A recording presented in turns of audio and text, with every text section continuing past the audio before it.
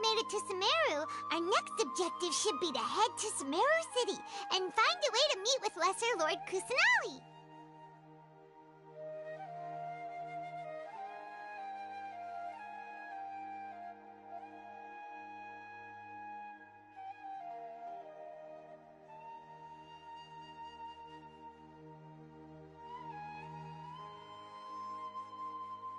And speaking of Lesser Lord Kusanali, even though we haven't heard too much about her, she doesn't seem to be the same deity who abducted your sister. But even so, people call Sumeru the Nation of Wisdom, you know. If we can get a chance to meet the God of Wisdom, maybe she can give us some useful information.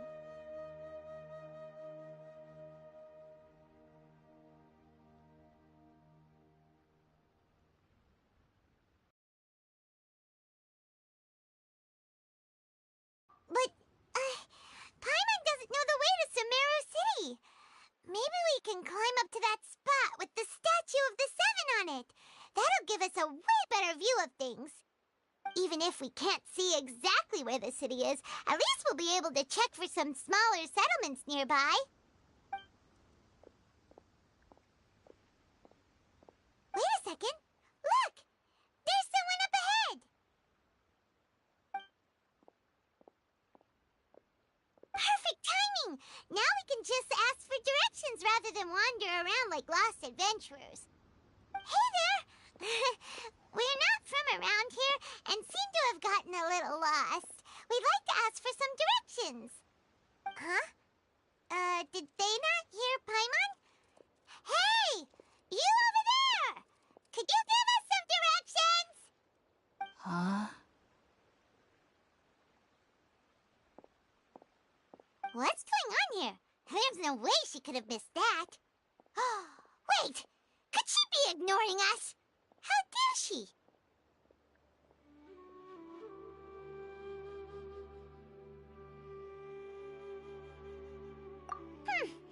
Well, even so, she might be heading someplace where we could find other people to ask. Let's keep our distance and follow her. When we get the chance, we'll just ask someone else for directions.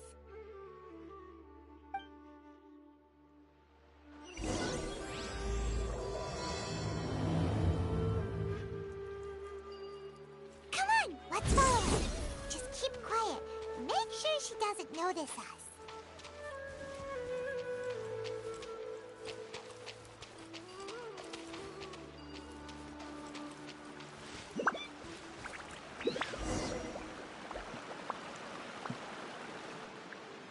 Huh?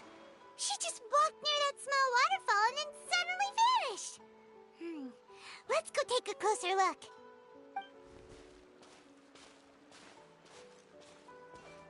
Paimon thought this cave would lead to a village or something, but, it looks like that's not the case. Look, she's sitting over there. Wait, she couldn't possibly be living here, could she? What should we do now? Do we try asking her for directions again?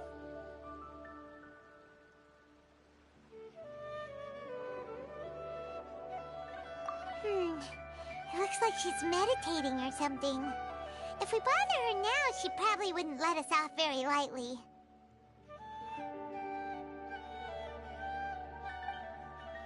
Oh! What a lovely smell! It's coming from that censer over there. This is definitely not your typical place to call home, but at least it smells nice. Maybe living here wouldn't be too bad after all.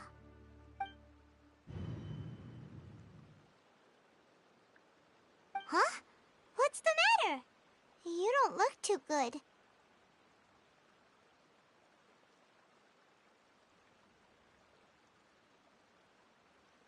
What? Is the smell making you feel sick? Strange. Paimon doesn't feel anything.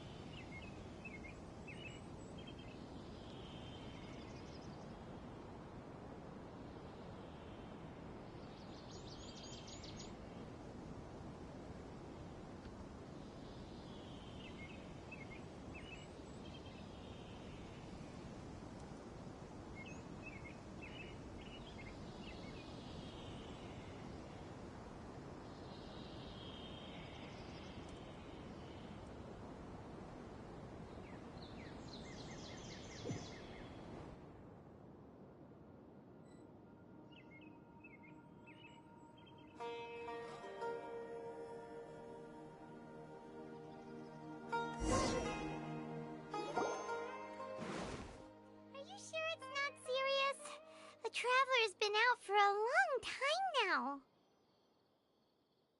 Yes, you can relax. Believe me, Master is extremely knowledgeable. Oh, are you awake now? Oh, thank goodness! Traveler, you're finally awake! Well, we're at... Good question. Where are we? Haima was in such a panic when you passed out that she even forgot to ask what place this is. This is Gandharvaville. It was originally built by scholars from Sumeru as a place to rest in the rainforest. Now it's mainly used by the forest rangers as a base of operations. My name is Kale. I'm a trainee forest ranger. My master and I found you passed out during our patrol, so we brought you here.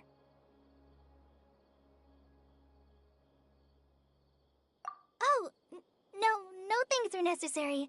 I didn't do anything really. By the way, how are you feeling now? Any discomfort?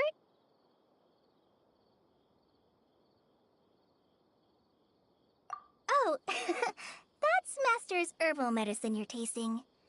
He gave you some while you were unconscious. Before I forget, Master mentioned you should take more medicine once you wake up.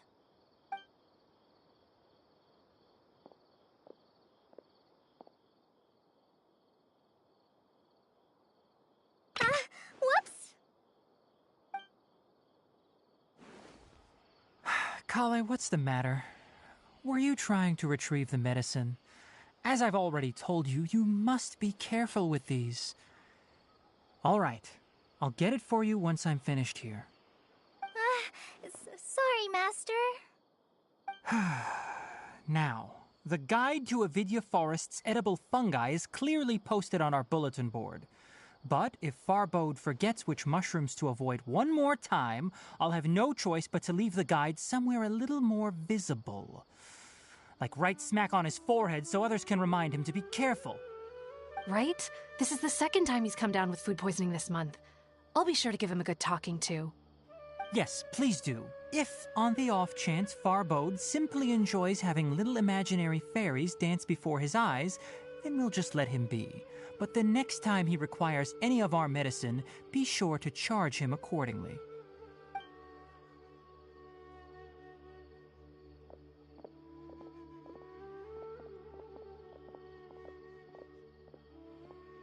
So, how are you doing?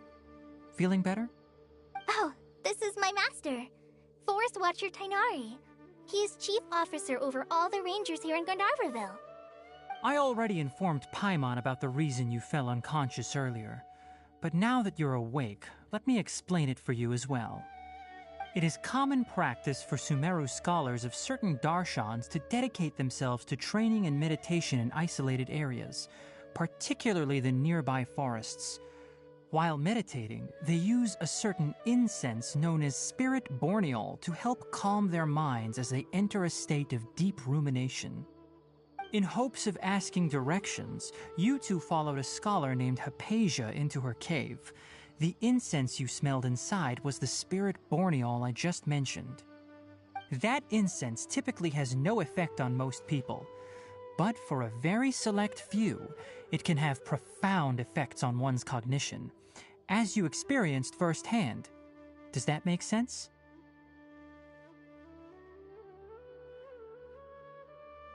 Very good. Now, answer me this. Did you feel anything after passing out?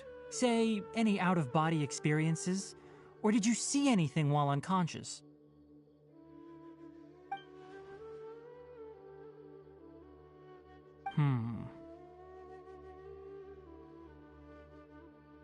Kale, let the others know to stop bringing their patrol logs here for now. Huh? Why? Because these two will be staying here for the next few days. They can have my room and I'll bunk with Amir. Now get a move on and be sure to do as I've said. Yes, Master Tainari.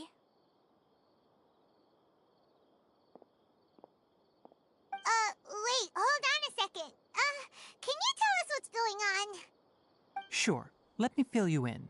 I originally planned to send you on your way once you finished your medicine. However, it appears now that you should stay a while longer in Gandharvaville for further observation while you recuperate. Further observation?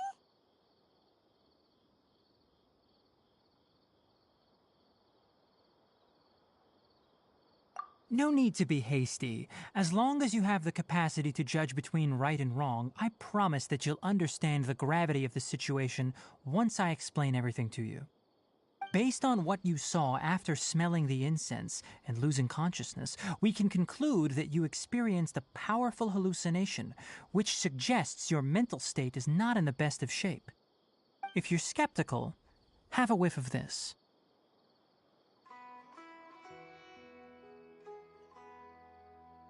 Whoa!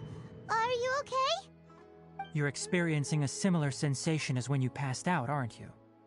So even though your condition is stable as of now, if I were to haphazardly let you leave, it's highly likely that you'd suddenly pass out again somewhere else. The rainforest is home to many fierce animals and hazardous areas. If something were to happen to you again, I'm afraid you might not be so lucky. For now, I suggest you continue taking your medicine each day and avoid wandering off on your own. At least until you stop having adverse reactions to this kind of smell, okay?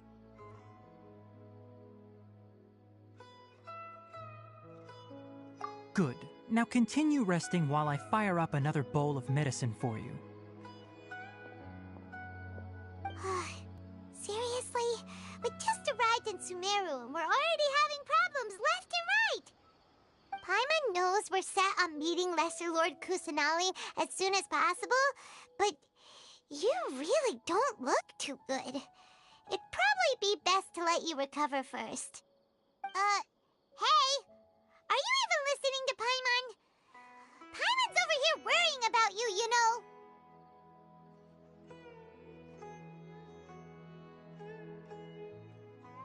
What's weird? You mean how you're feeling now?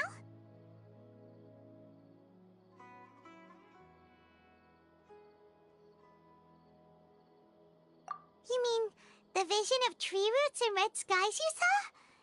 But if those weren't hallucinations, what could they be?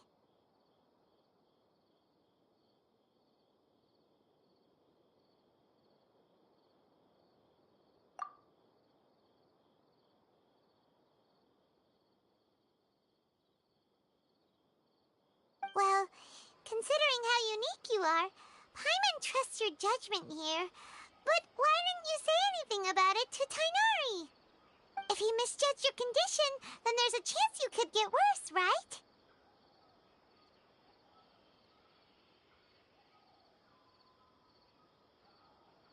Huh? You mean that Tainari already knows that what you saw weren't hallucinations? But if that's the case, why would he try to hide that from us?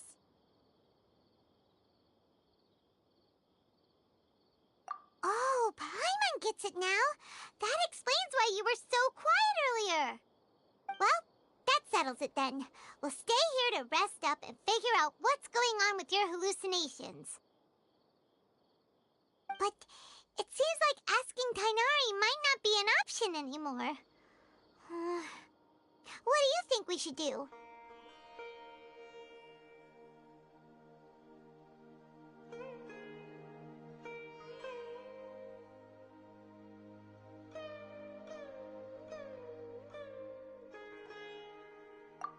Idea. Kale's pretty friendly. We can ask her tomorrow about what she knows regarding the Dendro Archon and customs in Sumeru.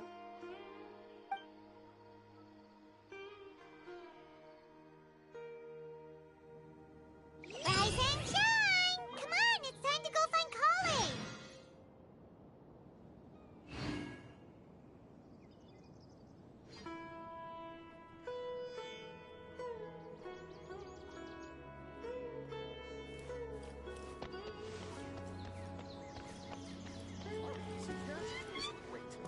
Definitely have enough for a grand feast this time.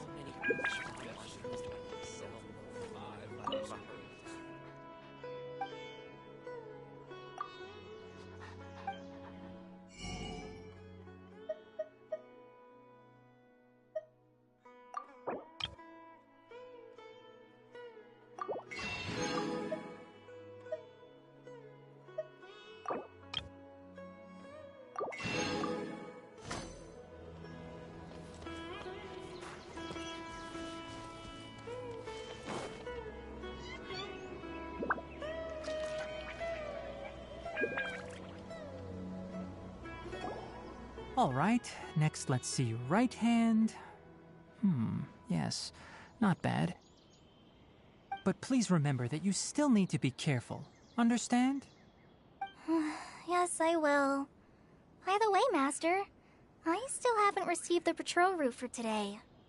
Look, Kale, today's patrol will be a long one, so you won't be coming along this time. Besides, there's a chance we may encounter... well, you understand. But I have a vision too! Am I useless to everyone now? Don't talk like that, Kale. This is not something you need to be worrying about right now. Ah, there you are. Feeling any better?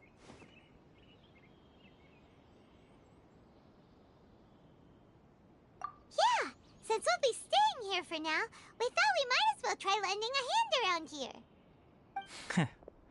Seems you're not the type to sit back and take it easy for a while, huh? In that case, perhaps Kale could take you two for a patrol south of Gandharvaville for the day. And if you're feeling up to it, you can be responsible for cleaning the Statue of the Seven. Tighnari, we're ready to head out. Roger, I'll be right there. All right, we'll be heading into the forest now. I'll leave any further details to Kale. Yes, you can count on me. So, Kale, what exactly are we going to be doing today? Tighnari mentioned cleaning the statue just now, but, that doesn't really sound like the job for a ranger. Well, a forest ranger's responsibilities can be pretty diverse. They handle a variety of tasks, like checking the condition of outlying roads, maintaining forest facilities, ensuring fire prevention standards are met, and providing assistance to travelers and locals. As for Master, well, he has to handle more dangerous areas of the rainforest. Today we can perform routine checks on the pathway lamps as we make our way to the Statue of the Seven. Paimon, traveler, this way! You can leave the task of checking the lamps to me. In the meantime, you two can keep an eye out for anything unusual.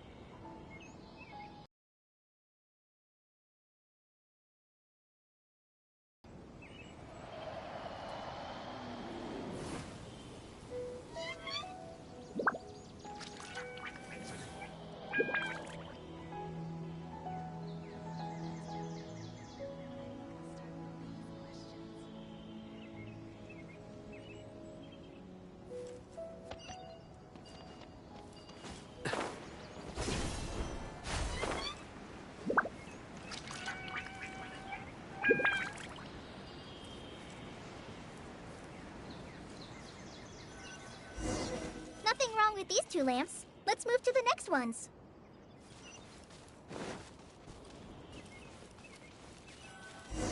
Oh, this lamp seems to be getting a little wobbly. Let me make a note of it. No problems with this lamp. Good.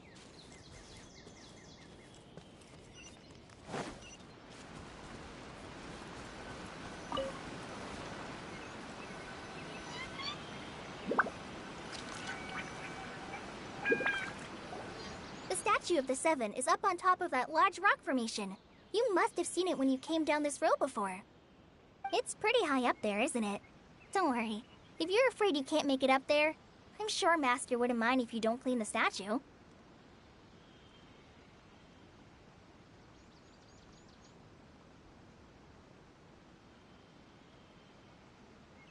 Oh? I guess I'll leave it up to you then. There's not much footing once you reach the statue, so be careful up there. Paimon will fly up with you and help you with those hard-to-reach areas. By the way, Kale, do you know anything about the Dendro Archon? You know, what's she like? That depends. Are you referring to Greater Lord Rukkhadevata or Lesser Lord Kusanali? Huh? Greater Lord Rukkhadevata? Oh, is that the name of the former Dendro Archon? Uh-huh. Greater Lord Rukkhadevata was Sumeru's first Dendro Archon. She created the rainforest as well as the wall of Samiel around the desert. Her works provided a means of peaceful living for everyone. To the people of Sumeru, She's not only a symbol of wisdom, but also of power and kindness. Unfortunately, she disappeared in a great calamity that occurred a few hundred years ago.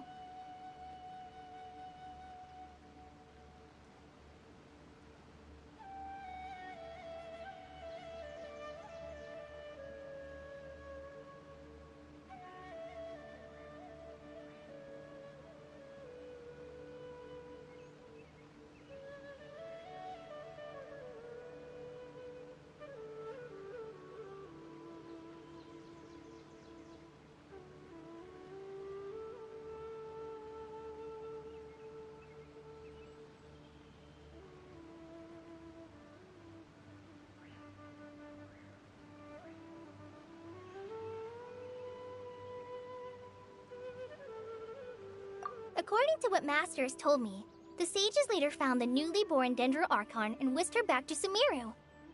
To celebrate the reinstatement of their lost deity, the sages dubbed her Lesser Lord Kusanali and let her reside in the sanctuary of Siristana. Uh-huh. Then what happened? Well, and then... I'm not too sure what happened, to be honest. Huh? You're not too sure? But aren't you from Sumeru? Yeah, I'm from Sumeru. But... Maybe it's difficult to discuss this topic with strangers. If that's the case, then don't worry, we understand.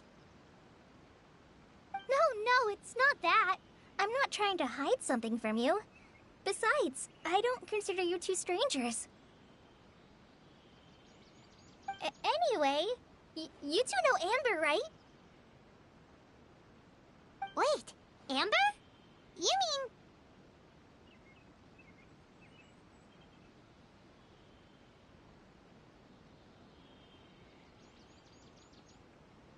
Yes, that's her. I once lived in Mondstadt for a while, and she helped me a lot during that time. You could even say that she helped me become a new person. There's no one like Amber. She lives life to the fullest while always adhering to her strong sense of justice. She's ready to answer the call for action at any moment, but is also very understanding of others. She's like the spark that lights the fire in everyone's heart around her. If you ask me, she's a prime example of a true outrider. She's the first person anyone coming to Mondstadt will meet. You can't help but be enthralled by her charm and enthusiasm, causing you to fall in love with the lands of Mondstadt and...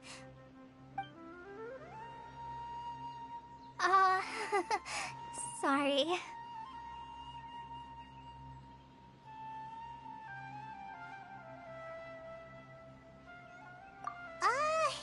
Paimon thought the work of Outriders was a little different from what you just described, but one thing's for sure, you really like Amber. Sorry.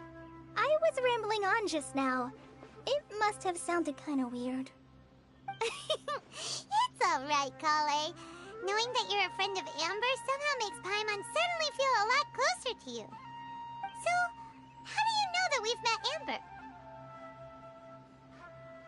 Well, after I returned to Sumeru, Amber and I have stayed in touch by writing each other letters. In one letter, she mentioned that Mondstadt was attacked by a fearsome dragon, but the city was saved by a mysterious blonde traveler and their floating companion. I knew you two were the ones she mentioned in the letter the moment I saw you. But, considering everything you've been through that day, I thought it'd be inappropriate to bring it up. Ah, so that's how you knew.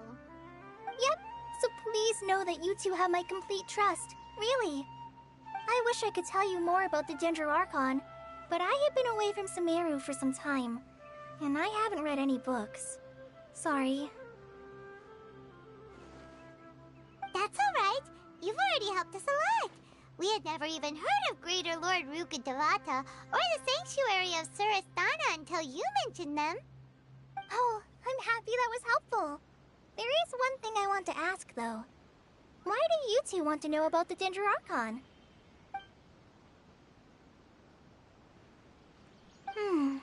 So that's why you're here. Thank you for telling me your story. Don't mention it. We are friends after all, right?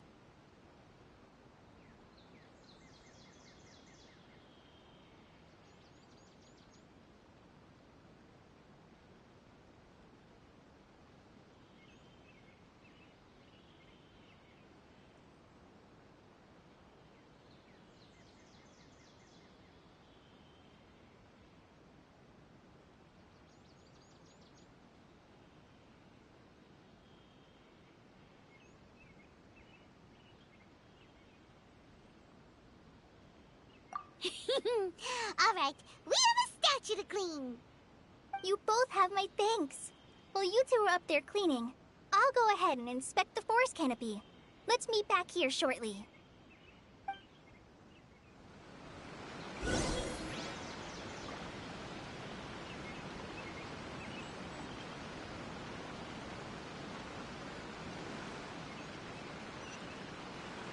I'm not a very good climber, so I'll just let you handle the statue. I'll go check the facilities up ahead. By the way, once we're done with our work here, would you like to chat some more?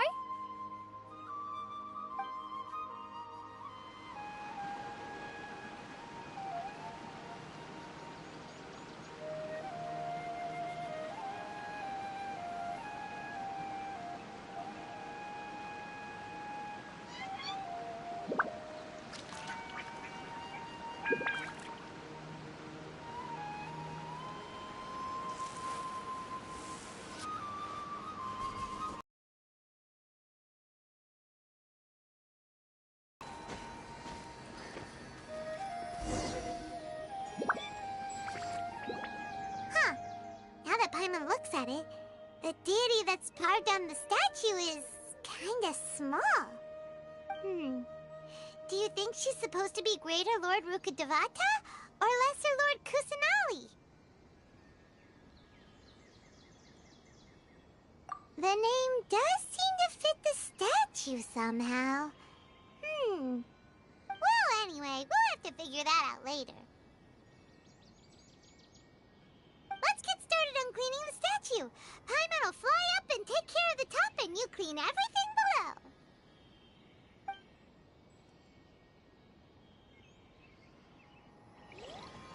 Nice work! That's one clean statue. Let's head down and meet up with Kale. Good deeds and bad. In the end, all will be placed upon the scales.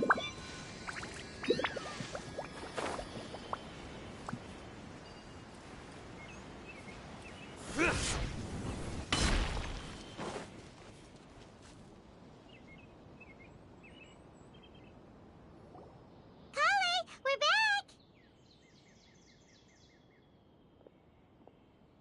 Welcome back! You must be tired after all that climbing. Let's take a little break. I brought some fruit and water for us. Yay! Food! What kind of goodies did you bring? Hey! Don't be a party pooper! It's not like Kale is a stranger or anything. Besides, the best way to compliment a chef is to show passion for their food. Xiangling taught Paimon that. I prepared a nice portable dish that forest rangers like to eat called pita pockets. I hope you'll like them. Whoops! Ah, no! You dropped it on the ground! Not to worry. I wrapped a few layers of oiled paper around each pita. They should be fine. Oh, whew. Paimon nearly had a heart attack there.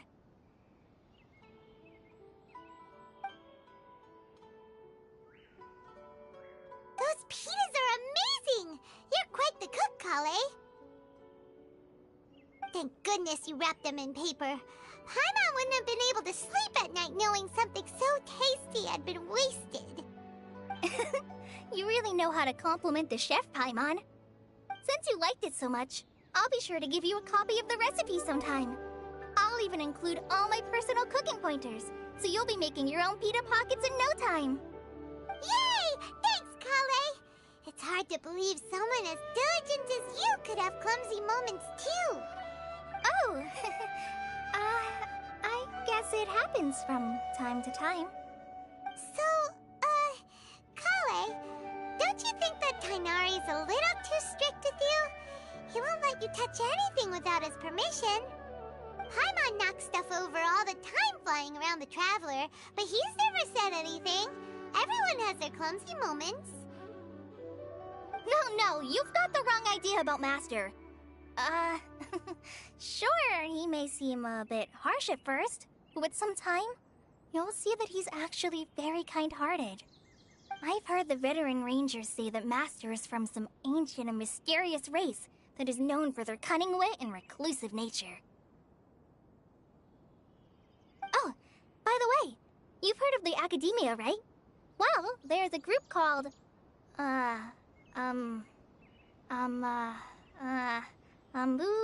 something?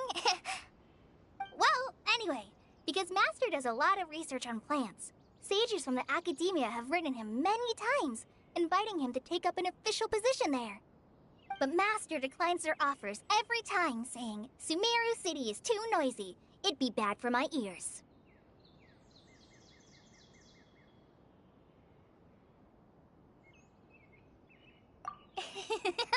I know, right? I've always wanted to pet them too. Anyway, Master could have easily left the rainforest to take up a position at the Academia, but he chose to stay here instead as a forest watcher, helping the locals every day and passing on his knowledge to trainees. In fact, Master's the one who taught me how to make pita pockets. Really? Paimon would have never guessed that. Oh, speaking of Tainari, he was the one who took care of you after finding you passed out yesterday.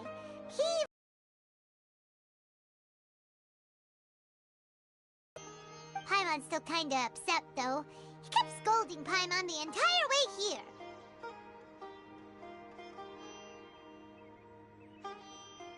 Oh no, I'm sorry. Master might have been overreacting a little. But, it's mostly because Paimon wouldn't stop yelling, Why, oh why, is he going to die? It probably started to get under Master's skin after a while. Hey! Don't laugh! Paimon was genuinely concerned about you.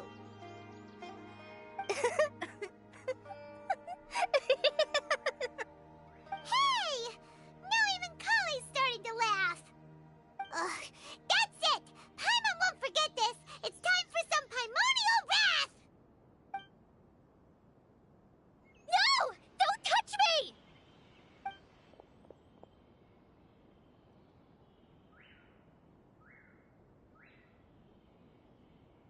Oh, sorry, Kale. Paimon didn't mean to scare you. No, I just... I didn't mean that. Kale, are you okay? What's the matter? No, I'm fine. I'm sorry. I must have startled you both reacting like that. Oh, well, it's getting late now. Let's hurry back to Gandharville. I think Master and the others should be back by now, too.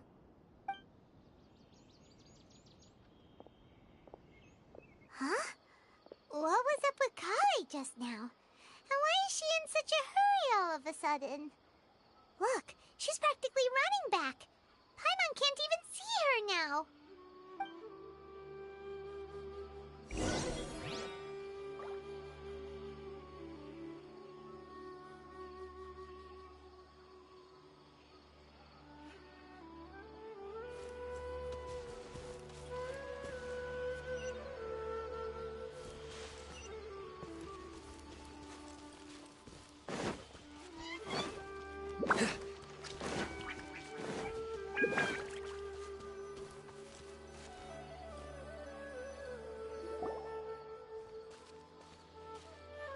Ah, Traveler, you've returned. Yep, we're back. Have you seen Kale by any chance? Oh, Kale? Yes, I saw her go into her room just a moment ago. Oh, okay. Guess we'll just have to wait and talk to her tomorrow then.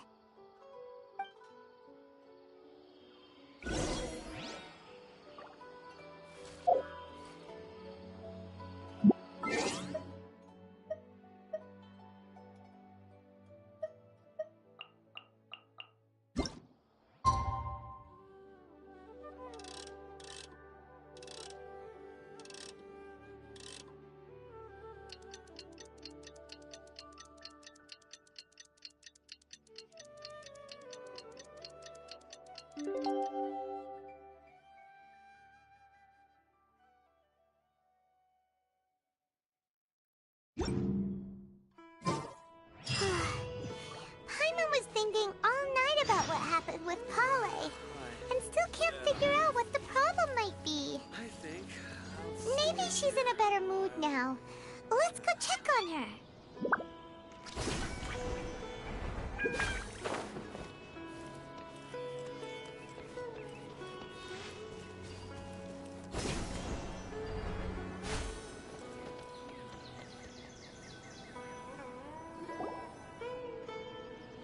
Ah, it's you two.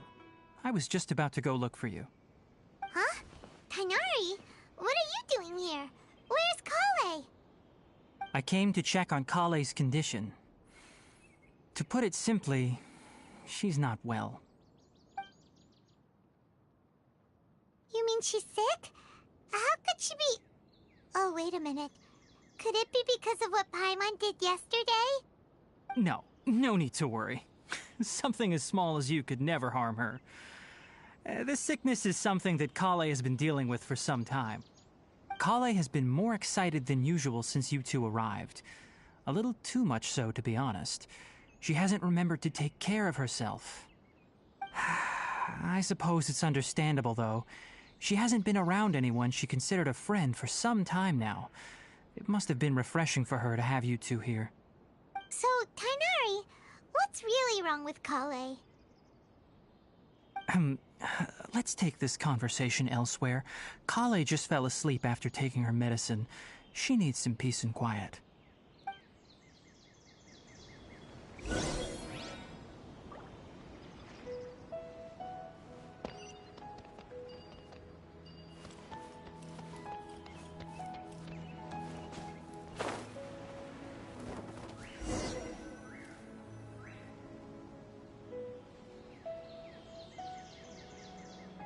All right, let's continue our conversation here, shall we? To be honest, I hadn't realized that you're that honorary knight from Mondstadt until Kale told me just now. I've also heard all about your deeds in Liyue and Inazuma. So, just to clarify, what I'm about to tell you about Kale is not because of who you are or your past feats. Instead, I am going to tell you because... well, because Kale asked me to. And honestly speaking, I was against Kale revealing her past to you. But she insisted, saying you two treated her with sincerity and as a friend. So now she wishes to reciprocate the gesture. So, Tainari, what exactly is wrong with Kale? You said this is something she's been dealing with for some time. Just how serious is it? Right. Ever since she was a child, she's been afflicted with a disease called Elazar. Elazar? Yes, it's a disease unique to the lands of Sumeru. It is characterized by dark and hardened scales that form on the body. At first, the afflicted may only feel mild numbness on the affected area of the skin. However, as the disease progresses, one may begin feeling fatigued and even experience peripheral paresthesia. In its final stages, the disease strips a person of the ability to control their own body, and they effectively become completely immobile. That sounds terrifying. Wait, hold on. So when Kale seemed to be acting a little clumsy earlier, it was because... Correct. That would be the effects of Elazar, which is precisely why I do not want her carrying or holding anything, lest she ends up hurting herself.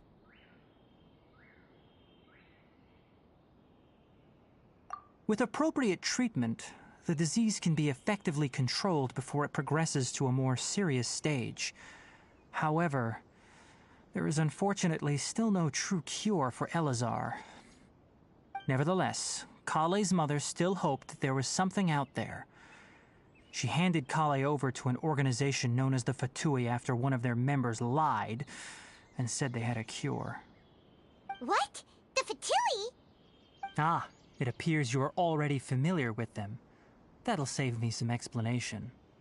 Anyway, the person who eventually rescued Kale and brought her to me for care said that she had been given to a harbinger known as the Doctor.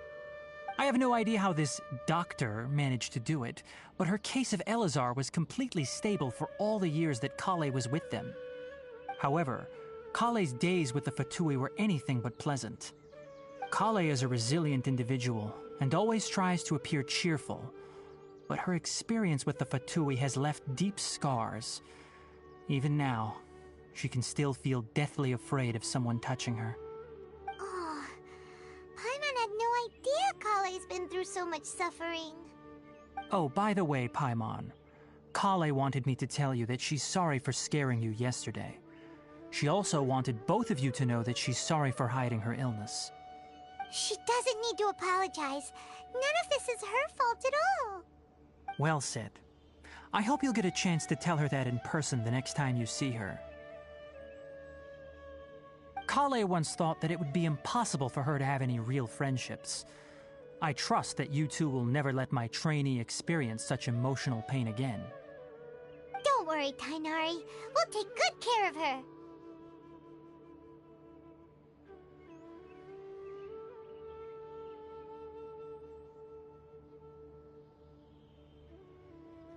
Well, it's not too serious at this point. She overexerted herself the last couple of days, which is what led to her breakdown this time. As long as she has taken her medicine and gets plenty of rest, she should get better. Though, I must admit that Kale's condition was much more stable when she first arrived here in Gandharvaville. She was interested in the work of the forest rangers the moment she saw us. I could see that she was serious about learning, so I felt compelled to ask her to join us. Her stamina has gotten much worse recently. Though a moderate amount of physical exercise is always necessary, I'm afraid the long-distance patrols are a little too much for her now. All right, now that I've told you about Kale's past, I think I'll head into the rainforest to find some ingredients needed for her medicine. I'll see you two later.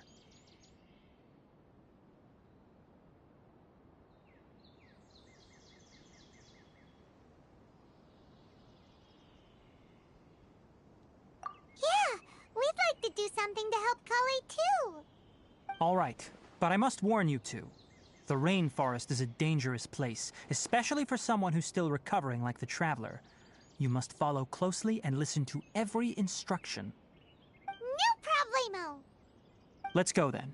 We'll be looking for a plant known as Nilotpala lotus. It's often used to help those afflicted with Elazar recover their energy. Hey, Tainari? Where exactly are we going to find this plant?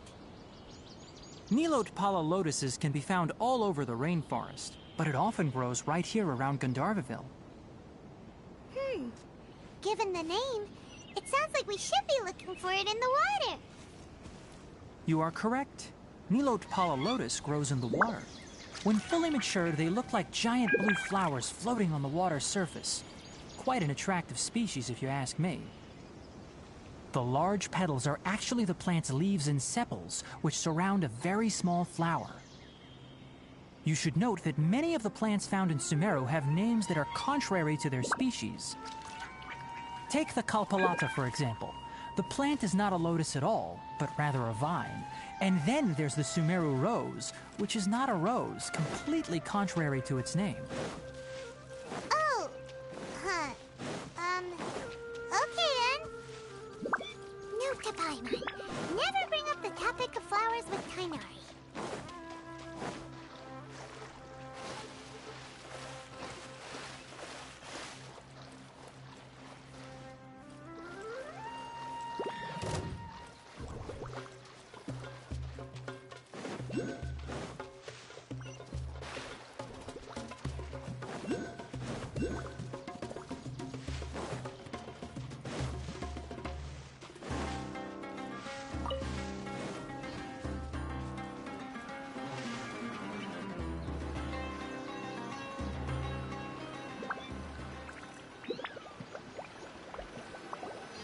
There should be Nilotpala lotuses growing somewhere in this area.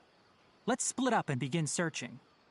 If you could manage to gather 4 of them, that would be sufficient. We'll rendezvous here once you've gathered the needed amount.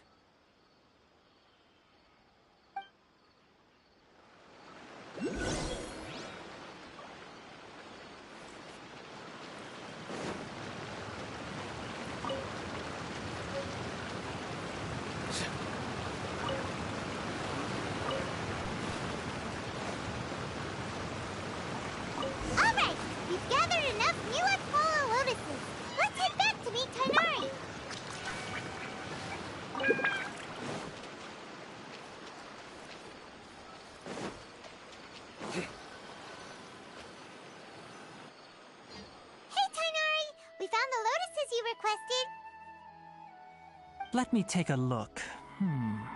Good, very good. These are all excellent quality. I'm quite glad you two came along. Your exploration experience helped save me a lot of time here. It seems we even have enough time to stock up on some other things I need. Hey, Tainari!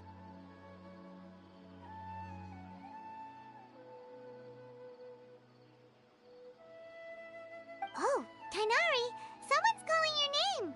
They're dressed like a forest ranger. Ah yes, that's Amir and the others. But didn't they just set off not too long ago? What are they doing back so early? Let's go find out what's going on.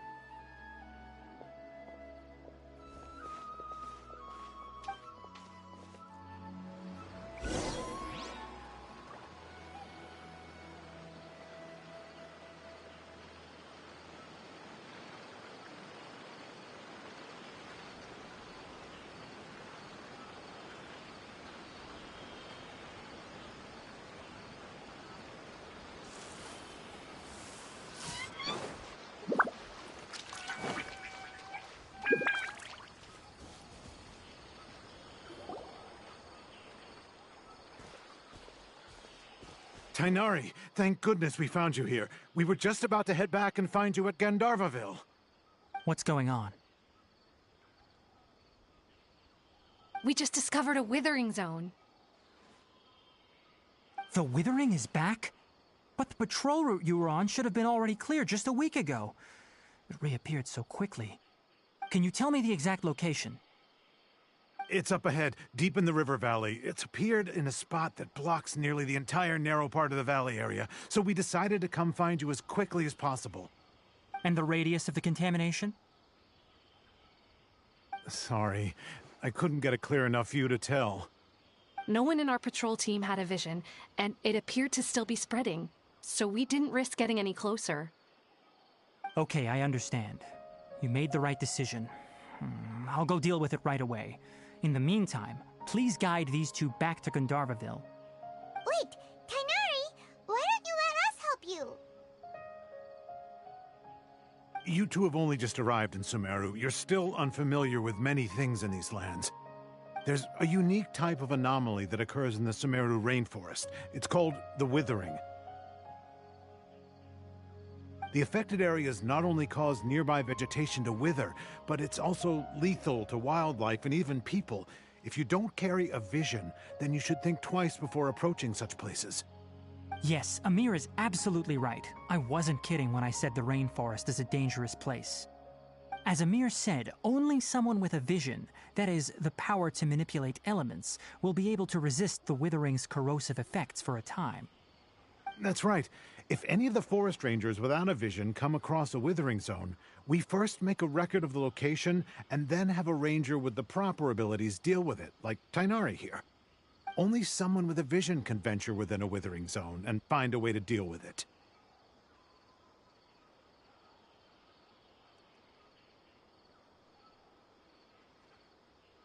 But you don't seem to carry a vision.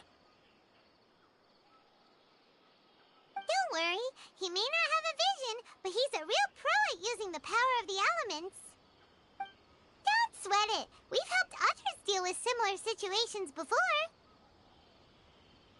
Wait, you've met other forest rangers before?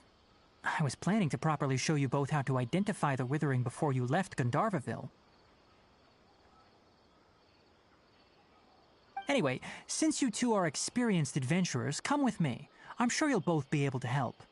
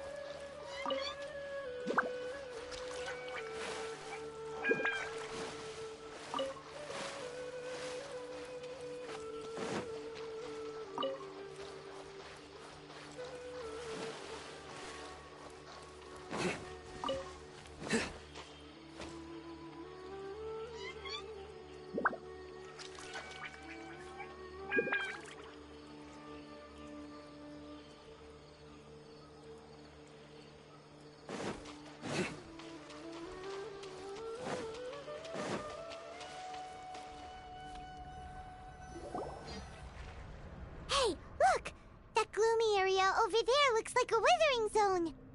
Even though Paimon's seen one before, it's still kinda scary. All right, Traveler. We're about to enter the withering zone. Since you already have experience dealing with these things, you should already know what to do. But please remember, don't push yourself. If at any point it becomes too much, return outside the zone and take a breather. It could become a matter of life and death. You ready then? Let's go.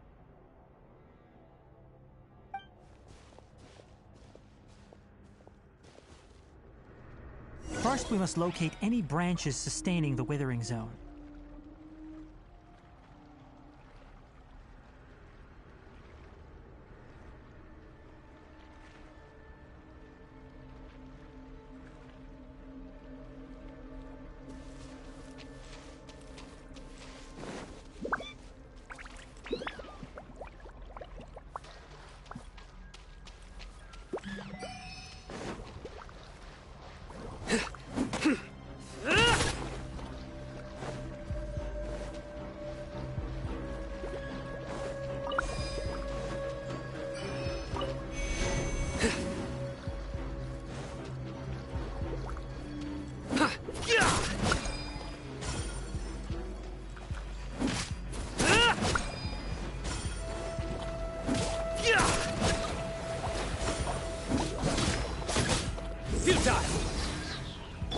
Emerge. Right here.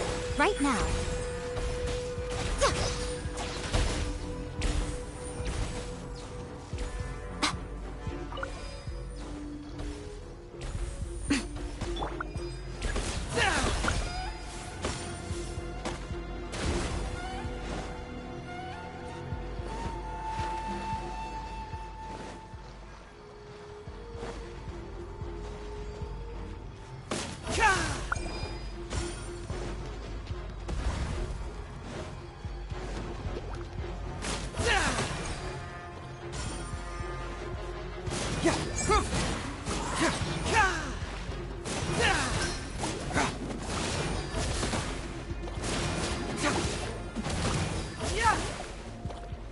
Structure!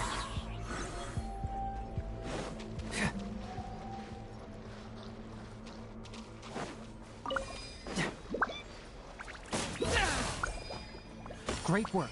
Now that all the branches have been cleared, we'll need to take care of the tumor. Get moving! Feel the beat! Surrender! Judgment is upon you!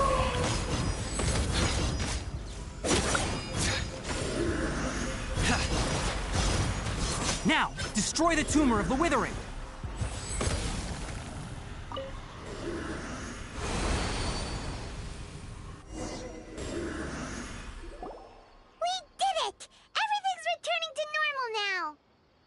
Yes, thanks to you two. We were able to quickly restore this area back to normal. Tainari? You make it sound like we did well, but why does Paimon have the feeling you're worried about something? It's that obvious, huh? Alright, it's like this. Recently, the rate at which the withering zone appears has been increasing. Even though we were able to quickly clear that withering zone, it won't be long before another one appears. If that simply meant more work for me, then that wouldn't be an issue. But it's far more severe than that. The withering is leaving lasting effects on the rainforest itself. For instance, even though we cleared out the withering zone, many of the plants that were affected will not recover. This presents a crisis for the ecosystem itself. Many plants in the rainforest are already in decline, directly impacting the wildlife that depends on those plants. And most disturbingly, as the appearances of withering zones have started to increase, Kale's case of Elazar has also become more serious. Huh? Well, why's that? I'm still not sure of the exact reason. However, I've received word from acquaintances at the academia that similar cases are being reported for patients with other conditions.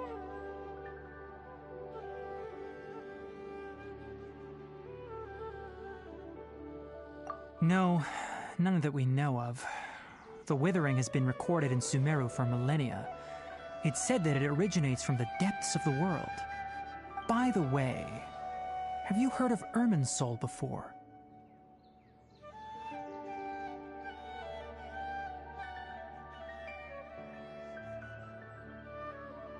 Irminsul is a tree located deep beneath the surface. Although it isn't like any tree we know in a biological sense, you can basically think of it as a large tree that grows downwards rather than upwards. I'm sure you've heard of ley lines, right?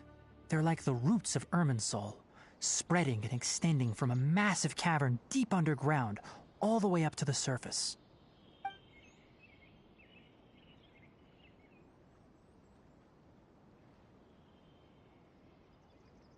Ley lines continually absorb the memories of this world, which are then funneled into Irminsul, allowing it to collect knowledge and wisdom from ancient times to present day. The Dendro Archon is known as the God of Wisdom because her consciousness is directly connected to it. It is also said that the Dendro Archon's power is a manifestation of Irminsul. And as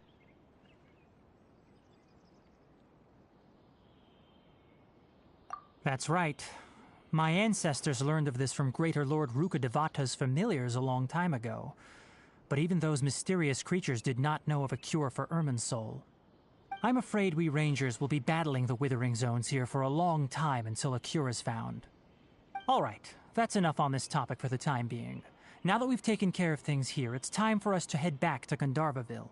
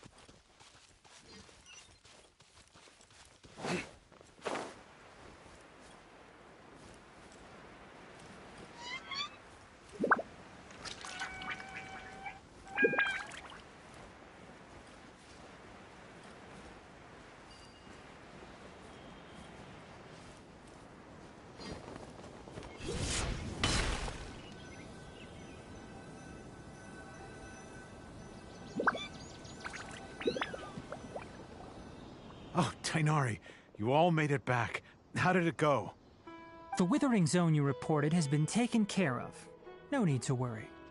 Huh. Wait, is that? Oh no, Hypatia!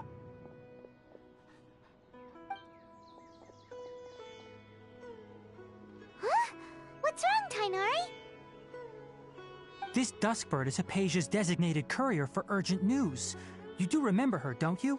She's the scholar you and Paimon were following when you first arrived in Sumeru. Oh, her?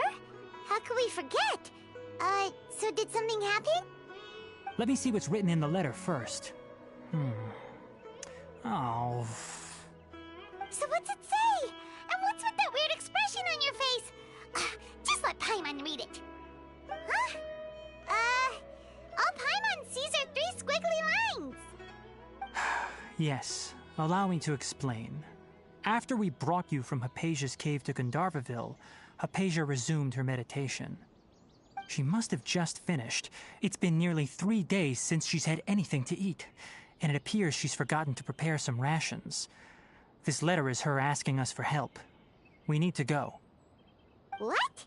You mean she's been sitting there for 3 days? Hey, wait, how did you know all that from just a few lines on the paper? Well, obviously because this has happened before.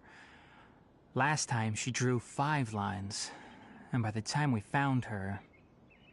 well, I'd prefer not to remember that. Needless to say, Hypatia's been through worse, but we should still get to her as quickly as possible. I've got some emergency rations set aside for times like these. Paimon, Traveler, could you two bring these to her? Wait, you want us to bring her the rations? But will the Traveler be okay if her cave is still filled with that funny incense? Let's find out. Here, Traveler, take a smell and see. So, how do you feel?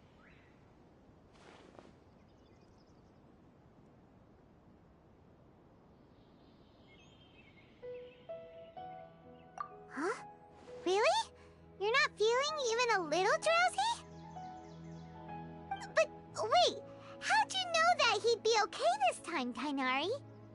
Back when we were clearing the Withering Zone, I observed that he could adeptly manipulate the Dendro element. I knew then that he would be fine. And if I may ask, when I was telling you two about Irminsol's ley lines, was what I described similar at all to what you saw while you were unconscious?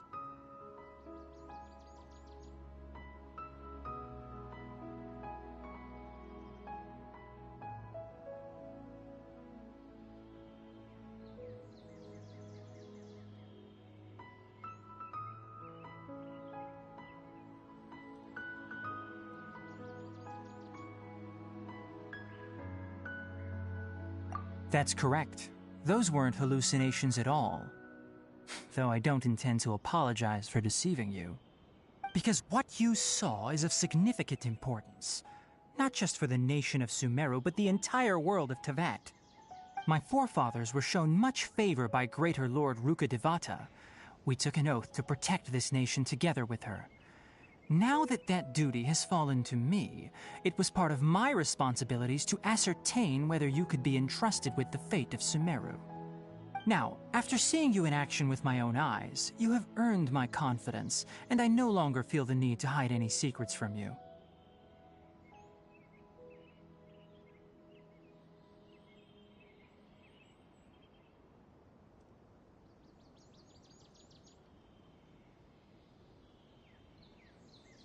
When you passed out, your consciousness had connected directly with Irminsol.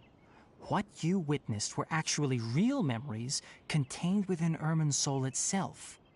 I could try to tell you more, but it would be better if you went to ask Hypatia instead. Her focus on meditation and use of Spirit Borneol are aimed at establishing a connection with Irminsol, just as you did. That sounds nice and all, but will she really help us? Seriously, she completely ignored us the last time we tried talking to her. That was because when you ran into her, she was in a special phase of her training. During that time, she must avoid communication.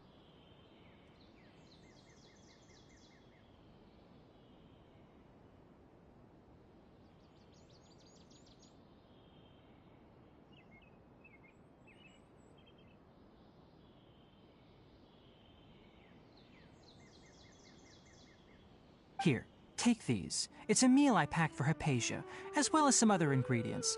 I'm sure it'll come in handy. Also, here's a letter that I would like you to give to her. Just show it to her and she'll answer any questions you may have.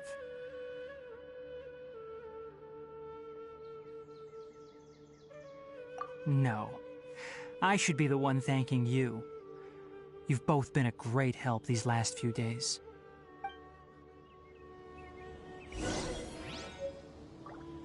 Our recent catch was great. Definitely have enough for a grand feast this time. Yesterday, a total of 5 dusk birds flew by. Anyway, please take good care of Hypatia. I'll go prepare Kale's medicine now. Using the Nilotpala lotuses while they're still fresh will significantly boost their effectiveness. Rest assured, Kale will recover quickly as long as she has her medicine.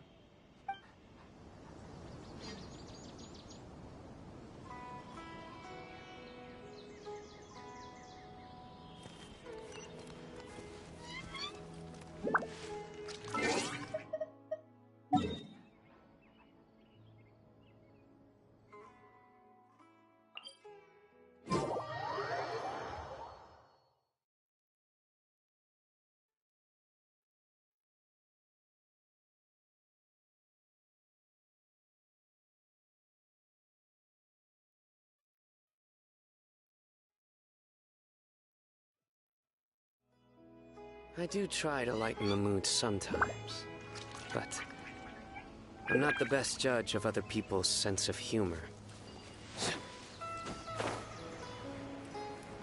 Hypatia should still be in the cave. Let's go inside and see how she's doing.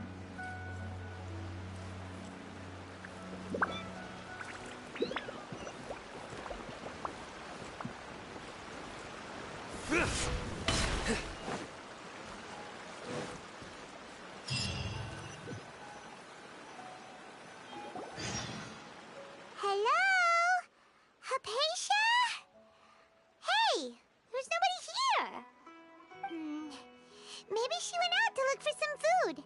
Let's try looking around the area.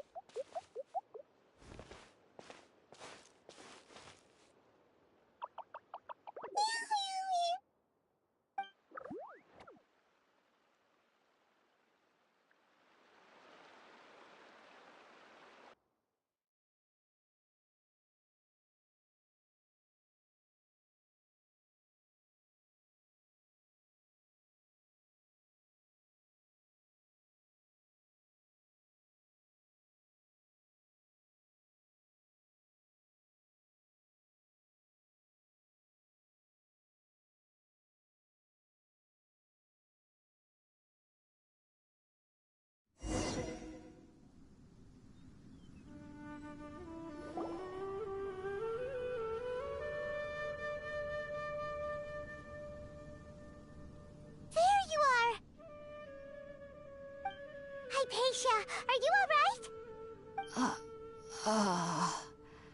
So hungry. Need water.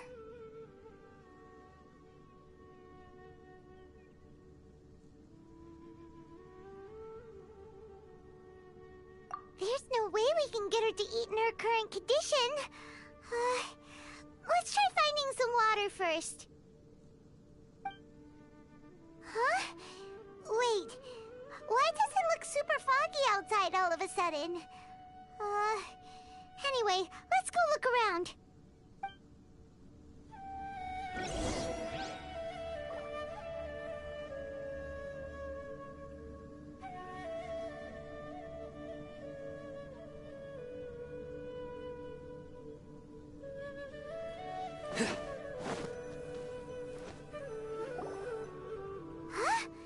How'd things out here end up looking like this? What happened? And where are we?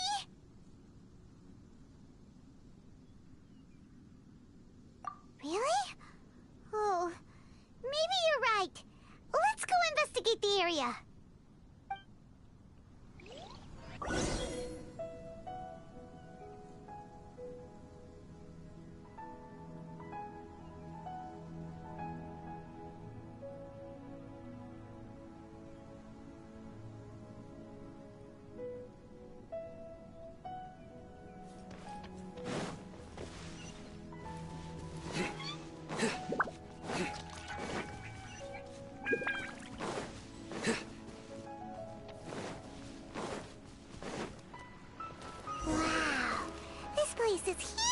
strange.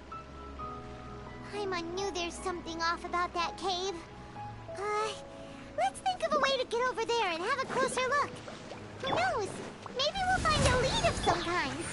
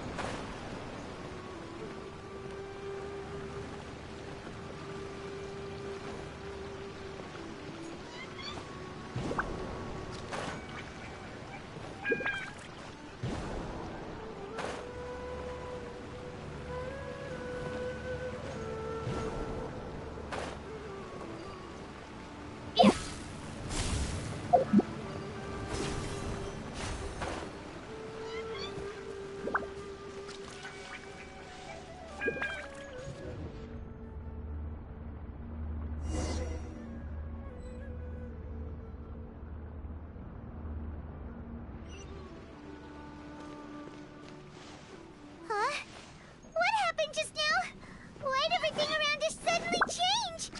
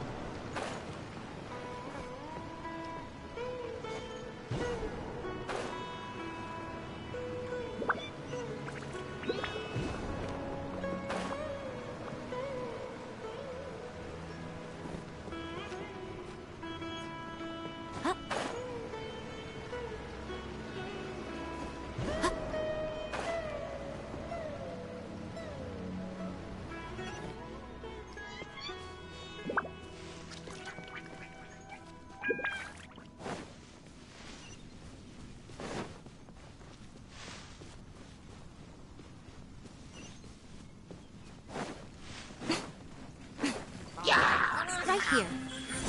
Right now. Power core!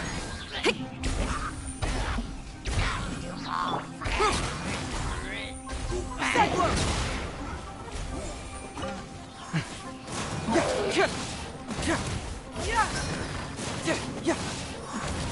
Nowhere to run!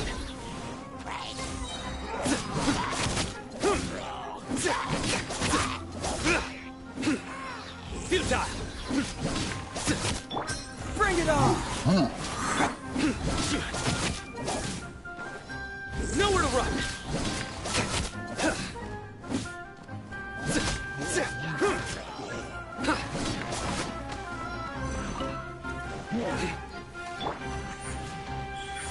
Right here.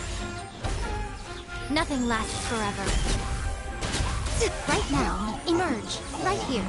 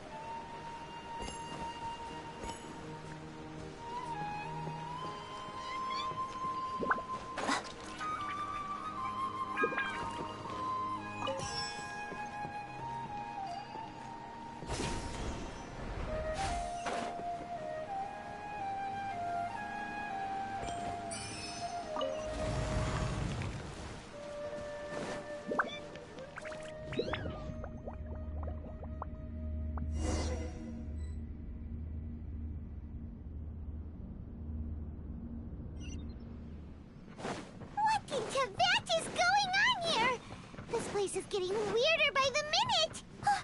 Hey! What's the matter? You don't look so good!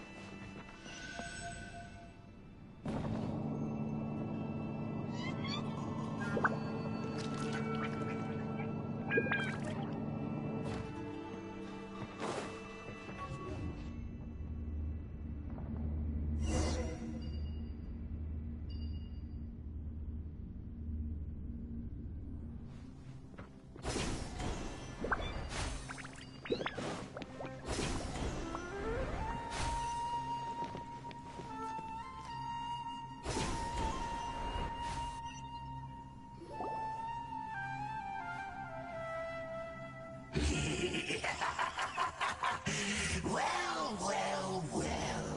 Looks like we meet again, traveler. The Abyss Herald! What are you planning to do in this strange place? Strange place. Plotting. You needn't worry about such things. They don't concern you.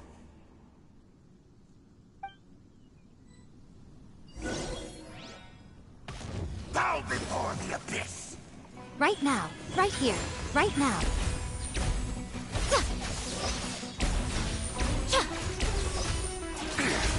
Yeah. Yeah. Feel the beat! Hey, not the guitar! Amp it up! Show them.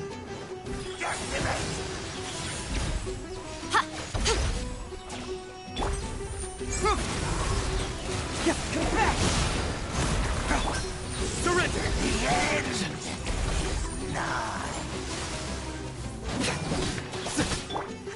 Right here. Emerge.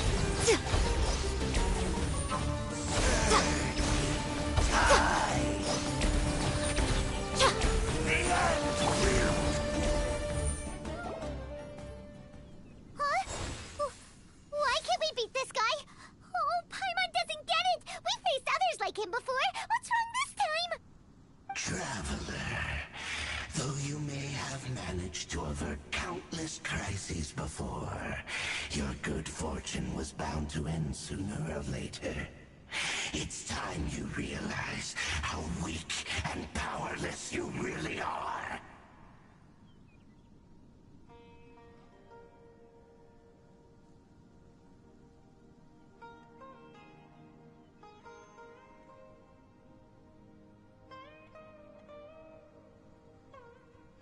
Your sister. Oh, pitiful traveler. Are you really so ignorant? Or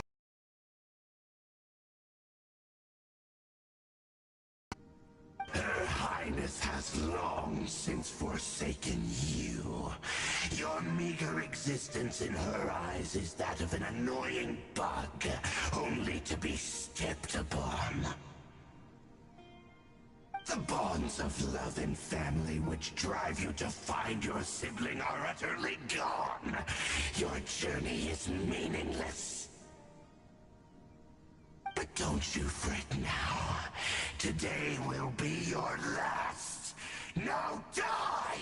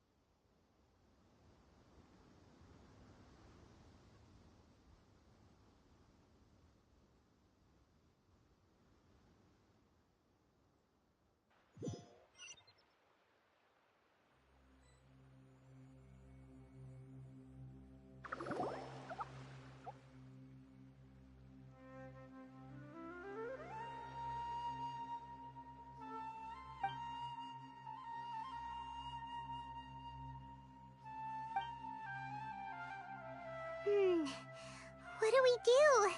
We haven't seen Hypatia anywhere out here. Oh, there she is! Quick, let's see how she's doing. Ah, so sweet. Well, the good news is that she's still conscious. Hey, why'd you drop her food on the floor like that?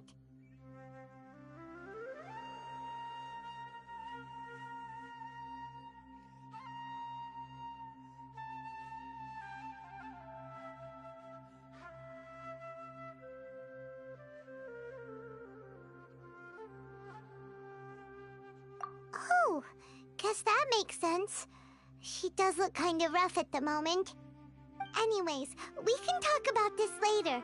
We better make sure she's alright first.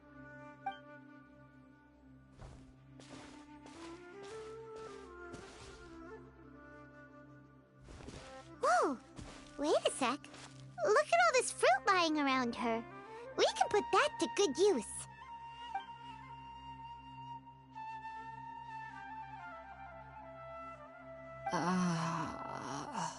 Who is there?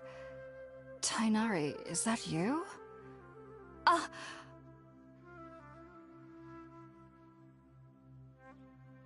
Huh? It's okay. You can relax, Hypatia.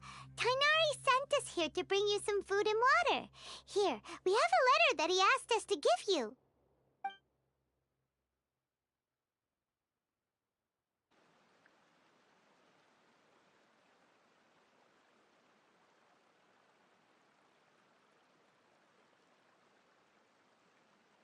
I see. So, you're friends of Tainari. I apologize for all the trouble I've caused you. I'm grateful that you came so quickly to save me. You even brought all this fruit. Well, actually, we didn't bring the fruit. It was already here when we arrived. We were kind of wondering about that, actually. When we found you here, there was all this fruit lying around and even some juice dripping from your lips. How did you end up like this anyway? Oh, really? I seem to understand now. All the fruit was likely from my, neighbor. Must have come by and saw me like this. Your neighbor? You mean there's someone else living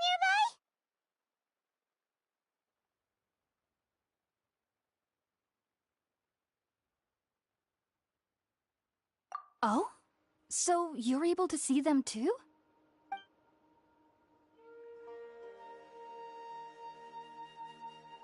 Wait, hold on a second, Traveler. You say that before we arrived, you saw some mysterious creature and suddenly had a strange dream? Isn't that a little too crazy to believe? No, I actually do believe what the Traveler is saying. I myself had a similar experience once before and ended up scaring my timid little neighbor here. You needn't worry. They mean you no harm. They only dragged you into the dream because they hoped to buy themselves a little time in order to scurry away. So, Hypatia, just what kind of creature is your neighbor exactly? I'm not sure what it's called, to be honest. But I do know that they have some sort of deeper connection with the Dendro Archon. I know this because the first time I saw them was also the exact day my consciousness was able to form a connection with Irminsul. Even after I opened my eyes and stopped meditating, my heart was still pounding, and my mind was racing with all the knowledge that I had touched. And at that very moment, I suddenly noticed a small figure at the opening of the cave. In my curiosity, I began to walk over to the creature. They must have already been used to me living in the cave, because they didn't seem to mind me approaching them. They just kept doing whatever they were up to. It wasn't until I crouched down next to them that they suddenly realized that I could see them. Oh! And then? And then I had a dream. By the time I came to, they were nowhere to be seen. I was convinced they'd never show up again. But sure enough, I saw them nearby a few days later, and they weren't alone. I feel like they aren't as afraid of me as the first time I approached them, but I never would have expected them to save me.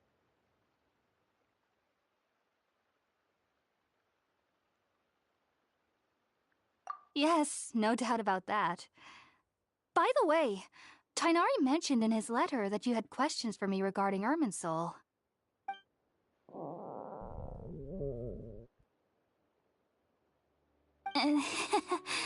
Sorry about that. Sounds like just drinking juice still isn't quite enough for my stomach. Well, if somebody hadn't dropped the food earlier... Anyway, looks like we'll need to prepare something ourselves. Besides, Paimon's getting hungry too. Let's eat first and talk about Irminsul later. Alright, we're up, Traveler. Today's menu will feature Sweet Madame and a radish veggie soup. You'll love them, Hypatia. They're our specialties after all. Sounds good. I've never tried any dishes from other nations before. I certainly look forward to it. It's been so long since I've had a decent meal, too.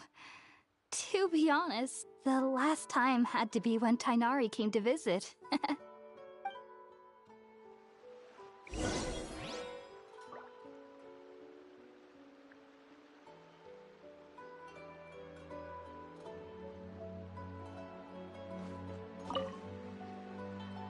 Are you already finished cooking? Smells delectable. I'm truly thankful whenever I can enjoy a proper meal like this. Cooking really isn't my forte.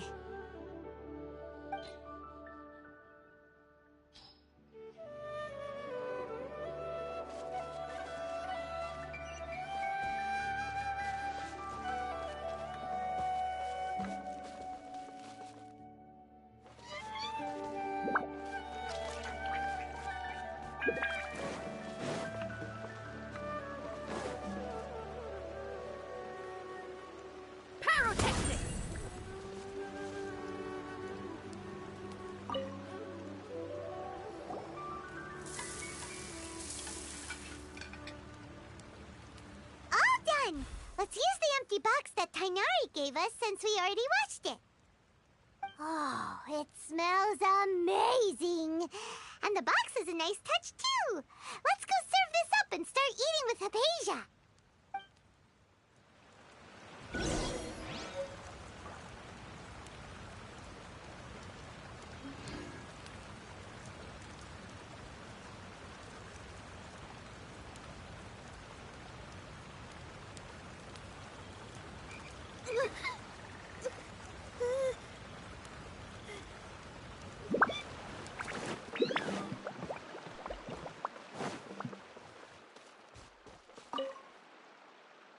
Are you already finished cooking? Smells delectable. I'm truly thankful whenever I can enjoy a proper meal like this. Cooking really isn't my forte.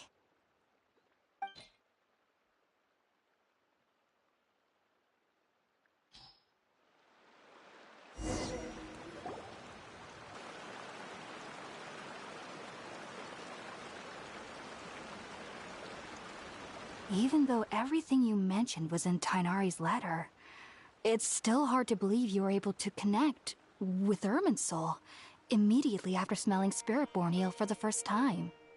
It took me nearly 3 years before I could do so, and everyone at the Academia even lauded me as a genius. You should know that some researchers spent their entire lives without ever successfully connecting with Irminsul as you have. So why does this incense allow people to connect to Irminsul? The ingredients used to make Spiritborn Ale primarily consist of plants created by Greater Lord Rukkhadevata. These special ingredients are conducive to heightening our senses to the Dendro Archon's power. Since the root of the Dendro Archon's power lies within Irminsul, we can occasionally tap into her powers to peer into the depths of the earth.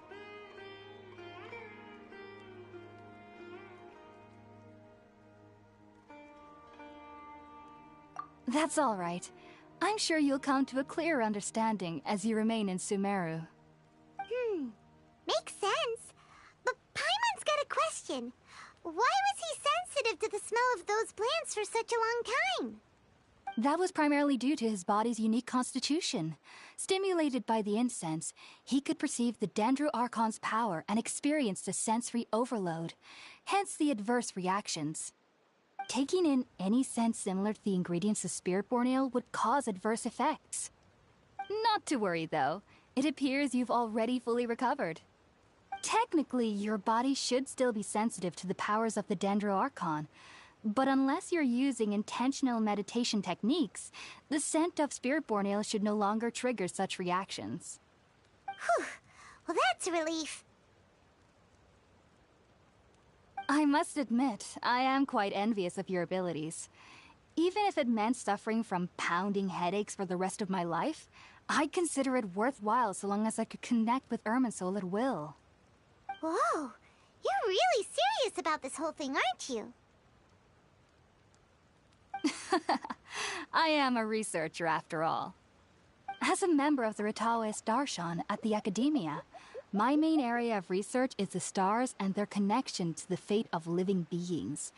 But there is still so much we don't know, especially regarding the mysteries that lie in the starry skies. Which is why I must turn to the all-knowing Irminsul for answers. If only my perception wasn't so limited. Unfortunately, I cannot guarantee that my every attempt to attune with Irminsul will be successful, or that doing so will leave my consciousness intact. I am currently in the stage of training known as Satyavada life. Many researchers in Sumeru have lost their minds while seeking to attune with Irminsul during this stage. Sages have said that Irminsul contains divine knowledge, and touching such knowledge without the proper preparations and abilities will only lead to one's mind caving in on itself. That's why we meditate alone. We need to ensure that our minds will be calm while minimizing the possibility of involving anyone else. Whoa, so knowledge from Irminsul can be super dangerous. Aren't you afraid of the risk, Hypatia? Of course I do. Especially during nights that are pitch black with no moonlight, and dead silent without even the sound of insects. However, I've been feeling better as of late. I don't get as scared anymore knowing that I have a little neighbor living nearby. I believe that being able to see them is a sort of blessing from the Dendro Archon. But what's strangest of all is that they're clearly an envoy of the God of Wisdom herself, and they have the curious power to make people dream. What's so strange about that? It doesn't sound so out of place for a divine being, does it? Well, it's strange because nearly nobody in Sumeru can ever dream. Huh. Is that true? Yes, well, to an extent. Only children can dream in Sumeru. Adults, however, never do. The sages say that wisdom implies rationality, but that which occurs in dreams is often neither rational nor logical.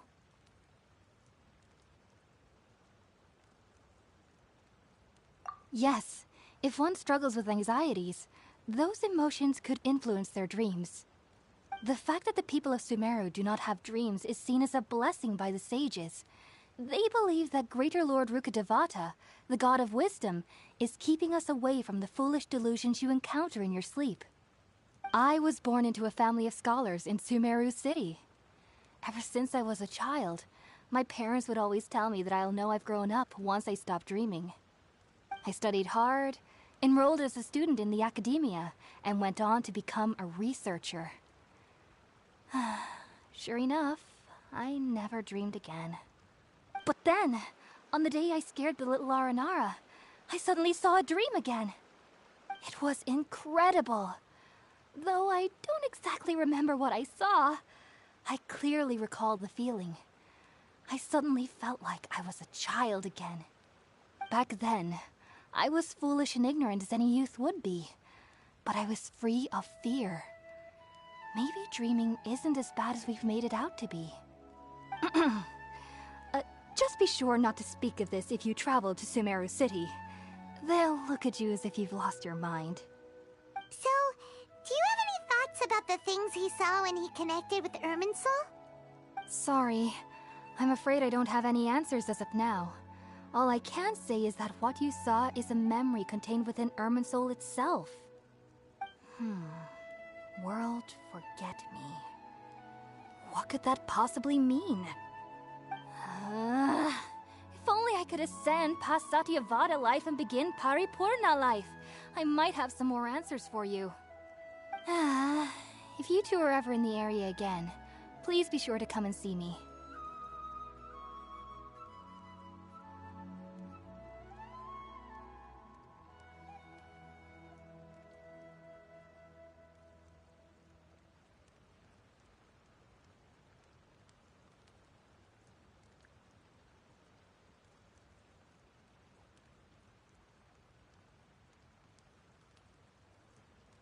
There's no need to be thanking me.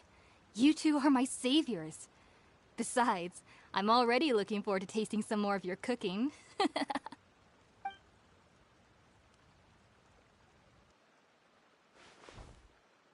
that we know Hypatia is alright and had the chance to ask her some questions, Paimon thinks it's about time to head back to Gandharvaville.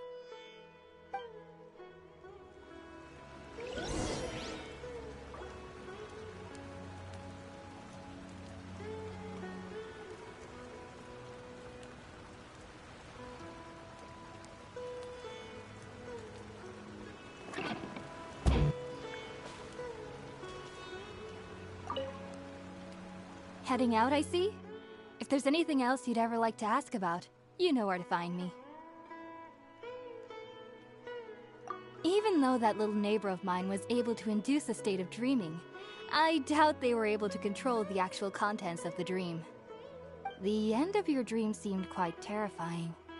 Perhaps there's something that's troubling you deep inside? Not to worry, though. I'm sure you'll be able to handle whatever comes your way in the real world. As someone from Sumeru who cannot dream, I needn't ever worry about nightmares. But lately, I've started to feel that I'm somehow missing something without dreams. It's a little hard to explain. Heading out, I see? If there's anything else you'd ever like to ask about, you know where to find me. Sumeru researchers use Spiritborn Ale to assist them in connecting with Irminsul to extract knowledge from it. Though the process can be risky, we believe that the knowledge gained is worth it. Unfortunately, I cannot help you understand your dream. At least not yet. I'm still learning how to attune to the depths of Irminsul myself. I hope that I'll be able to ascend past Satyavada life and gain deeper insights. Heading out, I see? If there's anything else you'd ever like to ask about, you know where to find me. I've heard local children here in the rainforest speaking of fairy-like creatures. But I'm from Sumeru City, and have never heard of such things when I was a child. Perhaps this is because I had a very strict upbringing. My parents would seldom allow me to play with a neighbor out here. And speaking of my little neighbor, I think they can somehow sense when Tighnari is coming to visit me. I've noticed on several occasions that as they're playing under the trees, they'll suddenly tense up and scamper away for no apparent reason. Shortly after they do this, Tighnari always shows up here. Perhaps I should ask Tighnari about this the next time I see him. Heading out, I see? If there's anything else you'd ever like to ask about, you know where to find me. Take care. Do remember to come visit anytime you're in the area. I would be happy to chat with you.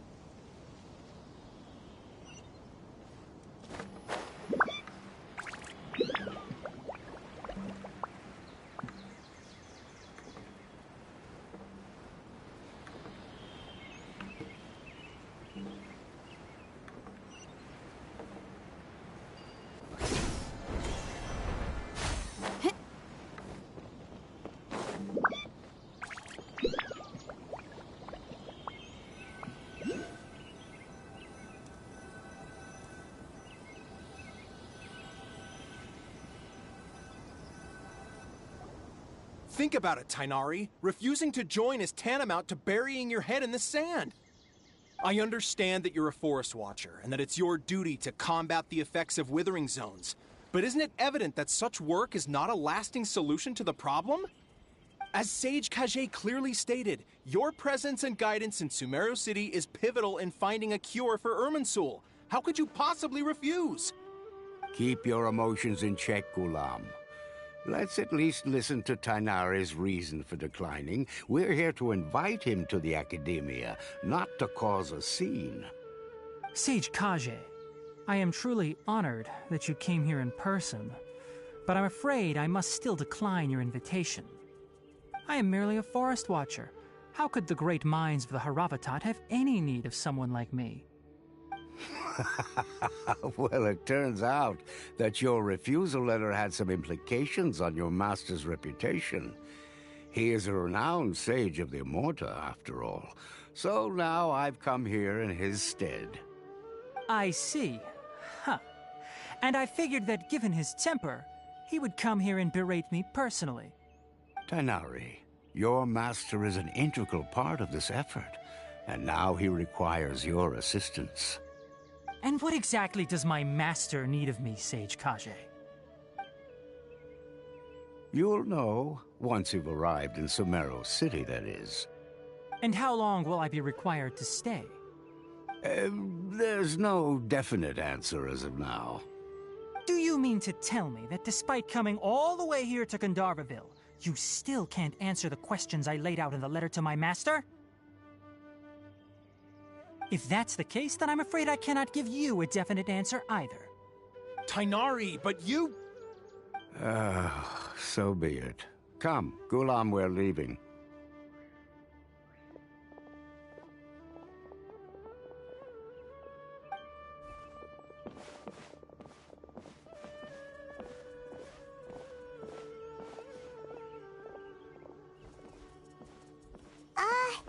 Tainari, what was that all about? It's nothing.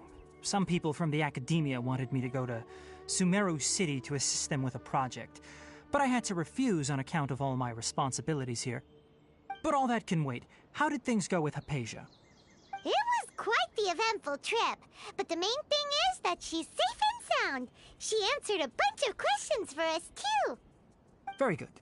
Now that the traveler has made a full recovery, there shouldn't be any reason for you to tarry here longer. I assume you will be heading to Sumeru City, correct? That's right! We want to meet Lesser Lord Kusanali and ask her for advice.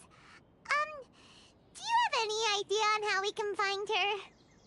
Sorry. I'm afraid I don't have any advice for you there. Well, do you at least know anyone we can try asking in Sumeru City? Let me think. My trips to Sumeru City have been fairly short, and most of my acquaintances are researchers. How about this? I'll write you a letter of introduction that you can give to a researcher I know. He's from the Immorta Darshan and is adept at gathering information. Asking him might prove worthwhile.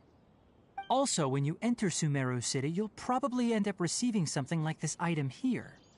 I'm not sure if it will ever come in handy for you, but maybe you can give it a try. Oh? What is it? It's called an Akasha Terminal.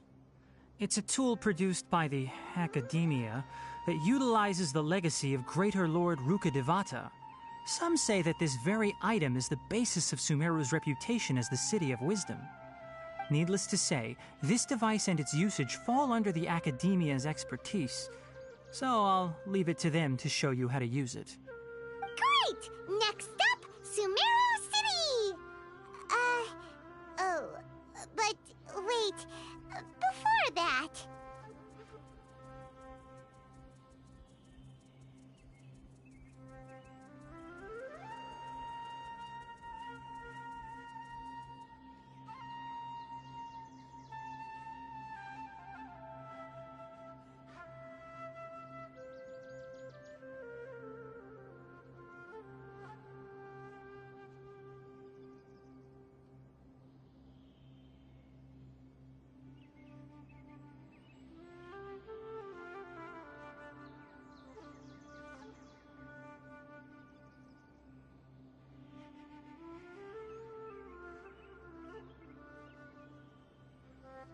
That's right!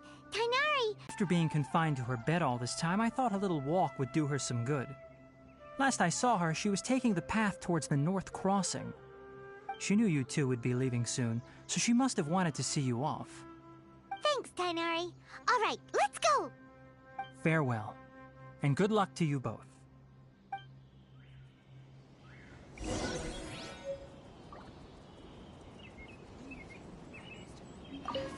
Kale is waiting at the northmost crossing of Gandharvaville. You should be able to find her there. Don't you worry about Kale. I'll look after her. I'll find a way to understand the relationship between the Withering and her disease. Kale is waiting at the northmost crossing of Gandharvaville. It seems there's a major project underway at the Academia, and my master has also joined the effort. But I can't afford to leave Gandharvaville now. Things are not going well here in the rainforest, and Kale needs someone to watch over her. Besides, I was never one for all the pomp and circumstance of life at the Academia. Given that my master hasn't come to give me an earful personally, tells me that my presence is not as sorely needed as they make it out to be. In fact, the letter he sent to me was uncharacteristically polite. Kale is waiting at the northmost crossing of Gandharvaville. You should be able to find her there. Farewell, traveler.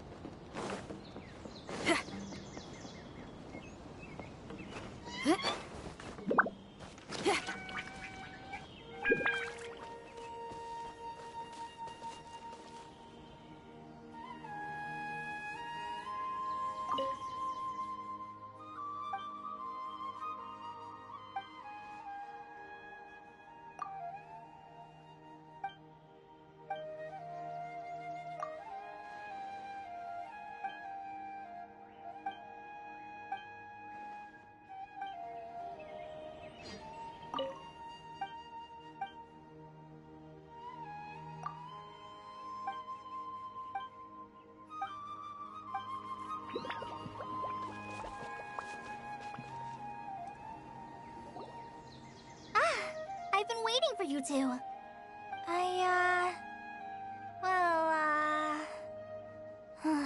Never mind. I guess I should just wish you two a safe and successful journey. Thanks for waiting here just to see us off, Kale. We're headed to Sumeru City.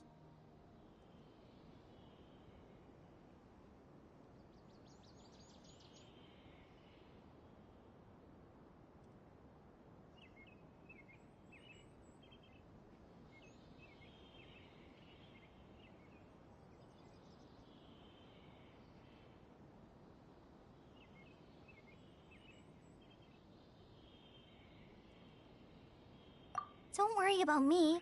I can take care of myself. My condition won't be getting in the way of my duties. I want to be a forest ranger after all. It's up to me and the others to protect the rainforest here. And, I'm sorry. I should have told you both about my condition when we first met. I just wanted you two to treat me as a normal friend, not some girl that needs your sympathy. But I guess now I understand that the most important thing is for friends to be genuine with one another. There's no need to apologize, Kale. We should be thanking you for trusting us enough to be your friends and sharing your past with us.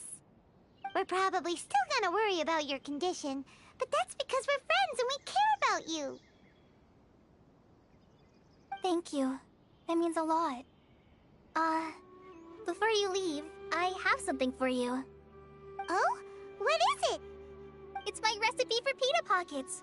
I told you that I'd give you a copy, remember? My handwriting is a little, messy, so please don't laugh.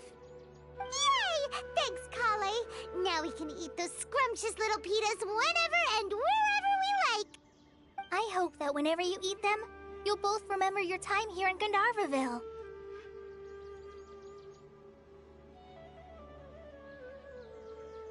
Well then, I, trainee Forest Ranger Kale, bid you both farewell. Please visit Gandharvaville again. The Rangers will always be ready to assist you here.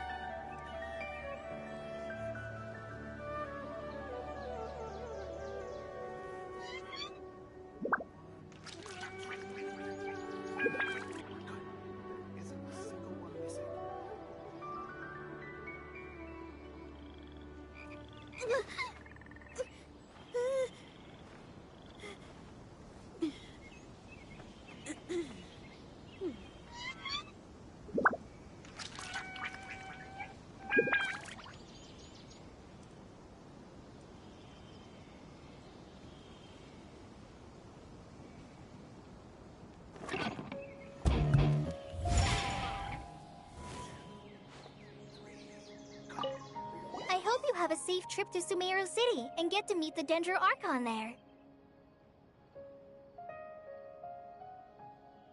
I'm much better now.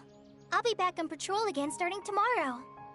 Even though I'm not quite ready to help Master clear the Withering Zones yet, there are still plenty of other tasks for me to handle.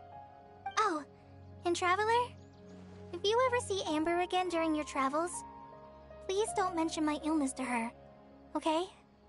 Amber knows about my case of Elazar and what's happened in my past, but I haven't told her about my condition getting worse. I guess I just don't want her to worry about me. If the need arises, I'll tell her about it myself. All right, we understand, Kale.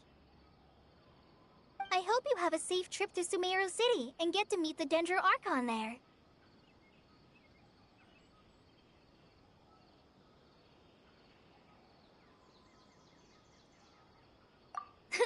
Kinda hard to believe that Master Tighnari can cook, isn't it? His culinary techniques are very polished, but his taste is a little, unusual. It's not really his fault, though. He just has a sensitive tongue and nose, so he prefers much lighter flavors. The last time I went a little too heavy on the spices for my pita pockets, Master started having a sneezing fit. Of course, I never heard the end of it after that. I hope you have a safe trip to Sumeru City and get to meet the Dendro Archon there. See you later! Be sure to come back often. Even though Master didn't admit it, I'm sure he wants to see you again.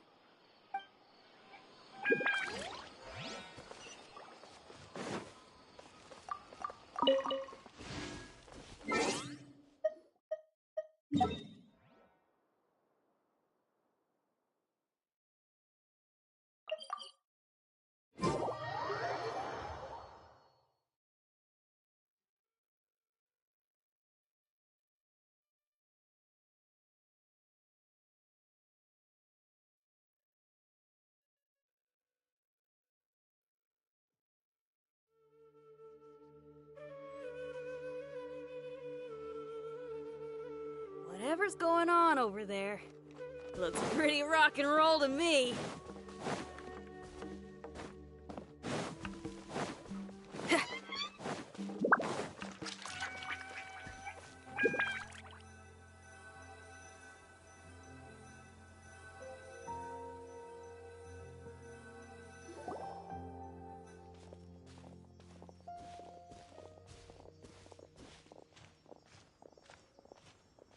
Sumeru City! We finally made it! Oh, did you see that? When those people entered the city, something on their heads... Oh, yeah, that's right. But how did you know that? Because there's currently no information on either of you in the Akasha. But no need to worry, that won't prevent you from entering the city. In fact, the Academia conveniently provides each traveler to Sumeru City with a device. Perhaps you two have heard of the Akasha before. It's our beloved Greater Lord Rukkhadevata's lasting legacy, a treasure trove of collected knowledge. After centuries of tireless research on the Akasha, the Academia created one of its most ingenious inventions, the Akasha Terminal. As long as you are within Sumeru's borders, you may use an Akasha Terminal to connect directly to the Akasha and access any knowledge you need. I should mention that due to technical limitations, the operation of Akasha Terminals will be much smoother and more effective in large cities such as Sumeru City and Port Ormos. Oh, so this is the thing that Tainari was telling us about. It sounds pretty amazing. You two are quite fortunate. Until recently, it was standard practice to only issue Akasha Terminals to outlanders who spent an extended amount of time in Sumeru. However, this policy was recently changed, and now all travelers are issued one upon arrival. Here are your Akasha Terminals. Please handle them with care. It kinda looks like a leaf.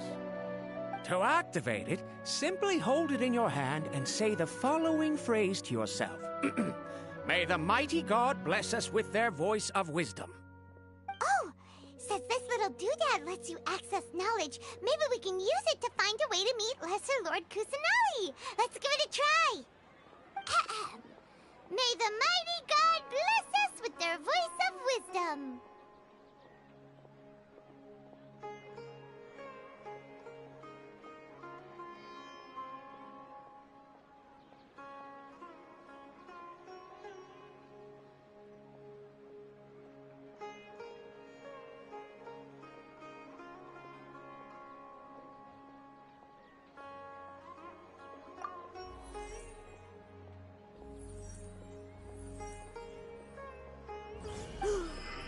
Whoa!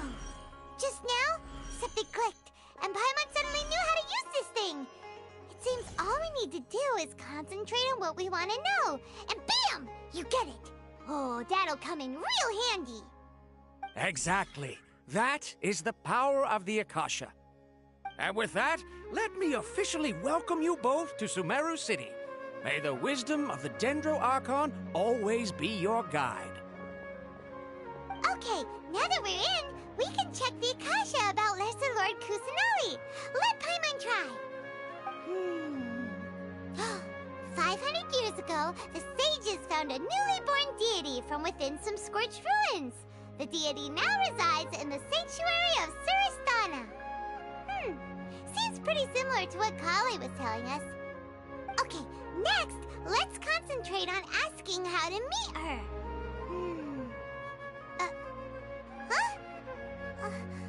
Paimon doesn't sense anything. The Akasha didn't respond to Paimon's question. Oh, come on! Ugh. Focusing on this question feels like when you have something you're trying to remember and it's on the tip of your tongue, but you just can't think of it. Ugh, Paimon's brain is exhausted.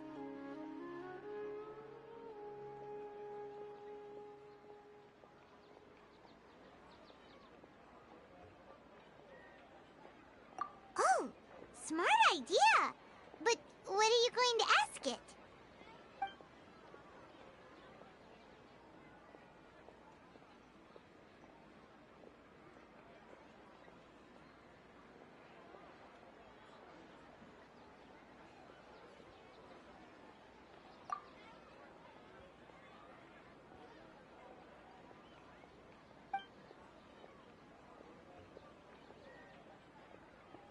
Uh-oh.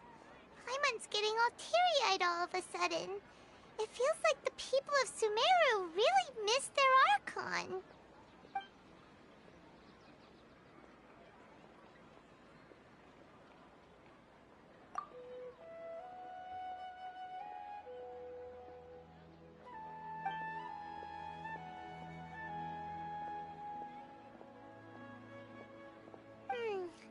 You too?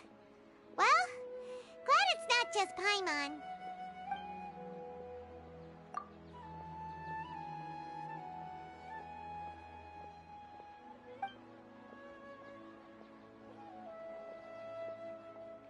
Huh. Could it be because we're Outlanders and we've only just arrived in Sumeru? You know, maybe we're not qualified to receive an answer to this sort of question or something.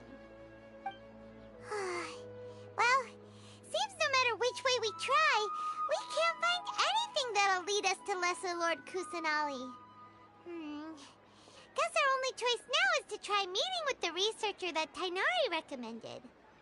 He's from Sumeru and even has a position in the Academia. Maybe he'll be able to access more info from the Akasha. Let's see.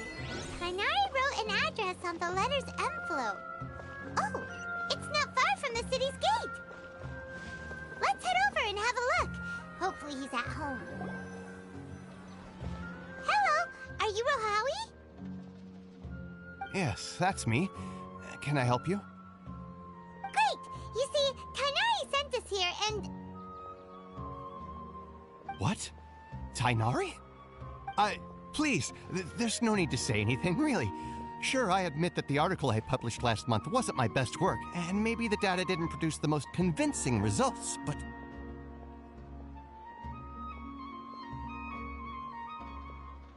Here! This is a letter from Tainari! Oh, let me see...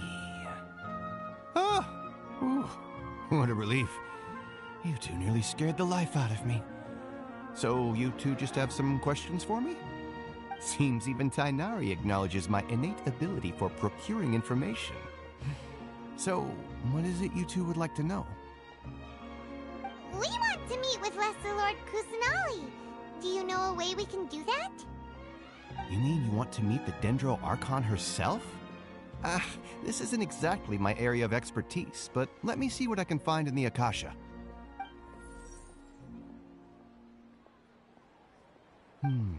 Sorry, the Akasha didn't respond to my query.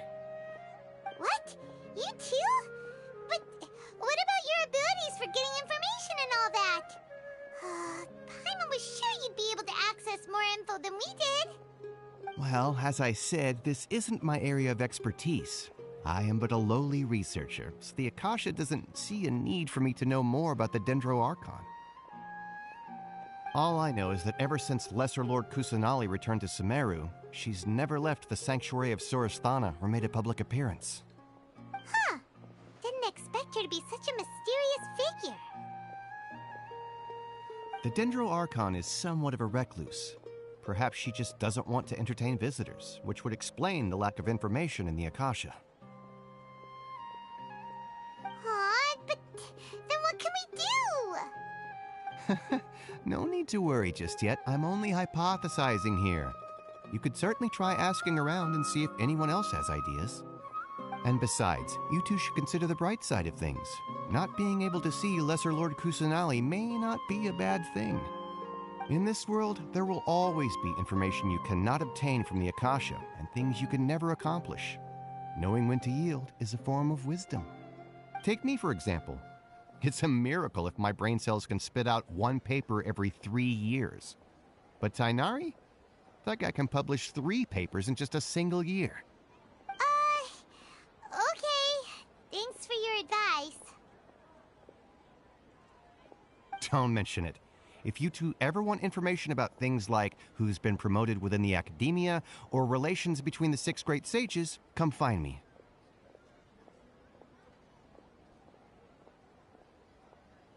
Hey, come on! This is a survival skill at the Academia.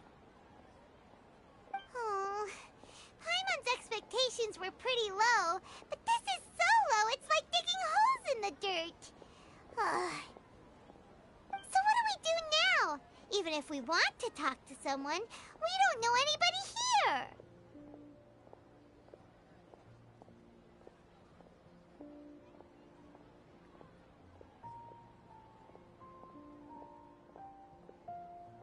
Huh? Like who?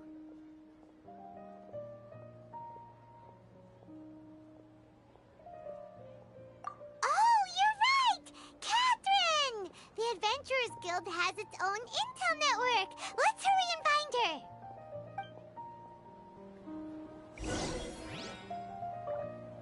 Watch out for pickpockets. Don't forget that. First document ever. Been handed all the cumbersome tasks again.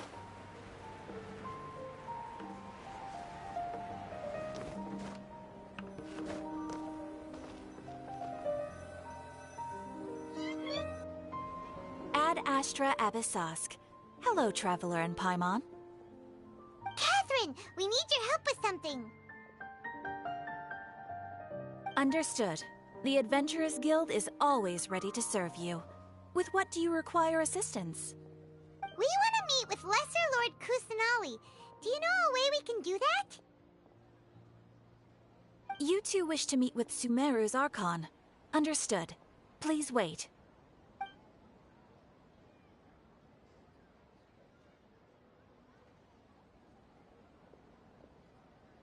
I apologize, but I am unable to call up any relevant information in the Akasha. I'm also unable to locate any pertinent information in my personal memory. Aww, another dead end. Well, if Catherine can't help us, then we really don't know anyone else to ask now. Please do not worry. I may know of someone who can help you two. In Sumeru, the Adventurers Guild does not serve as the vanguard of information. Rather, there are numerous active mercenary groups collectively known as the Eremites. They take on various contracts and work all across Sumeru, so they naturally accrue intelligence. An Eremite brigade called the Corps of 30 is in charge of Sumeru City's defenses. Not only are they the oldest brigade, but they are responsible for managing and coordinating the affairs of all other mercenary brigades. Corps of 30? What a weird name. Supposedly, they are named as such because their ranks numbered 30 at their inception. Asfand, an advisor with the Corps of 30, maintains good relations with the Adventurers Guild. Though he's already retired, he and his words carry great weight within mercenary circles. If you'd like to get in contact with him, you can find him at the Corps of 30's headquarters, the Citadel of Regzar.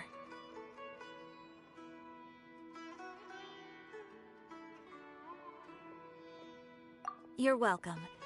I wish you two the best of luck. We look forward to your exploits in Sumeru. Alright, off to the Citadel of Regzar we go!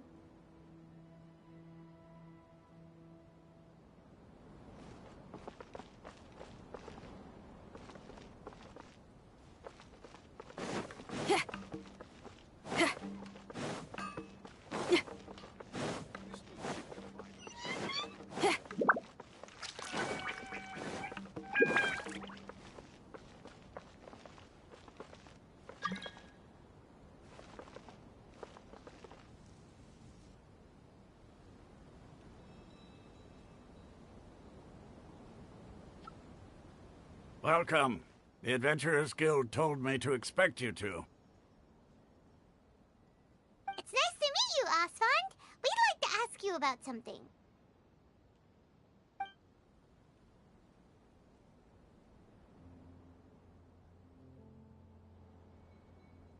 I see. So, Catherine's the one who sent you this way.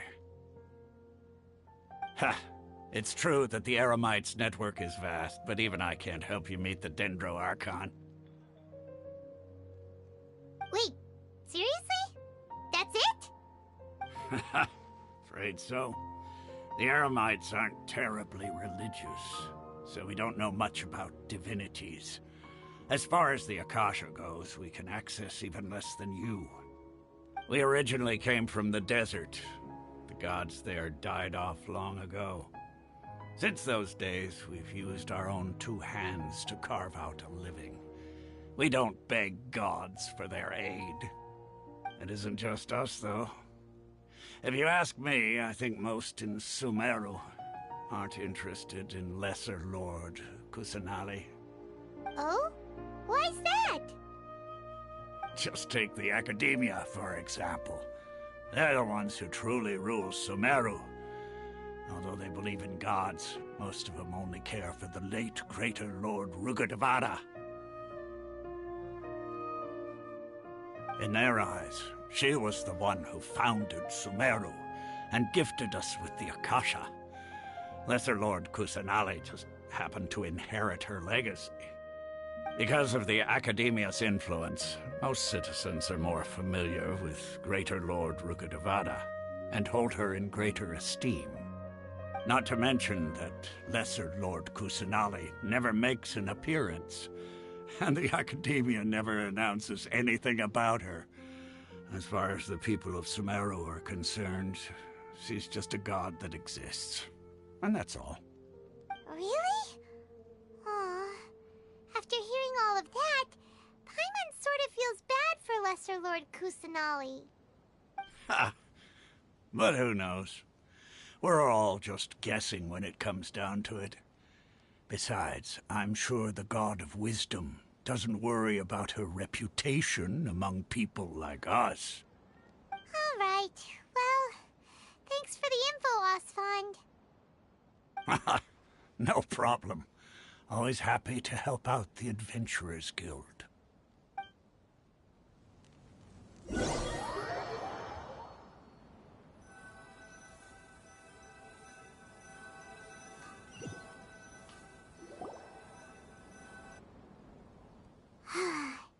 Seems Osfond was right about most people's attitudes here. Not only are they not interested in the Dendro Archon, they even say stuff like, if the Akasha doesn't think I should know, then I don't need to know about it. We've been asking for information non-stop ever since we got to Sumeru. But the harder we try, the more helpless everything seems. Isn't there at least one person in this entire city who cares about Lesser Lord Kusanali? Oh, you two are interested in Lesser Lord Kusanali? Huh? Who are you? From the sound of it, you two are Outlanders who recently arrived here. You've been asking around for information on Lesser Lord Kusanali, right? Oh, I'm sorry. I forgot to introduce myself. I'm Dunyarzad, one of Lesser Lord Kusanali's faithful followers. Whoa, really? Then do you know how we can meet with her? I'm afraid I can't help you with that. But your conversation earlier did... Sure. It goes like this. Long, long ago, there was a man who heard a prophecy. It predicted that a great calamity was about to befall him. Panicked by what he heard, the man sought out the Dendro Archon in hopes that she would bless him with the wisdom to help him escape his predicament. The man journeyed across deserts and through rainforests and experienced tribulations of every kind. However, he still couldn't find any trace of the Dendro Archon. In despair, he thought, alas, the Archon has abandoned me. He then had no choice but to sorrowfully resign to his fate. Okay, and then what happened? And then, the calamity came. But to his own surprise, the man felt somehow emboldened by the trials of his journey. By relying on his own strength, he managed to overcome the adversity. At that moment, a bird perched upon his shoulder. This bird was, in fact, an avatar of the Dendro Archon. She said, "O Archon Seeker, do you now understand? She and her wisdom have long been found by you. Along your journey, we were in every flower and blade of grass, every ray of sparkling sun, and every breath of dancing wind. So long as you continue to think and ponder, we'll be wherever you go."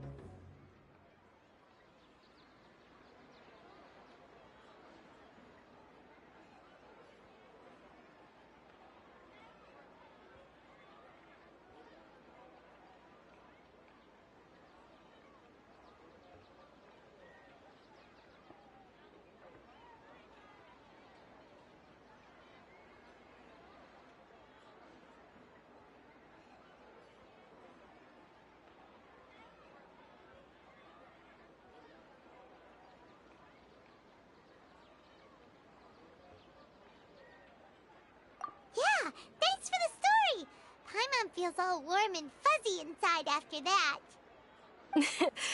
In a way. It seems like this story is also one of the Dendro Archon's avatars. Dunyarzad, since you worship Lesser Lord Kusanali, can you tell us anything else about her? Of course. So did you two know that, I'm terribly sorry, but it seems something's come up now. Let's chat another day.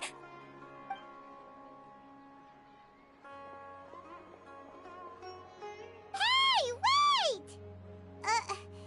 What the heck just happened? It looks like they're searching for someone. Dunyarzad was acting super nervous just now. You think they're looking for her? This stinks! We finally managed to find a lead about Lesser Lord Kusanali! We can't let them get in the way now. Let's see if we can get rid of them. Then we can catch up with Dunyarzad. Hey, have you two seen a brown-haired girl wearing a purple top and a long blue dress? We're looking for her. Did she have bandages wrapped around her wrists? Yes, that's her. Did you see which direction she went? Yeah, she went that way. Quick, after her!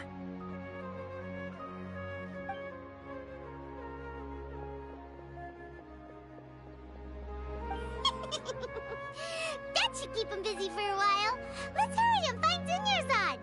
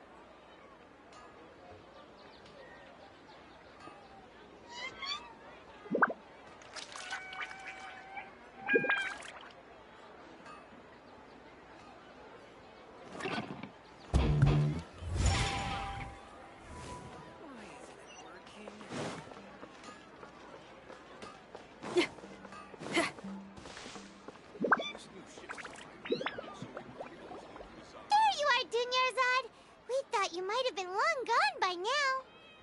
Oh, it's you two. Oh, you startled me there. You can relax now. We threw those people looking for you off the trail. Really? Thank you so much. Unfortunately, I believe there's still more of them out there looking for me. Uh-oh, looks like there are some coming this way. Huh? More of them? Then what are we standing here for? Run! No, wait, my body isn't in the best shape. It's difficult for me to run.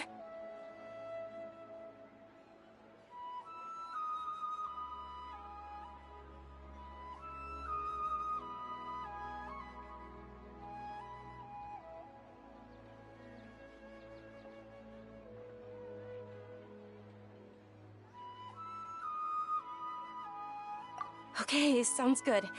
There's a tavern on the other side of the port we can go to. They probably wouldn't expect me to hide in a place like that. All right, let's move out. Stay behind us. We'll keep an eye out for anyone looking for you.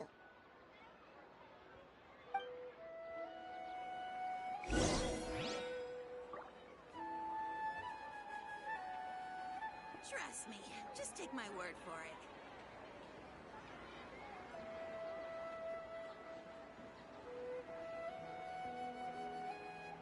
If there's fire in your soul, you gotta rock and roll. So come on, let's get moving.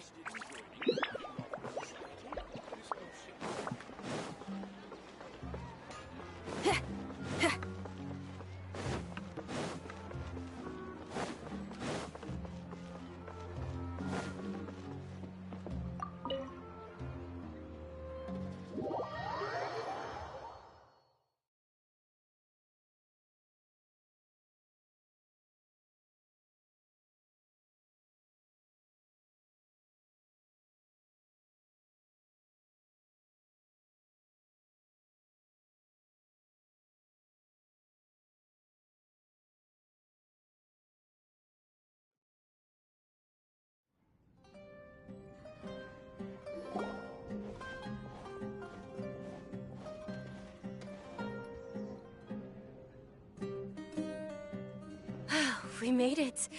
Oh, they shouldn't be able to find us now. Wait! Stand down, Dia!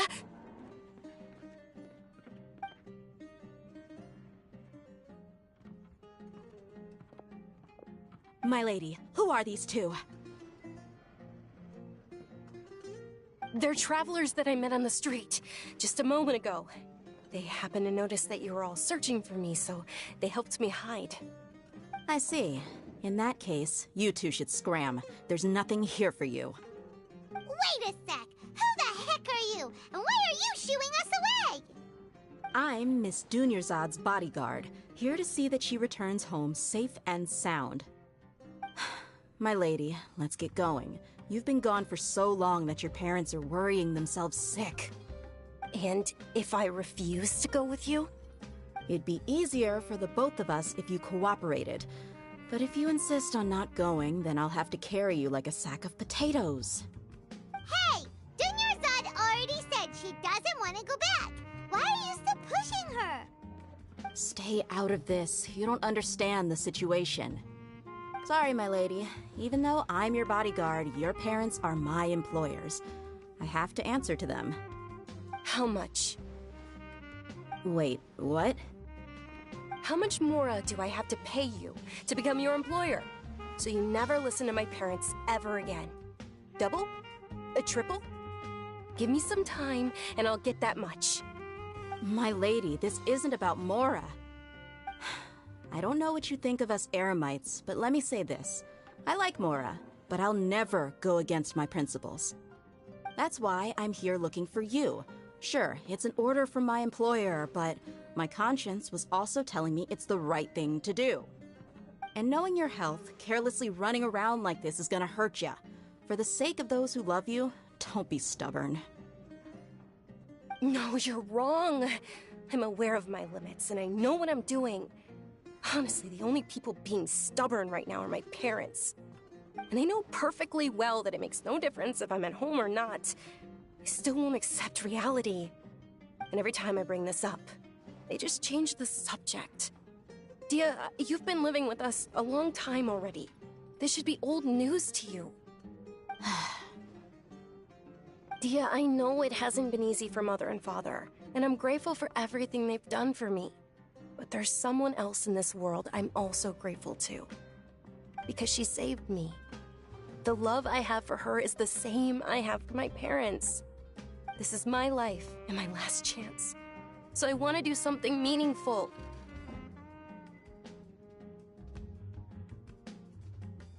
My lady, are you sure what you're doing now is meaningful? Yes, I'm sure. At least, it is to me. Fine, I won't ask you to return home anymore. But let me make something very clear. I'm only doing this because I respect your determination, not because I agree with you. Thank you, Dia. Sorry for being so rude just now. My nerves were acting up. And I even brought up your payment in such an offensive way. Don't worry about it, my lady. I did say that I like Mora.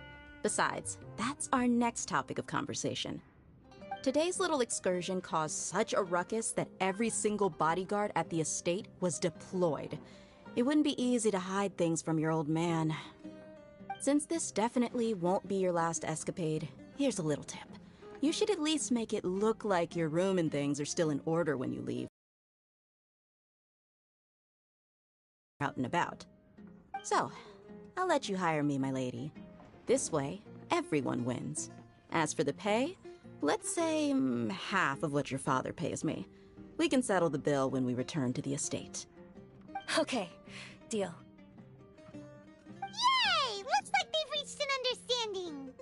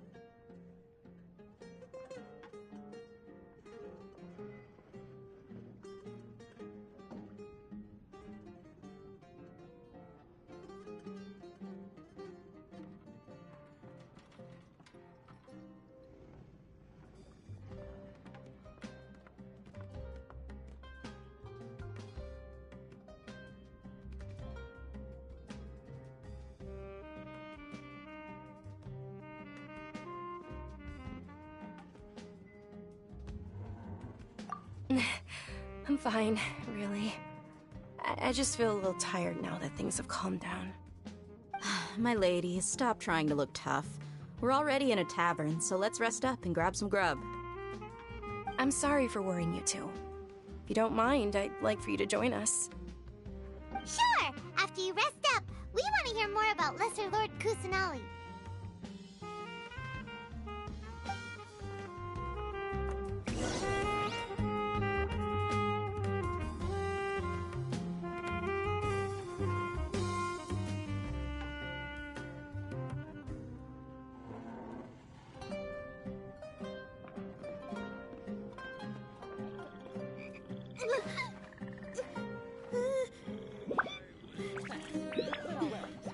Your perspective is just tunnel visioning. Just putting the cart before the horse.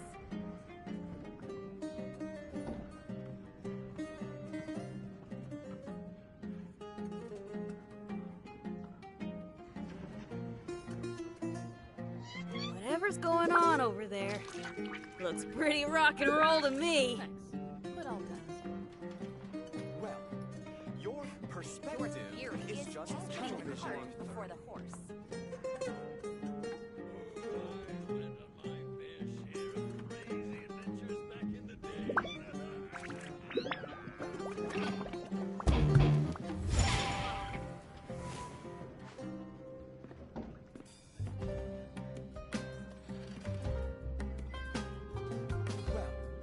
Your perspective is just tunnel visioning. Before the horse.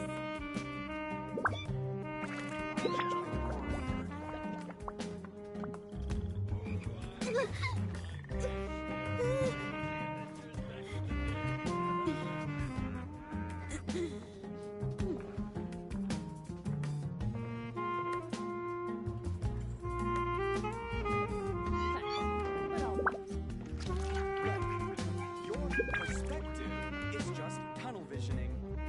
Your theory is just putting the cart before the horse.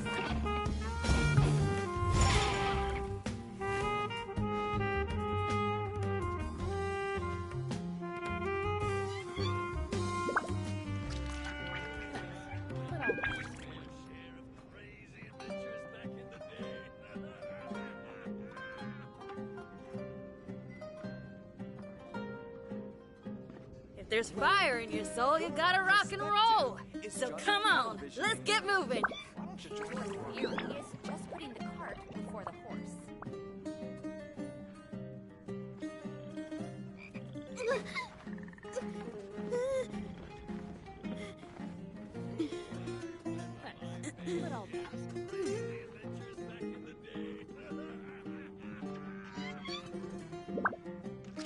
Well, your perspective is just tunnel visioning. Your theory is just putting the cart before the horse. Why don't you join the Corps of Third? Whatever's going on over there, looks pretty rock and roll to me.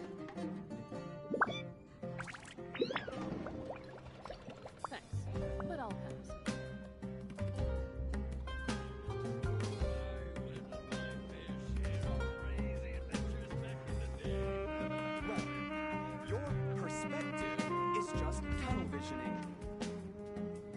Why don't you join the Corps of Third?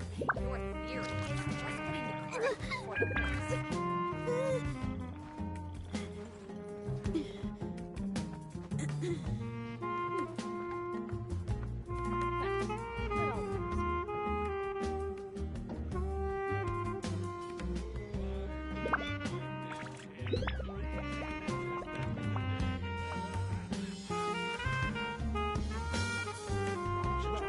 If there's fire in your soul, you gotta rock and roll.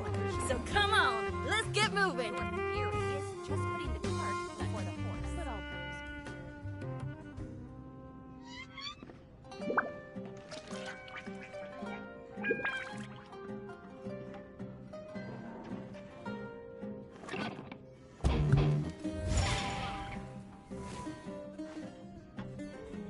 Why don't you join the Corps of Third? Well, your perspective is just tunnel visioning. Your theory Whatever's going on over there looks pretty rock and roll to me.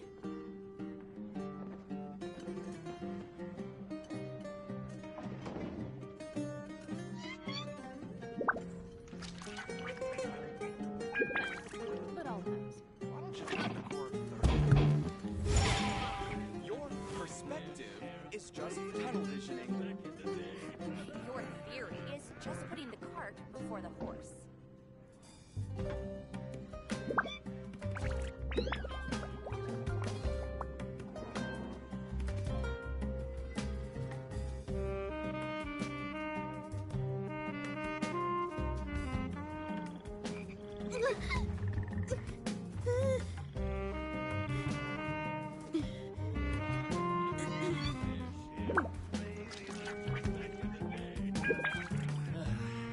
Just can't beat the atmosphere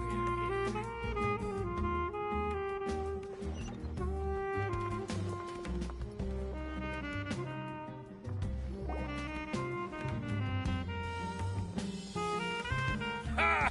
Well, if it isn't Dia. Haven't seen you in nearly half a year. Word on the street is that you're a bodyguard for the Homayani family now. Ha! Don't you find that kind of work boring? Nah, you get used to it. How about a menu over here? You got it. Huh? Isn't this little Miss Homayani herself? We don't get to serve personages like you very often. We'll be sure to prepare our very best. Thank you, sir, but there's no need. I don't have a lot of Mora on me, and I really ought to save as much as I can. But please bring these two the best food you have. They're my new friends, so I want to be a good host for them.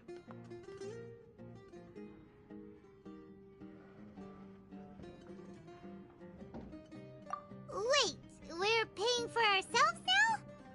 Aw, Paimon kinda wanted to try something fancy, but we aren't exactly loaded. Guess Paimon will settle for something ordinary. How about our charcoal-baked Agelena cakes? They're our signature snack, and they run cheap. Look, other customers over there are eating some now. They look kind of burnt and dry. Paimon will pass.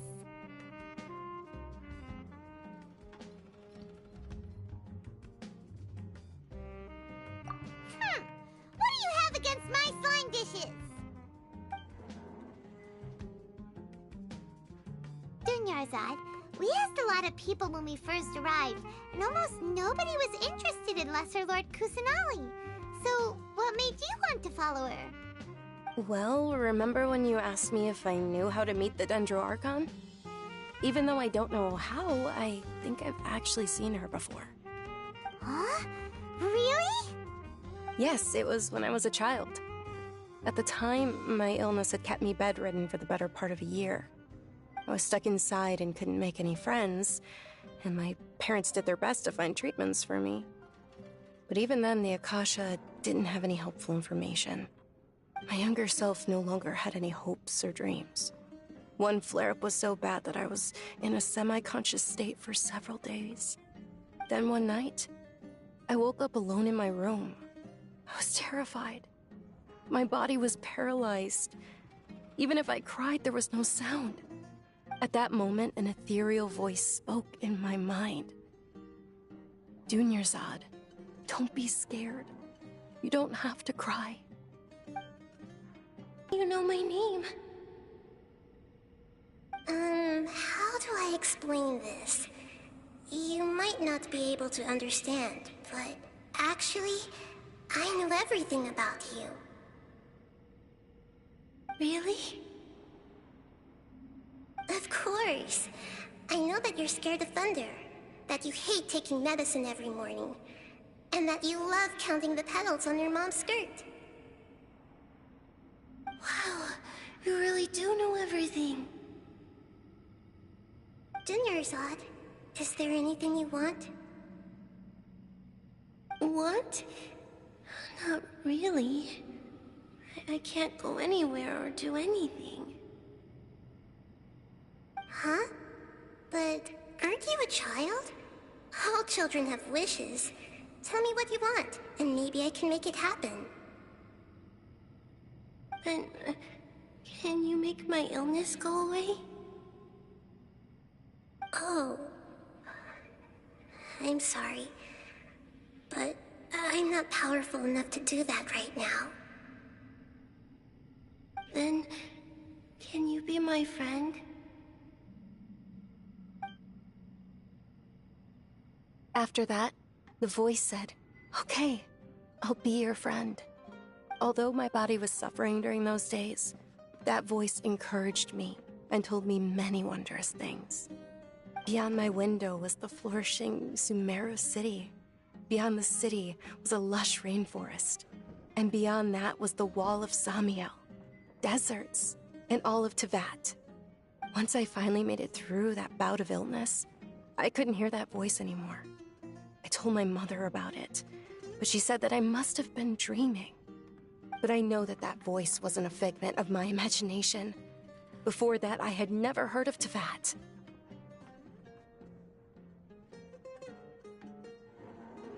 Yes, for sure. If it weren't for that voice, I would have never grown curious about the outside world, nor would I have learned how to read and enjoy so many books. That voice sparked a desire for wisdom. It had to have been the Dendro Archon. I've been hoping for a chance to repay her kindness. In fact, I was running around today to help prepare the Sub-Zerus festival for her. What's the Sub-Zerus festival? It's Lesser Lord Kusanali's birthday, which was the day that she was found by the sages. It's actually an old holiday that originally celebrated Greater Lord Rukkhadevata's birthday. When she passed away, the holiday eventually became a celebration of the Lesser Lord's birthday. I heard everyone was overjoyed when they welcomed her back to Sumeru. In those days, the festival was a huge deal. But because of the Academia's influence, people have gradually lost interest in the festival. The Academia actively participates in Sumeru's many holidays dedicated to Greater Lord Rukkhadevata. But when it comes to the Sub-Zerus festival, forget any funding. They practically act like it doesn't exist. Maybe they see Lesser Lord Kusanali's birth as confirmation of Greater Lord Rukkhadevata's death, so they're reluctant to celebrate it. Aw, but that's awful. It is. It's absolutely terrible. Sure, the Greater Lord founded Sumeru, but hasn't Lesser Lord Kusanali been the one quietly protecting us for the past few hundred years? Just remember that we're still out in public. Don't get too carried away now. I know that people over by the Grand Bazaar still hold the Sub-Zerus festival to this day. But I hadn't met any of them before, so I was never able to contribute. But recently, I made a friend there who also follows Lesser Lord Kusanali. I gave her my savings because I want her to throw a wonderful festival this year. That's the least I could do for Lesser Lord Kusanali. Hold on, my lady. Does this friend happen to be Nilu, the one who sends flowers to the estate? Yes, that's her. I saw her leaving the other day with a nervous look on her face. It seemed like she was hiding something in her arms. Did you give her something? Yes. Initially, I didn't have much more prepared, so I had Nilu sell one of my skirts. I've agreed with Nilu to meet up at the Grand Bazaar today, and see how things are coming along. Dia, would you accompany me? Sure. That's quite the trip, though. I'll carry you. No, that would be too much, even for you. You might as well just accept the lift. If I let you walk, who knows how long it'll take us. And if anything happens to you, then I'd really never hear the end of it from your father.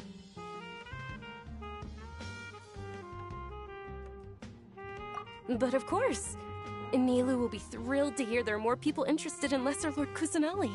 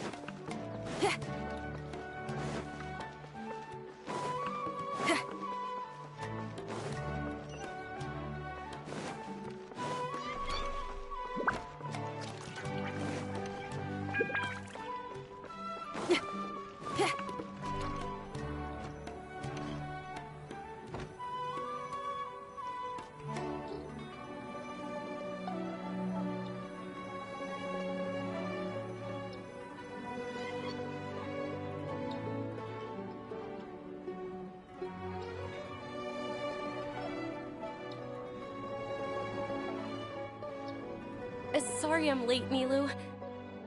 Oh, Dunyarzad. It was taking you so long that I assumed you got trapped at home, but you made it in the end. Uh-oh.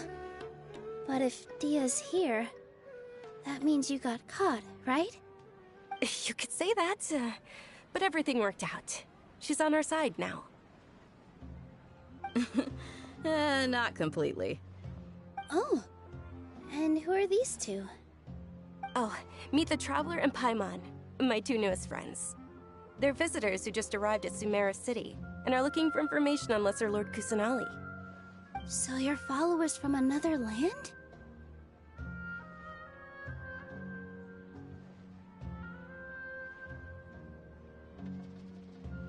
Oh, really? Well, that's okay. You're still invited to the Sabzeruz Festival. By the way, Dunyarzad, we've already started decorating the Grand Bazaar. It looks spectacular, thanks to your generous contribution. You're very welcome. It's the only thing I could do. Do you still have enough Mora? Probably? But don't sweat it. We've already finished renovating the stage. Come on, I'll show you.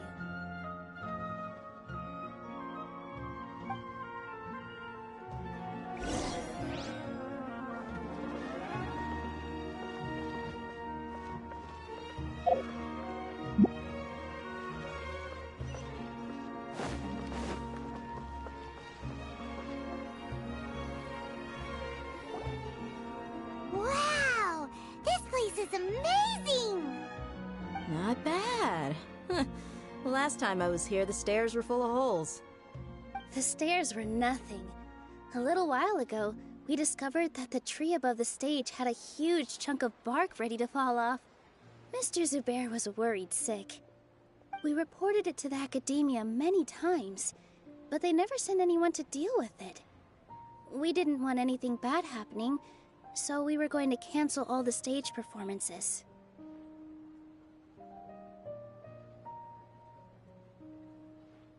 Oh, probably because it was the theater asking. The academia looks down on performers like us. They probably think it would be best if the theater closed down completely. We can't let that happen, though. Not only would everyone involved in the theater go hungry, but then we wouldn't be able to hold the Sabzeruz Festival anymore. Thank the Dendra Archon for Dunyarzad. With the Mora she gave us, we hired someone to patch up the tree, and we also gave the stage a much-needed makeover. The stage is going to be even prettier when it's festival time. I can't wait for you to see it. And I can't wait to see you on the stage. You've been practicing so long already. It's almost time for your dream to become reality. It's our dream. I'll do my best for the two of us. Milu, what are you gonna be doing at the festival? She'll be dancing the dance of Sabzeruz, the most important performance at the Sabzeruz Festival. Dunyarzad, have you told him the origin of this holiday? I only told them about the Greater Lord and Lesser Lord so far. Okay, then I'll tell you two about how this holiday came to be. According to legend, the Sabzeruz Festival was originally the Goddess of Flowers' birthday celebration for the Greater Lord. A long, long time ago, on one of Greater Lord Rukkhadevata's birthdays, her friends threw her a celebratory banquet. Some of the gods got drunk. One started playing music, and the Greater Lord started singing, so the Goddess of Flowers began to dance. As she danced upon the grass, Countless beautiful Padisaras began to bloom wherever she stepped. Those brilliant purple flowers became her dazzling stage. All the gods clamored, "Oh, if only time could stop at this very moment."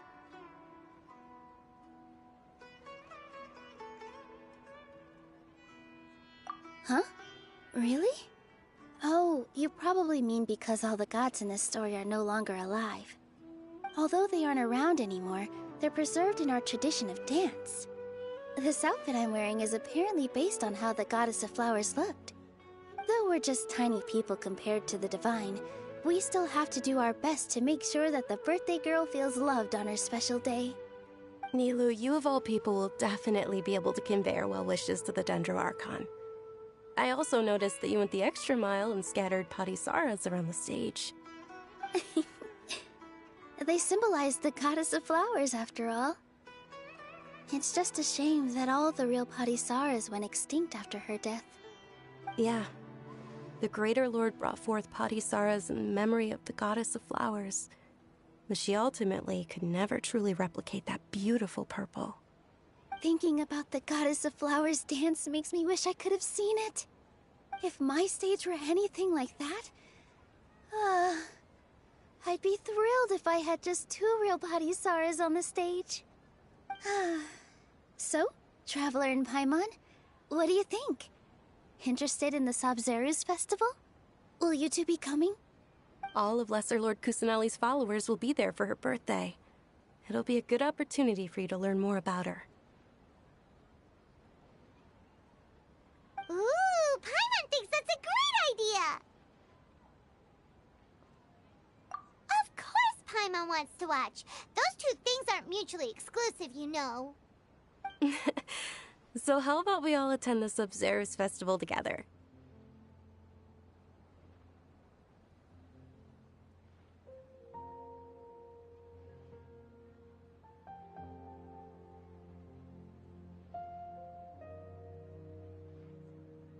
Dunyarzad, let me show you which stage decorations we've picked out so far. Traveler and Paimon, if that doesn't sound interesting to you, then feel free to explore the area. Everyone at the Grand Bazaar loves Lesser Lord Kusanali, and we're all looking forward to the Sabzeruz festival. In that case, we'll take a look around.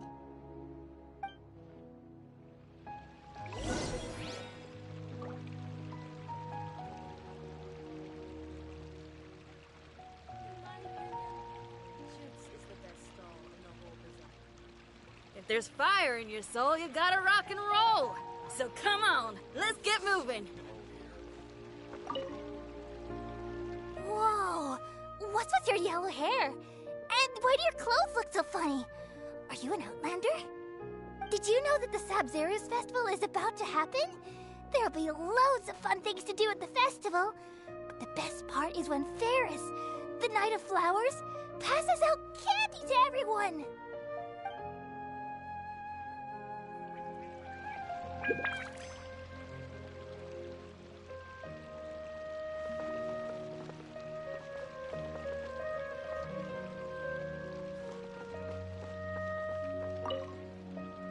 Ah, dancing at the Sabzeruz festival. You know, I also danced when I was younger. As a child, I even asked my grandmother why we performed the dance for the Lesser Lord when it was originally done to honor the Greater Lord. My grandmother said that Greater Lord Rukkhadevata is a beloved deity and honored by all, and Lesser Lord Kusanali is too. If the Goddess of Flowers ever knew Lesser Lord Kusanali, then she would certainly have wished to be her friend and hold celebrations for her, too. The Sabzeruz festival has been losing its appeal over the years. That is, until a wealthy benefactor stepped in this year and brought the festival back to life. I heard she forked out a lot of mora to make it all happen.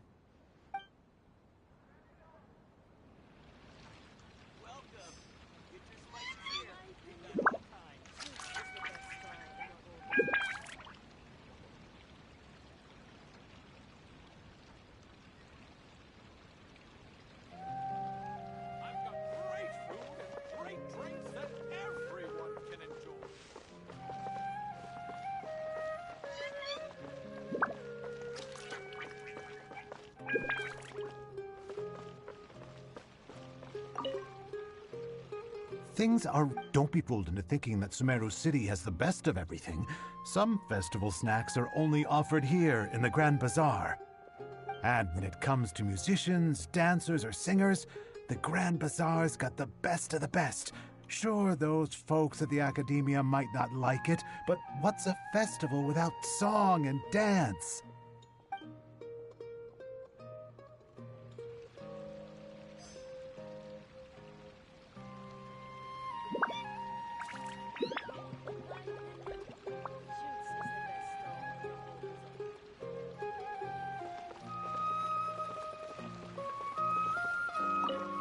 Huh.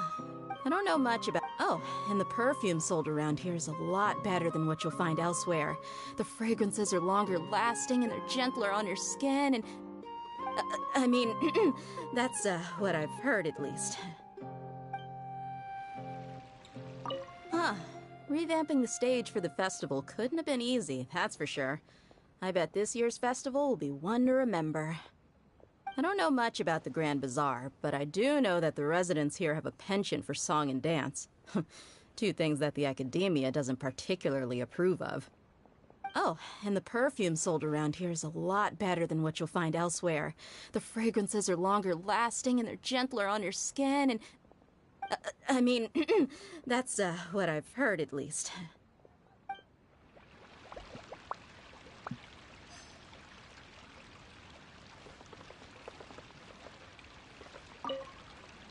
Things are really shaping up, and there's a buzz around the festival this year. We're expecting people from all over to come by this year and buy things during the festivities. Don't be fooled into thinking that Sumeru City has the best of everything. Some festival snacks are only offered here in the Grand Bazaar. And when it comes to musicians, dancers, or singers, the Grand Bazaar's got the best of the best. Sure, those folks at the Academia might not like it, but what's a festival without song and dance?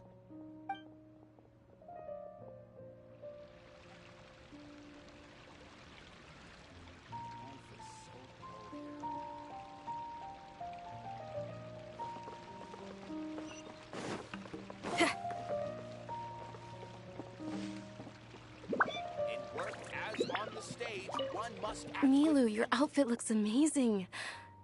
There's also something different about you from when we first met up. I thought I'd add a little extra pizzazz to my dress for the festival. See? Wow, did you sew all that yourself? Uh-huh. Sewing is a fundamental skill for everyone in the theater company because we make all our own costumes. Did you know that Mr. Zubair not only can make costumes, but props too? I've noticed that you can't keep your eyes off that crown over there. Would you like to try it on? May I? Of course. The legends say that the goddess of flowers had beautiful horns on her head, so this crown was made to reflect that. Dunyarzad, you look absolutely stunning with it on. It's like I'm looking at the goddess of flowers herself.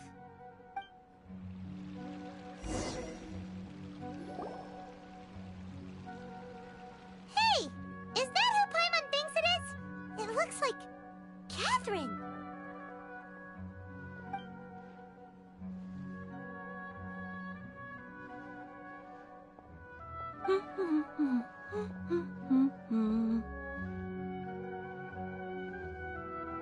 Huh. Come to think of it, Paimon's only ever seen her behind the counter at the Adventurers Guild. This is the first time we've ever seen her taking a break. Hey, Catherine! Huh? Oh, hey! It's the Traveler and Paimon! What's shaken? Whoa. Break time Catherine sure sounds a lot less formal than usual. Paimon was still waiting for her to say Ad Astra Abyssosque. Standing behind the counter at the Adventurers Guild doesn't require any complicated functions.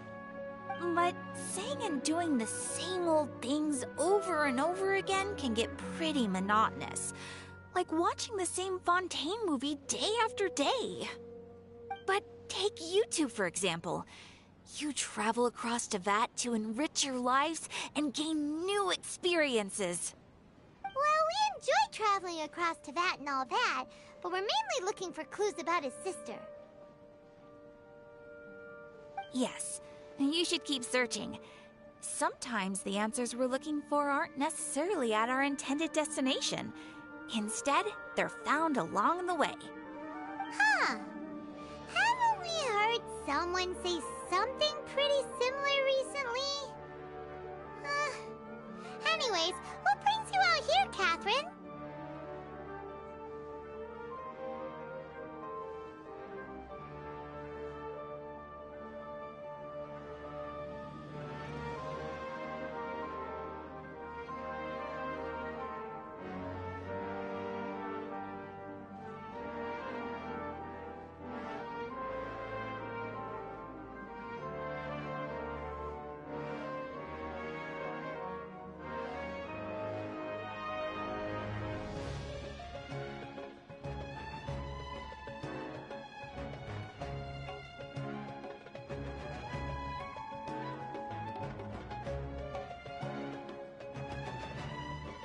No, not particularly.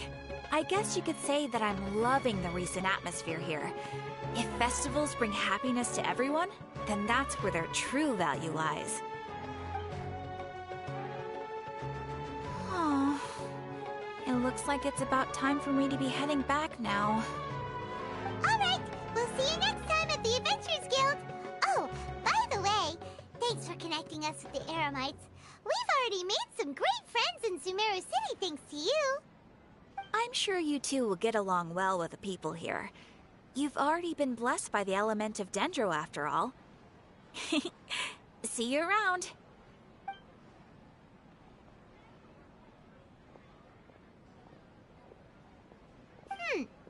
There's something really different about Catherine today. Hey, Traveler. Paimon. Oh, hey, Dia. What's going on? I've got something to tell ya. My lady knows you're looking for ways to meet Lesser Lord Kusanali, and she's been trying to come up with a way to help you. Well, I have an idea that might help. Are you serious? We'd love that! It might not necessarily pan out, so don't get your hopes up too much. I'll need to take you two somewhere and ask someone some questions.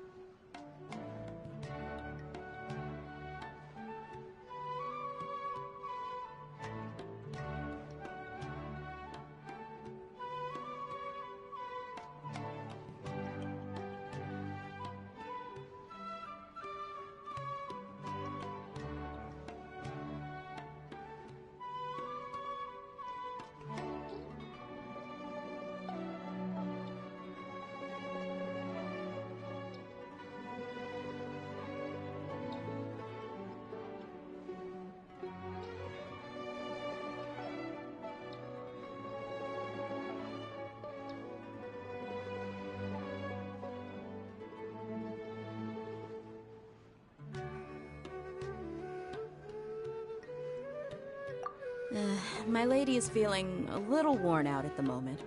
Nilu's found a place for her to rest.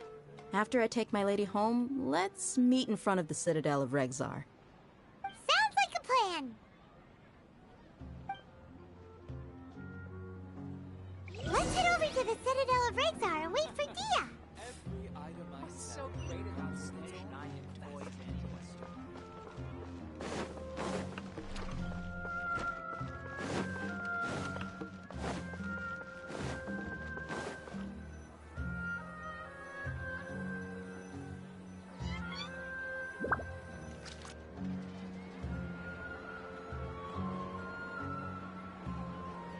Sorry, I'm late. It took some convincing for the Master and Mistress to believe that Miss Dunyarzad was only sitting in the port for a while because she was in a bad mood. Anyway, I guess I should be thanking you. I haven't seen Miss Dunyarzad that happy in a long time. If it wasn't for you two, she probably would have been caught and dragged back much earlier. You sure sound a whole lot nicer than when we first met, Dia. Who would have thought you had such a soft spot for Dunyarzad? It's called being a professional. I'm a bodyguard, and I work for whoever's paying. Look, Dia's blushing.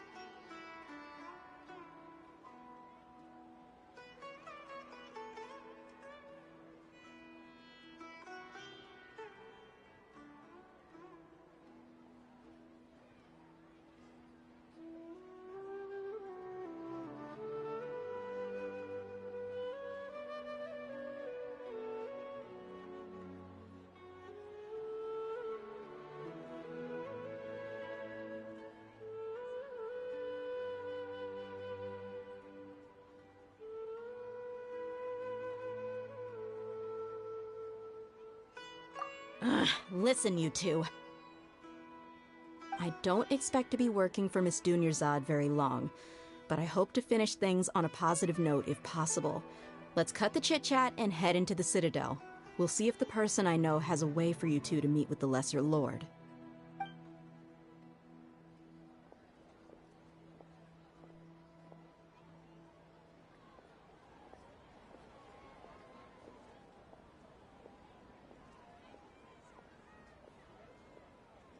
Oh, hey, Chief. Ha, Dia! What are you doing here? And well, didn't expect to see you three together. I take it you all know each other already? Mm-hmm. We met this morning after the Adventurers Guild pointed us to Ozfon for more info. No kidding. Huh. So, where's Ruksha? I thought I'd help these two out by asking about the theft. Anything you can tell him? Ruksha's gone over to the Academia. The Grand Sage recently ordered Sumeru City to begin bolstering its defenses, so people from all over have been called back to the city. Since you've already mentioned the theft, I suppose I might as well tell him what we know. Appreciate it, Chief. Theft? Sorry, what the heck are you guys talking about? Just recently, the Academia lost something, and there's a chance the item is connected with the Dendro Archon. This case might just somehow help you in meeting her. I suppose that's one way to look at it. But if you ask me, the case is more about the Academia than anything else. Let me fill you in. The Academia recently sent a convoy to pick up an important package from Aru village. Word got out, and the convoy was robbed on its way back. The Grand Sage took the whole matter very seriously. Not only did he dispatch the Matra, but also enlisted our help in the search for leads. All we know so far is that whatever was stolen is current. Port Ormos, haven't you? It's the largest commercial port in all of Sumeru. You can travel there by leaving Sumeru City and heading south along the river. The Academia's grip isn't long enough to reach all the way to Port Ormos, so the city's a little more laid back, meaning the population's also a mixed bag. You never know who you'll meet there. Apparently what was lost has a great deal to do with the Akasha, knowledge, and even the gods. I'm afraid I don't have any other details for you, though. If you're interested, maybe you could head to Port Ormos and ask around yourselves. If you want my advice, try introducing yourselves as students of the Academia once you're there.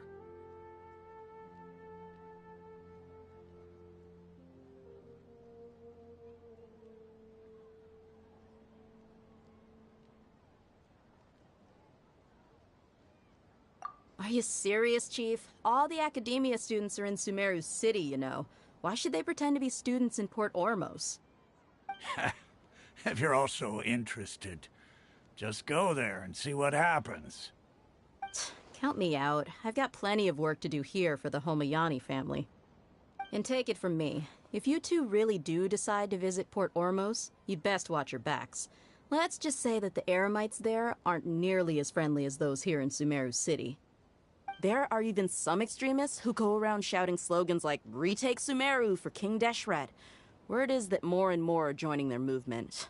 They're becoming a real headache for Chief and the others. You bet they are. King Deshret's been dead for thousands of years. Now they start spreading rumors of his return. Ridiculous. Not everyone's like you, Chief. Even the desert natives who abandoned their homes in the wilderness still wish to have a god of their own. Well, Traveler, that's about all the information we have for you. Thanks, Dia! And you too, Osfond! Since we've gathered all we could for the moment in Sumeru City, let's head to Port Ormos and see what we can find next. Miss Dunyarzad is looking forward to seeing you both at the Sub-Zerus Festival, so be sure to get yourselves back here in time for that.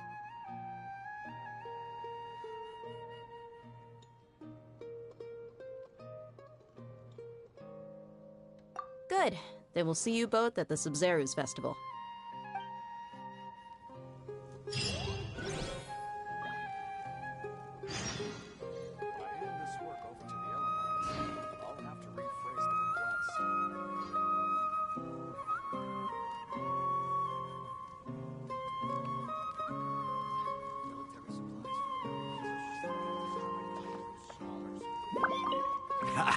You two must really be something if you've got Dia the Flame Mane speaking on your behalf. The Corps of 30 isn't officially overseen by the Academia, but because we're hired mercs, there's still lots of sensitive intel that I can't reveal to you. In the end, when it comes down to it, the city's safety is both the Corps and Academia's top priority. I've told you all I can about what was stolen from the Academia. As for why you should pretend to be students in Port Ormos, I'll leave that for you to find out yourself.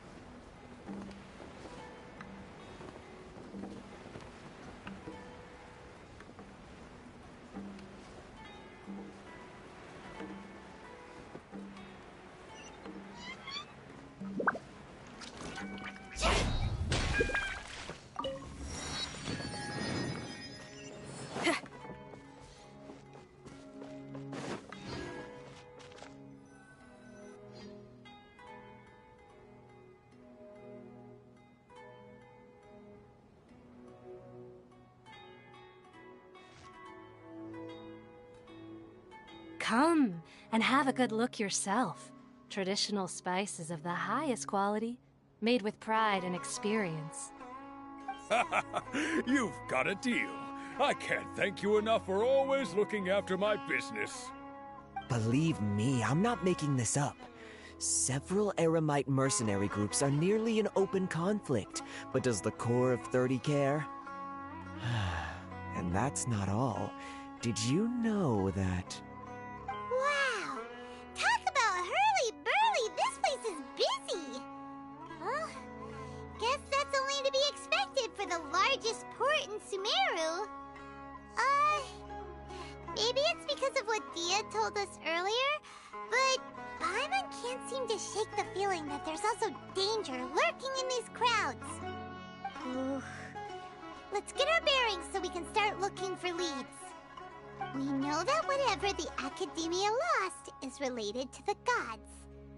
But other than that, we don't have much else to go on. Osfun told us to try posing as Academia students while asking around. Paimon checked the Akasha on the way here, and the Academia doesn't seem to have any research facilities in Port Ormos. Paimon doesn't get it. Won't we look even more suspicious going around saying we're Academia students and asking about the stolen item?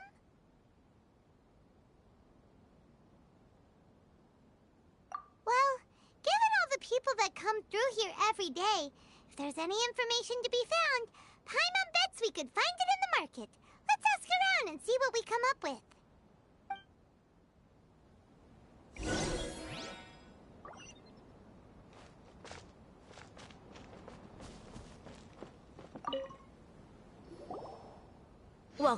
Welcome. How can I help you too? Hi there. We would like to ask you a question. Do students from the Academia ever come to Port Ormos? Of course. Especially around this time of year. Students from Sumeru City that are about to graduate often come to Port Ormos to cut loose a little. Many people often talk about how hard it is to get accepted into the Academia, let alone graduate. But those who finish their studies and go on to become full-time researchers at the Academia have it even harder. Sure, we may not be Sumeru City, but Port Ormos offers beautiful scenery and a stress-free environment. Some even say it's good luck to come to Port Ormos, so students and researchers come flocking here when things get to be too much at the Academia. Ah, you see over there? Those are students from the Academia.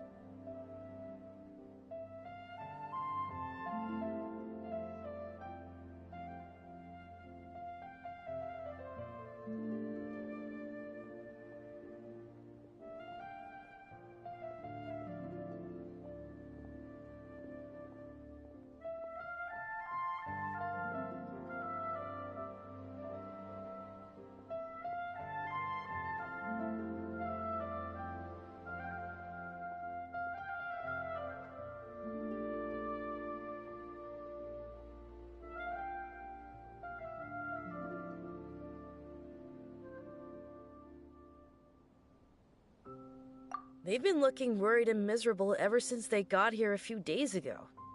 If you ask me, the life of a merchant is better.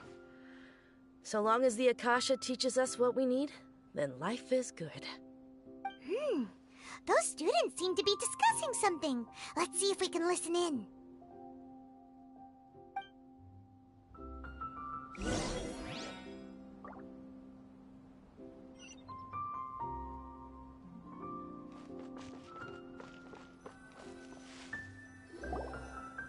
It's no good. I've tried asking around, but I haven't been able to learn anything useful. Not to mention that a bunch of scary-looking Eremite mercenaries have been posted along the streets now. There's been a lot of fighting between the different Eremite factions in Port Ormos. If we choose to move on our own, then it would be wise to steer clear of them. Especially the group that's constantly shouting some stuff about King Deshret and some resurrection. I've even heard that the Citadel of Regzar is starting to get fed up with them. What was that group called again? Ein something or other? They're called Ein El Akhmar.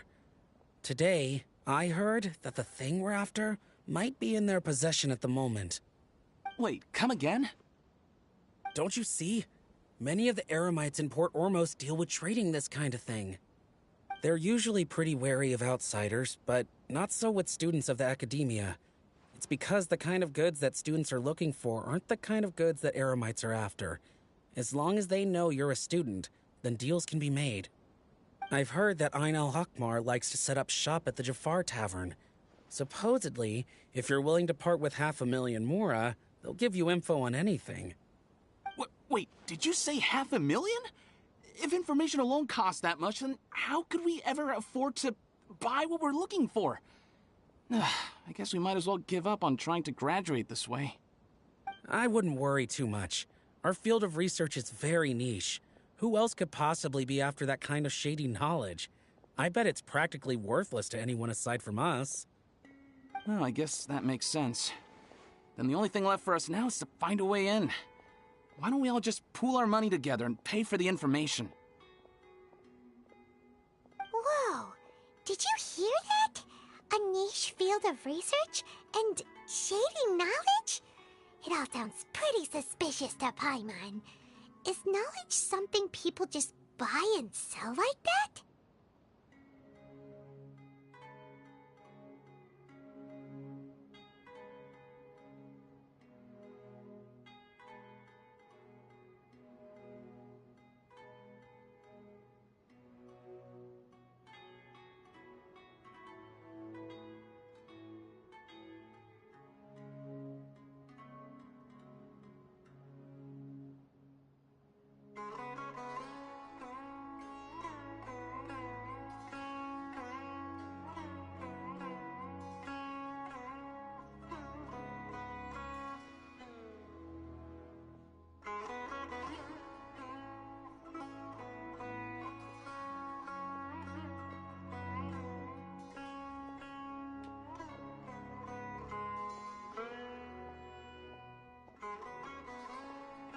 So, what's your plan?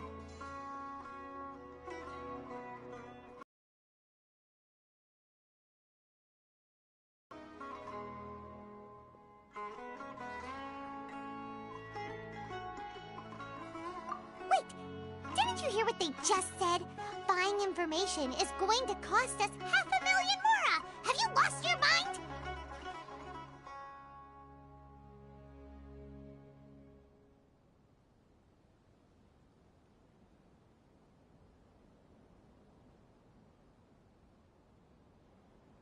Oh, all right. Paimon never thought she'd agree to parting with that kind of mora. But if you know what you're doing, then we should give it a shot.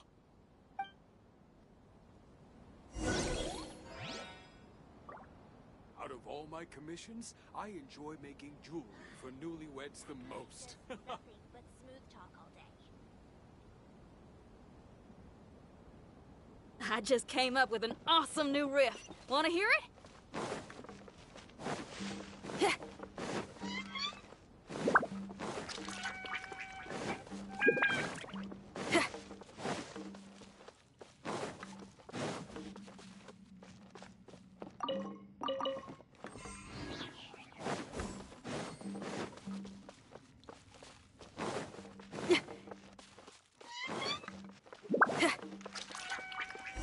This is the place we heard those students talking about.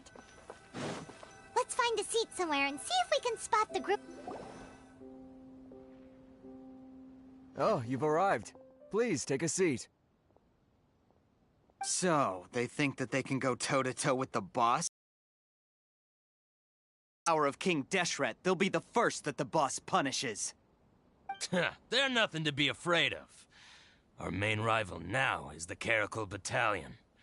They've also amassed a significant amount of mora this time, so we mustn't underestimate them. How can the Caracal Battalion compete with the boss when they're nothing but a bunch of money-grubbing opportunists out for a quick mora? Yeah, with Boss's fervent devotion, he'll be able to use this power to bring our god back this time. Huh. All these guys talk about is King Deshret, so they're probably the ones we're looking for.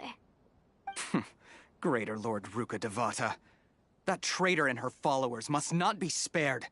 The day will come when King Deshret exacts vengeance on Sumeru, and all of them shall be punished.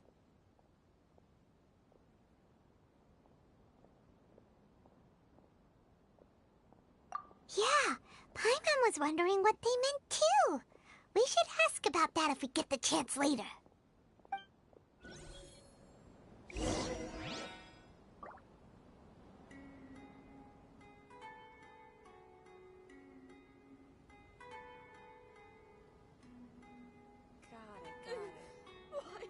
So then, what happened next?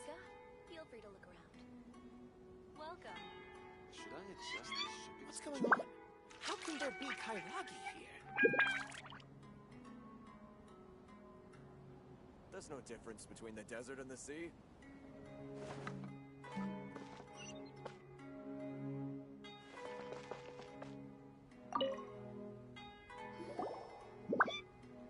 Huh? Who are you? What do you want?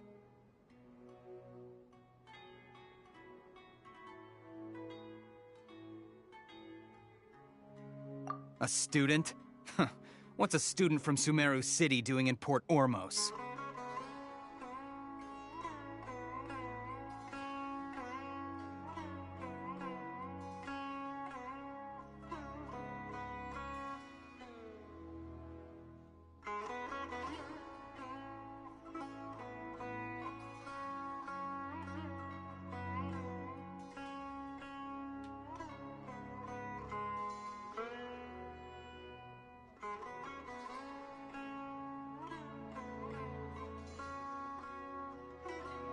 Ah, well, if it's info you want, you've come to the right place.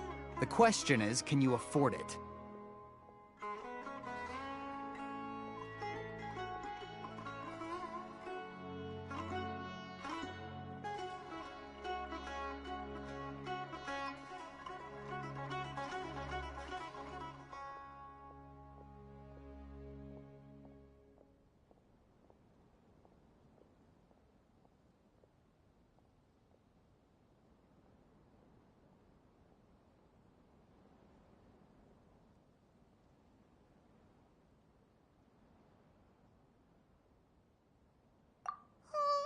Paimon can't stand to see so much more go.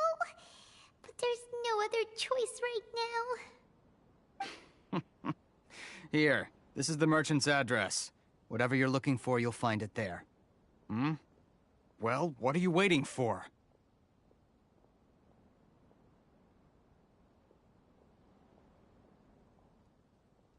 Oh, that's right! We heard you mention King Deshret just now. We're actually interested to know more because we're, archaeology students! Fine. Since you've already handed over the Mora, I guess I can throw in a little extra info. As you can see, members of Ain al-Ahmar are devout believers of King Deshret. Years ago, King Deshret founded the great desert nation that was our homeland. It was an advanced civilization, far beyond anything you'll see in present-day Sumeru. King Deshret was the rightful god of wisdom, but he was betrayed by a companion he trusted. She even stripped him of his title, God of Wisdom. So, you mean the traitor was... Greater Lord Rukkhadevata, yes. That shameless wretch destroyed King Deshret's civilization, and our ancestors were forced to flee to this land where we were made to suffer the tyranny of our enemies. Furthermore, she conspired with the Academia to cover up the truth of her actions, and create the merciful and benevolent facade for which she is now known. Ugh, just thinking about it sickens me. But the story doesn't end there, oh no. King Deshret isn't truly dead. The voice of the Oracle has been heard in the desert, prophesying his resurrection. Mark my words, our god shall return. And when that day comes, all followers of the traitor and all the desert dwellers who have forgotten their true god will suffer retribution together. If what I'm saying makes you shiver with fear, it might not be too late for you to become a believer of King Deshret.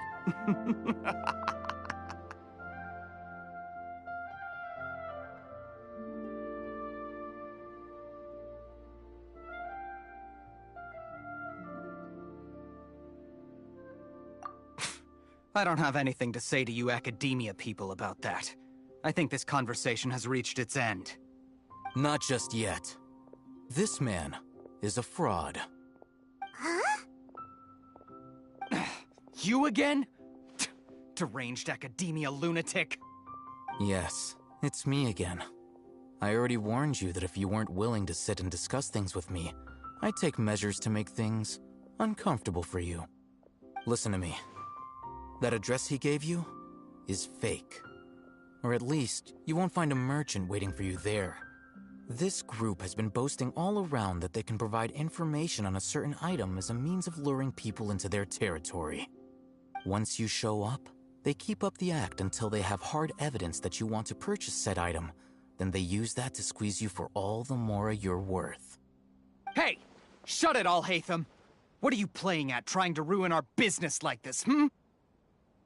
I told you the other day. I wish to discuss my terms with your boss. Ha! The boss made it perfectly clear that he won't negotiate with you. Yes, and in no uncertain terms. But that was then. It does not preclude him from changing his mind in the future. I'm warning you. Don't push us, or this could get ugly. We don't usually get rough with people from the academia because it just complicates things. For a lunatic like you, though, we might just have to make an exception. If you're suggesting that we escalate this from a verbal exchange to a physical one, I accept. After all, even the Archons used war to negotiate the ownership of Tevat.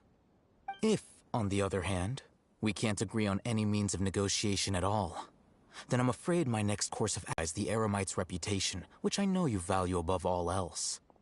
I am quite confident that if I began to take such action, your boss would willingly approach me himself. However, I fear that by then, some things will have happened that cannot be undone. Also, a word of advice. I suggest you tell your boss exactly what happened here today. Otherwise, he might blame you for not telling him in the future. What did you say? Consider this. Have I ever failed to follow through on my word in the past? This guy is really out of his mind. Okay then. If you really have a death wish, let's meet a week from today. The pier in front of the Pharos Lighthouse, 4 o'clock in the afternoon, sharp. Don't expect us to hold back. Not so fast. First, you return the 500,000 mora to them.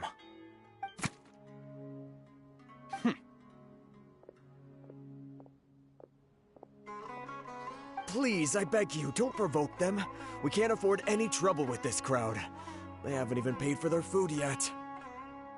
Ah, Mr. Iman. There appears to be fewer staff in the restaurant recently. This wouldn't happen to be because they're all busy spreading the word to the students, would it? Well... Someone who chooses to do business with a group like that really can't afford to get so flustered the instant someone confronts them about it. Consider the meal compensation for our silence. I'd say you're getting an excellent deal. Whoa, did you see that? He not only got us our Mora back, but sent the Amorites running too! Plus, he seems to know a lot about what's going on around here. Let's catch up with him and ask some questions! He went that way! After him! Oh, so then what happened next? Welcome.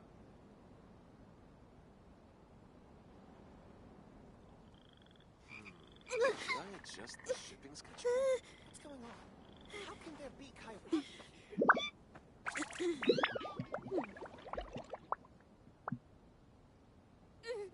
Why does it have to be this way?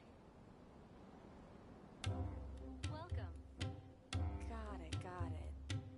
Oh, so then what happened next? Should I adjust the shipping schedule? What's going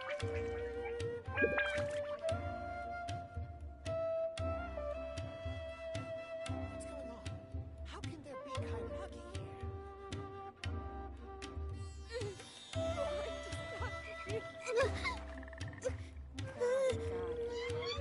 Oh, so then what happened next?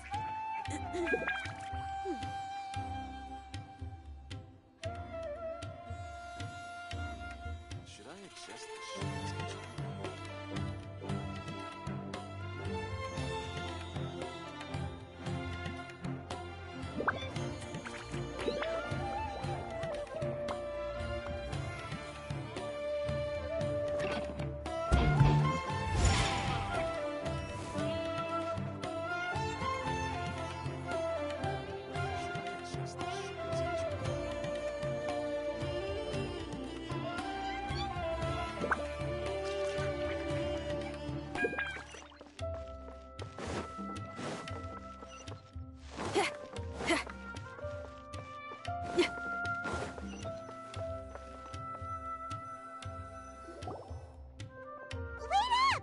It's Alhaitham, right? What do you want?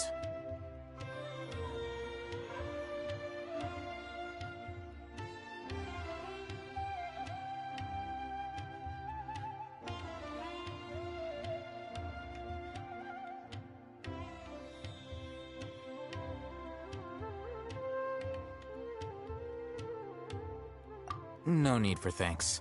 My goal was to get to them, and you two gave me just the opportunity I needed. We're even.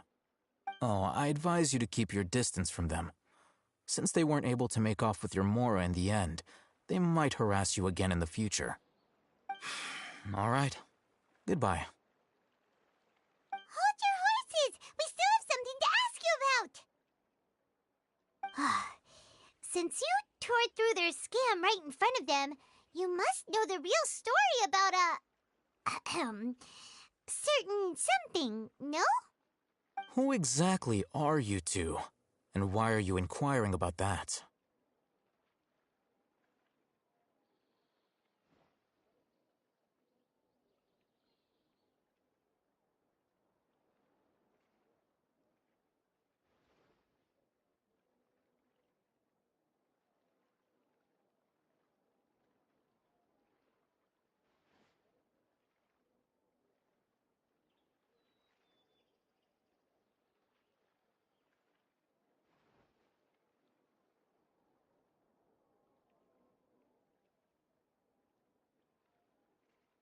A student. Right. Look, you should know that those thugs conducting business with you had nothing to do with your lie.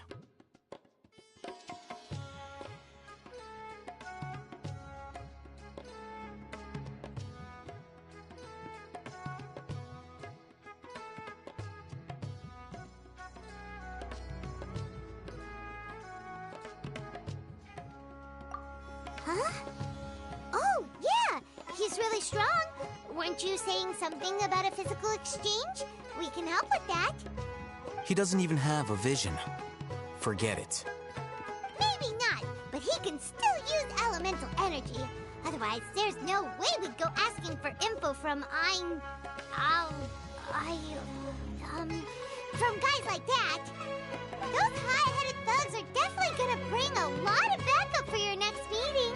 Even if you don't go alone, you won't regret taking us with you.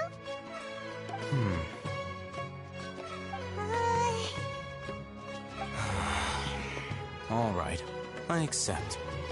Got a pen and paper? If you're searching for someone who sells that kind of merchandise, I'll give you one of their addresses, and you can try your luck. We'll reconvene at the appointed time by the pier. It doesn't matter if you show up or not. So, since you were happy to give us this merchant's information, does that mean you can tell us exactly what we're after? You were willing to part with 500,000 Mora for something and you didn't even know what it was? Okay. Well, if you truly are as skilled as you claim, then you can beat the answer out of them when they become hostile. Look, if you've been making inquiries, then you have to know something by now. Tell me what you know so far, so I don't waste time repeating information. We know it's connected to the academia somehow, and that not only do the Eremites deal in it, but some students want to get a hold of it too. What else?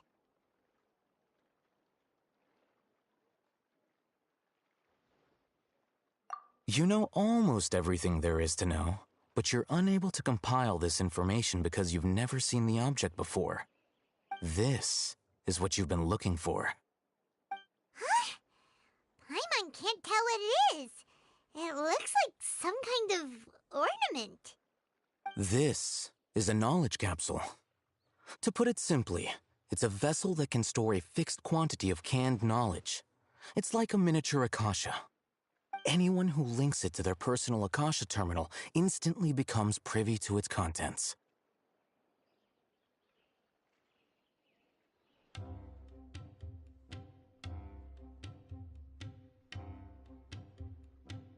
Correct. Anyone. Unlike the Akasha, which heavily regulates who can access what information, knowledge capsules confer their contents without any requisites. That's amazing! It's essentially a convenient and harmless vestibule for knowledge. Unfortunately, it's illegal in Sumeru to privately possess or trade them. They were created as a means for scholars to transfer knowledge gained from Irminsul into the Akasha, and are intended to be destroyed immediately after use. But despite strict regulations, some of these knowledge capsules will always escape destruction. After all, there will always be those in this world who are dissatisfied with life as designed for them by the Akasha and wish to change their fate. Over the past century, a wide variety of canned knowledge has been leaked from the academia. Now, in Port Ormos, the valuable ones are a means to Mora for the Eremites. Meanwhile, those which the Eremites deem to be useless to them occasionally prove useful to the common citizens and hapless academia students. Well, I think that about sums it up.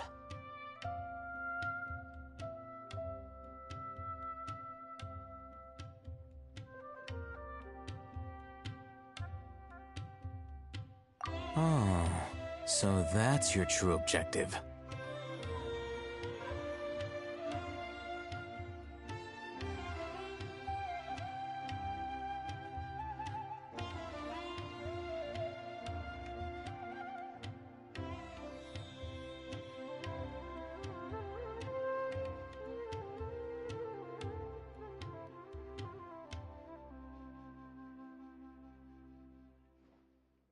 With our current arrangement, I don't believe I can offer an answer.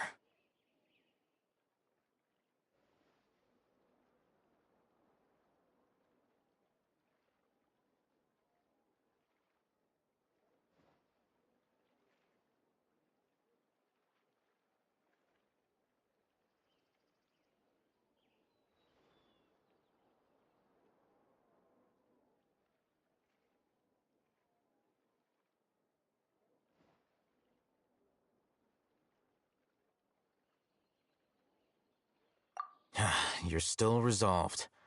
Fine. Let's talk somewhere with fewer people.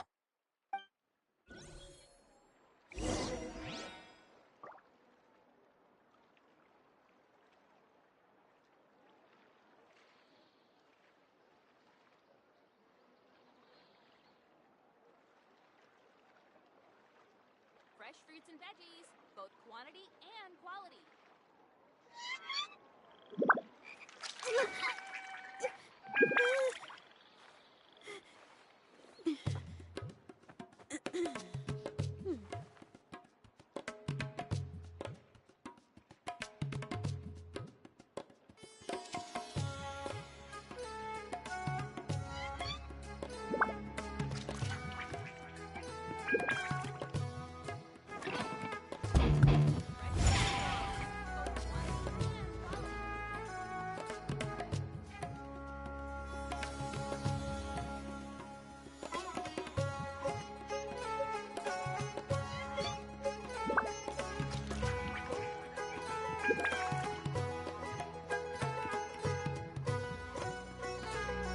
If there's fire in your soul, you gotta rock and roll.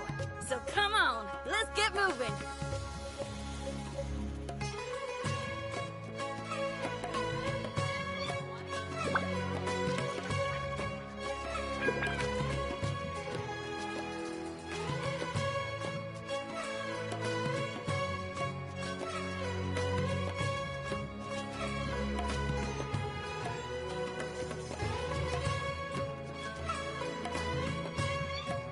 Whatever's going on over there looks pretty rock and roll to me.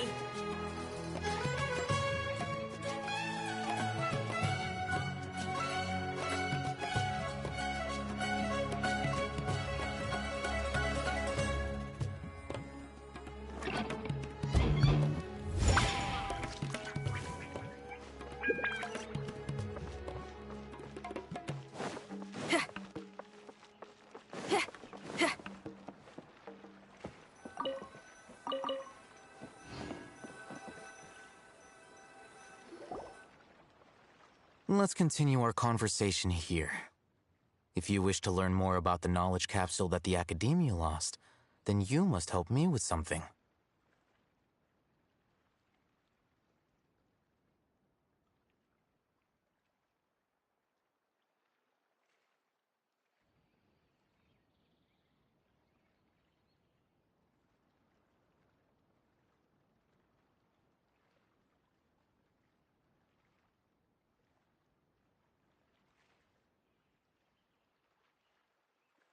I need you to find someone named Dory, a traveling merchant. Unlike the peddlers who hawk inferior knowledge capsules, she often has quality goods in stock. Some say that as long as there is profit to be made, there is nothing she won't dare to sell. She's guarded against people from the Academia because most of her wares don't comply with Academia regulations. I think she blacklisted me. I met with her informant, but it soon became clear that they had no intention of letting me get any further. Become one of Dory's customers and earn her trust. This is my condition for further collaboration. Why do you want us to meet with her? Until you complete this task, you don't have question privileges. Fine. So how do we go about doing this? You two are outlanders who haven't been here for long, so Dory should view you as safe clients. I'll give you the informant's address and their contact password. Beyond the password, though, I have no way of knowing what other tricks she might have up her sleeve. You'll have to improvise. This is kind of nerve-wracking. The true challenge begins after you meet her. She has a keen nose for Mora and a shrewd eye for wares, and she only likes customers who she deems to have good taste. I'll prepare some funds for you. Buy her highest quality wares and earn her approval. What? We only just saw a knowledge capsule for the first time! We don't know how to tell which ones are good and which ones are bad. Is that something we can learn quickly? That's true. Have you two heard of elemental sight?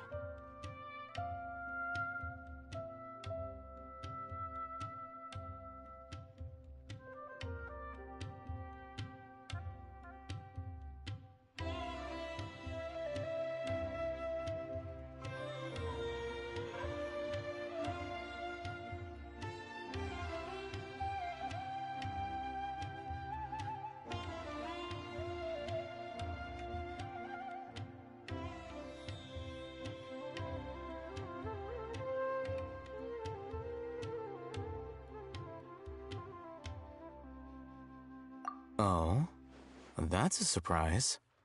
Guess I'll have to hold you in higher regard. Anyway, that ability should resolve your issue.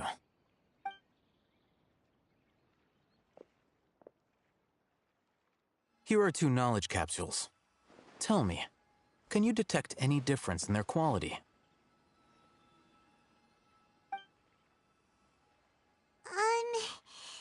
They look the same to Paimon. Try inspecting them with elemental sight. How'd it go? Did you see anything?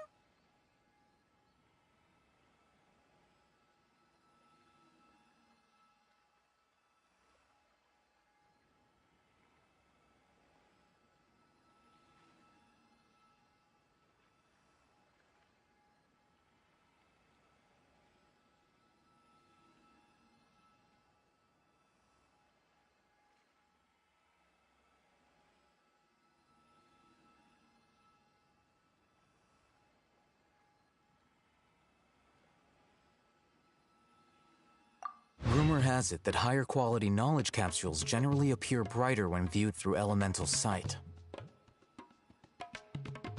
That's because knowledge originates from Irminsul, the root of Dendro power itself. The more powerful the knowledge, the richer it is in Dendro energy. However, some canned knowledge with a high concentration of elemental energy is of little use in contemporary times, so those capsules are of little value. Using elemental sight is merely a stopgap measure, but it should suffice for earning Dory's trust. That sounds pretty impressive. Here's a sheet with the informant's location and contact password, and here is the Mora for purchasing canned knowledge. Don't be cheap. You'll need to spend to catch Dory's eye. If there's any more left over, just keep it. Oh, and be sure to exercise some caution. There have been Matra present in Port Ormos lately. Your efforts will be for naught if they catch you. Matra?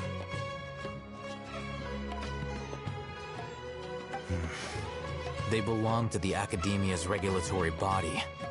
They also handle cases of illegal canned knowledge transactions. Like I said, the Academia has banned both their trade and possession. The Matra are razor sharp. You're in for nothing good if they lock their sights onto you. If you two want to back out, now's the time.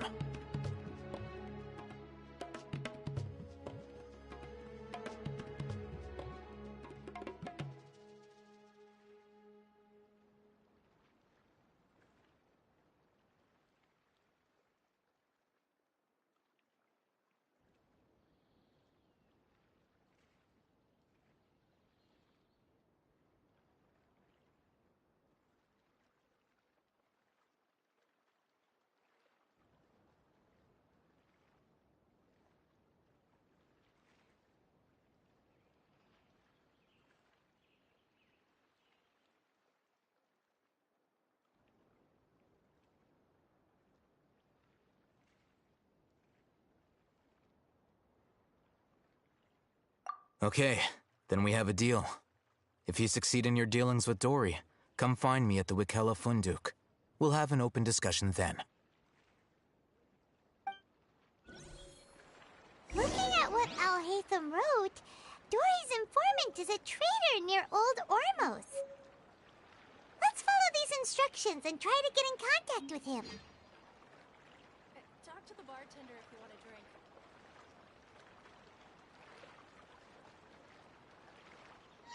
If there's fire in your soul, you gotta rock and roll.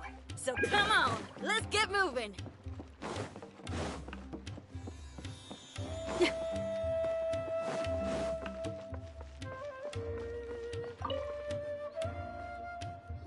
Hello. What are you two looking to buy?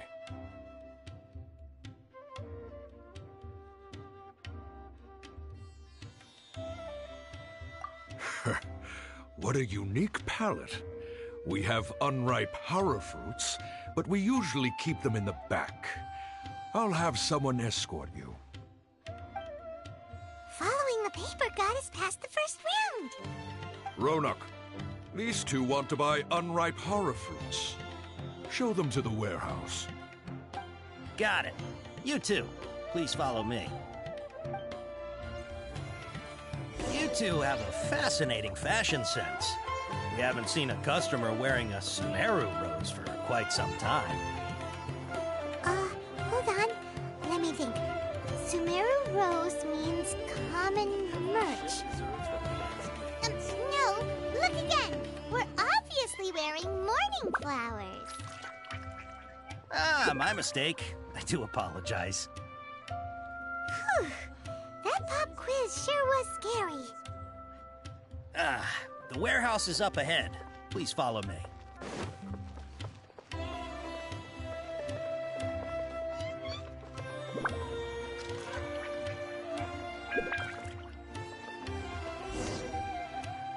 Before I retrieve your products, I need to confirm a few things. Please forgive me, but we may not have sufficient stock for you today. Earlier, many of our hara fruits were taken by mice.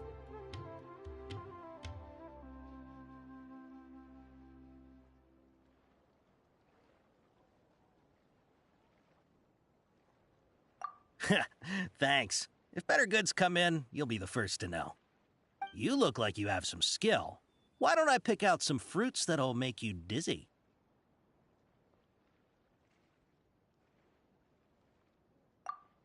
Yep, that's the right answer.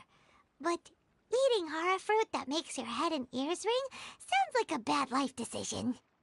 Would you like your hara fruits to be packaged in the Sumeru City or Port Ormos style?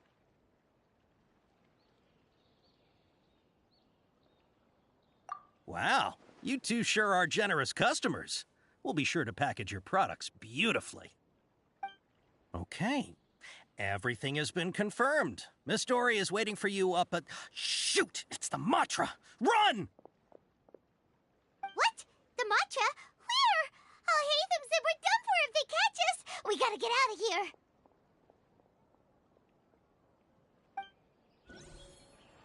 We don't know this area, so let's follow that informant.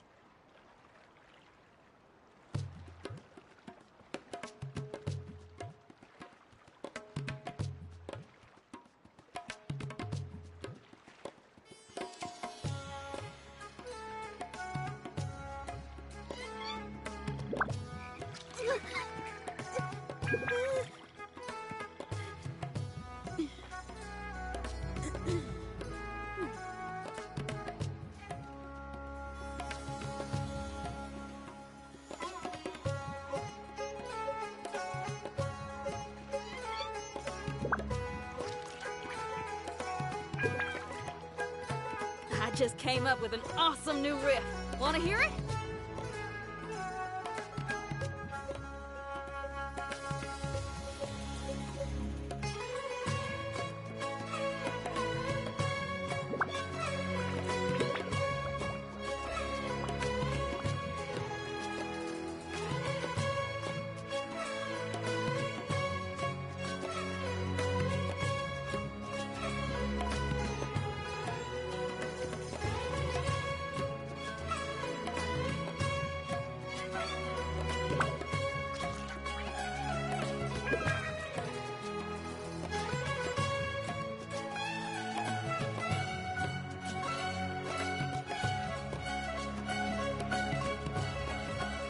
Whatever's going on over there looks pretty rock and roll to me.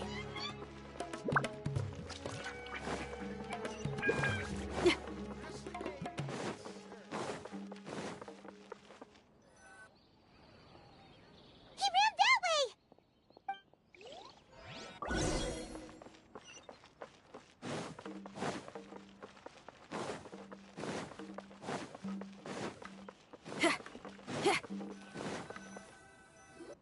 Look, he's over there.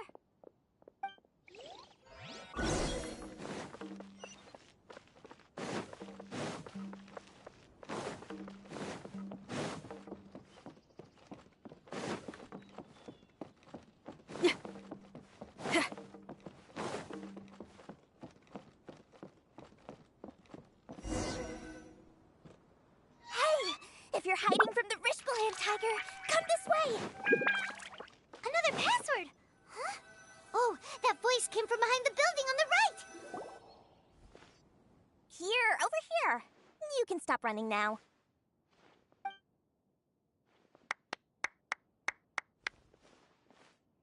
So you were the one who was calling out to us just now. But, are we definitely gonna be safe here? These two good customers wish to buy some horror fruit, Miss Dory. And if there's nothing else, I'll just excuse myself. Oh, very good. Thank you. Huh? Wait, you're Dory? Paimon sure thought you'd look a whole lot scarier. Hey, what are you trying to say, Princess Pea-Brain? I can be scary enough when I need to be, believe you me. If you don't watch what you say, then you can forget about doing any business. But it seems you two have actually done pretty well so far. Not only did you manage to find the informant, your reaction or anything, but I bet my Mora that you've been involved in some shady dealings, haven't you? Paimon's not sure if that's supposed to be a compliment, but we'll take it. I can't risk doing business with people who start huffing and puffing after just a few paces, no matter how much Mora they might have. Not only will they get caught by the Matra, but they'll also get us into trouble. As decent folks trying to run an honest business, we don't need any of that. Wouldn't you agree? So that's why I prefer to have customers like you. It's your first time here, but don't worry, I won't ask too many questions. Even if you wish to buy enough knowledge capsules to decorate your house with, please knock yourself out. As long as you have lots of round, shiny Mora, then we're all good.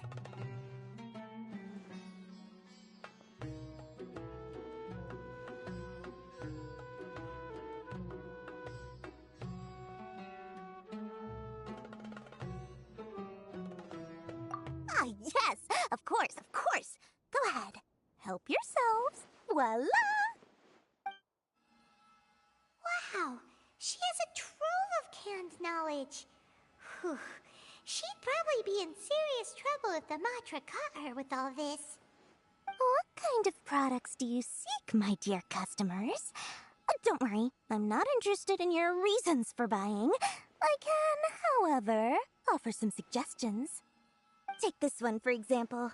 An analysis of the sociological ideology and dialectics of the Hilichurls. Only 3 people in all of Teyvat have ever studied it, making it extremely rare. It's on sale now for 350,000 Mora. Yeesh, who would want to be an expert in that topic? Or how about the architectural styles and construction methods of Teyvat in the early Archon War period? With this one, you can become an expert in historic architecture preservation and find an excellent, well-paying job in nearly any nation. Ooh, now this sounds like it could be useful. 2 million Mora, and it's yours. No discounts. Whoa! That's a lot of Mora! Of course, you are free to pick whatever your heart's desire. The contents and price of each knowledge capsule are indicated in small text on the body of each one, down at the bottom. Alright, let's try the method that Alhaitham mentioned.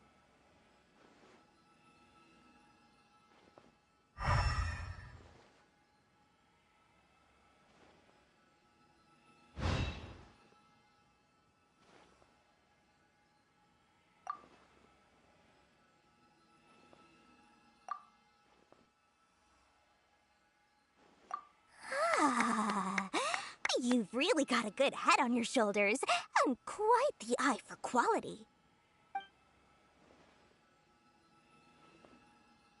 We'll take these, please and thank you. My, oh my, you are blessed with a taste for both the exquisite and the extravagant. Customers like you are a rare breed. 1 in 100. No, 1 in 1,000 even. Listen, I have a special offer for you two. If you spend just 100,000 more, you can pick any knowledge capsule of your choice up to a value of 1 million Mora. Say what now? Hey, did you hear that? Spend another 100K and we get a capsule worth a whole million!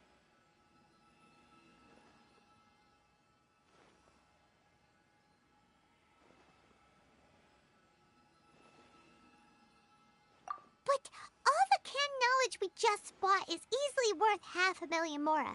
If we spend just a little more, we can get something worth 1 million Mora. Isn't that a fantastic deal? Think about it. We've gone to all this trouble to get this canned knowledge. And so far, everything we bought belongs to Alhaitham. Aren't you even the least bit curious about how this whole canned knowledge thing works? We're talking instant knowledge here. Don't you want to try it yourself?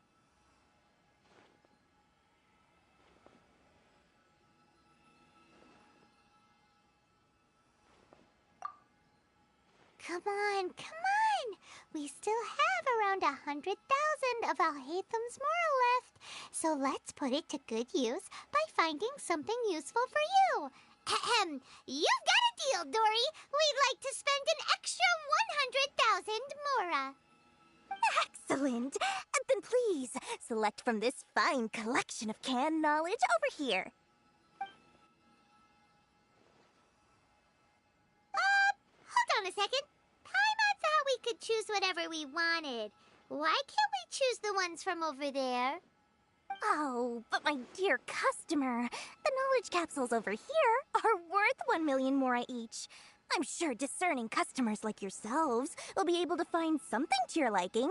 Please, take your time. Uh-oh, Paimon has a bad feeling about this. Let's use Elemental Sight again to check these.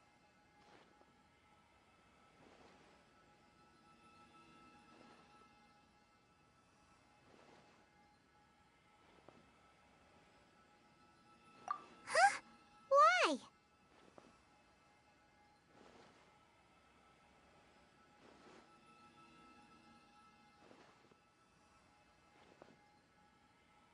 Hey, we're getting a capsule worth 1,000,000 mora here.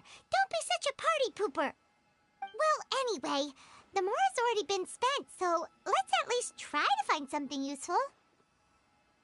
Let Paimon take a look here. An introduction to traditional Sumeru brewing techniques, the art of growing spices, an overview of ancient runes. Oh, how about this one? Sword Fighting Techniques 8. Not sure we'd ever find volumes 1 through 7, but at least this knowledge should be useful, right? Let's go with this one.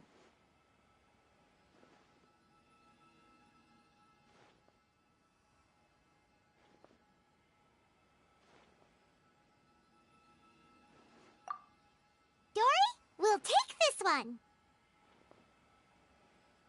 All right, very good.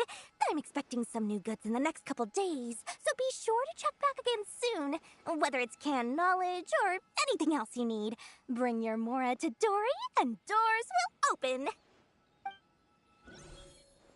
Our dealings with Dory went smoothly enough. Let's head to Wakala Funduk and meet up with Alhaitham. Hopefully now he'll finally tell us about what the Academia lost. Trust me, I'll find you your perfect color.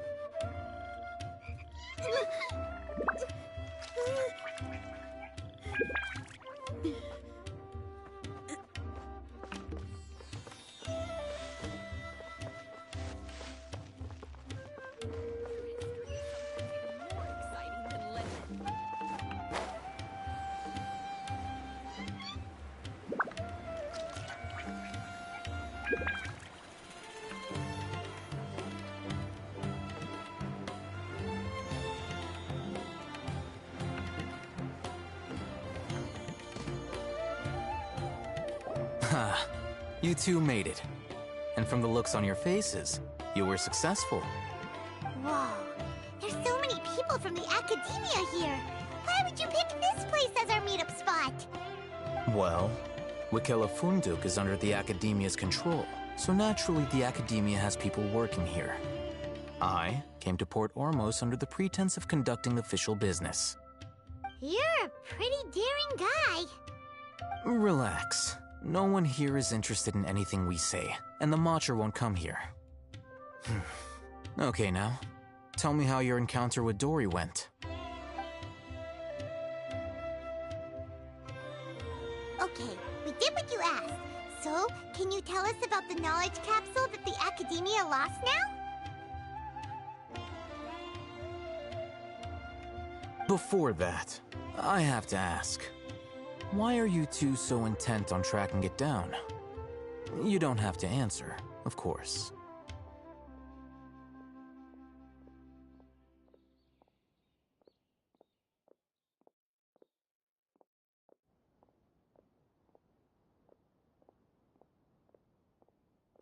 Yeah, he just wants to meet the God of Wisdom and ask her about something important. We've been in Sumeru for a while now, but we still haven't found a way. When we heard that the Academia had lost something that might be related to the gods, we came here in case it turned out to be our lucky break. In that case, you're on the right track. A short while ago, the Academia lost a knowledge capsule in the desert. It's supposedly a divine knowledge capsule. Use it, and you'll gain the wisdom of the gods. Wow, there's really such a thing as that? Hey, if we find it, do you think we could learn how to meet the Dendro Archon? Ooh, or how to find your sister? I highly doubt it has any mystical properties, but it does indeed exist. And it's right here, in Port Ormos. So, where exactly? That's what we need to find out next.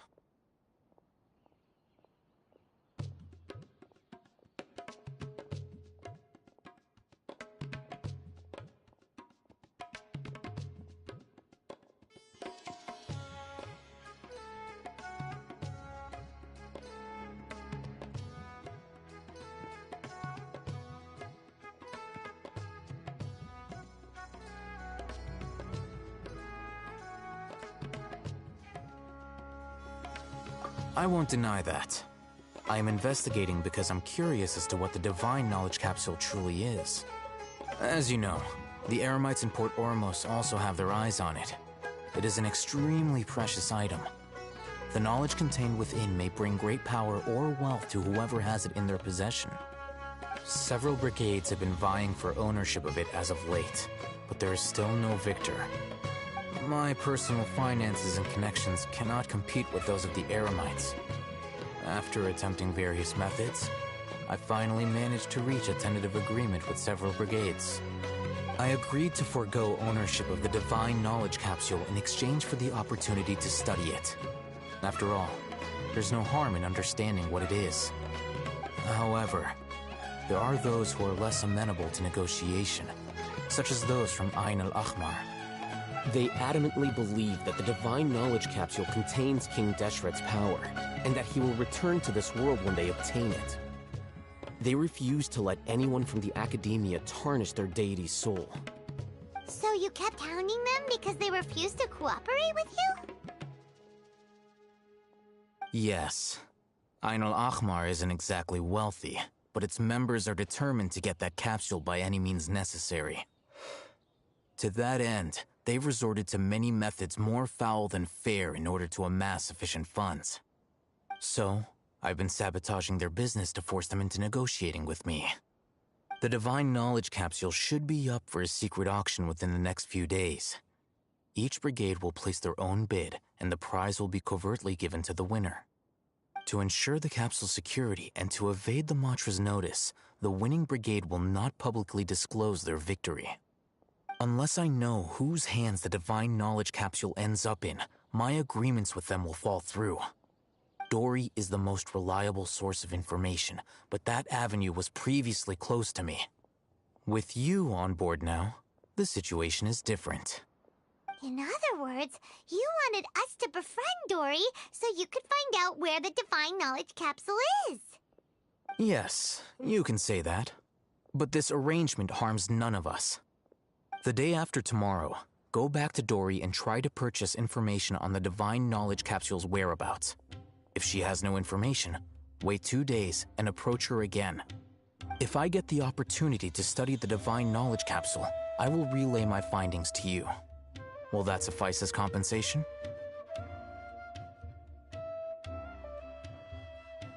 Okay, then we'll meet up in 2 days. Alhaitham, before you go, we actually bought a knowledge capsule for ourselves, but we're not sure how to use it. You two want to try using a knowledge capsule? Sure, I can teach you. Doing so right under the Academia's nose is a bit problematic, though. What do you say we head to the outskirts of town?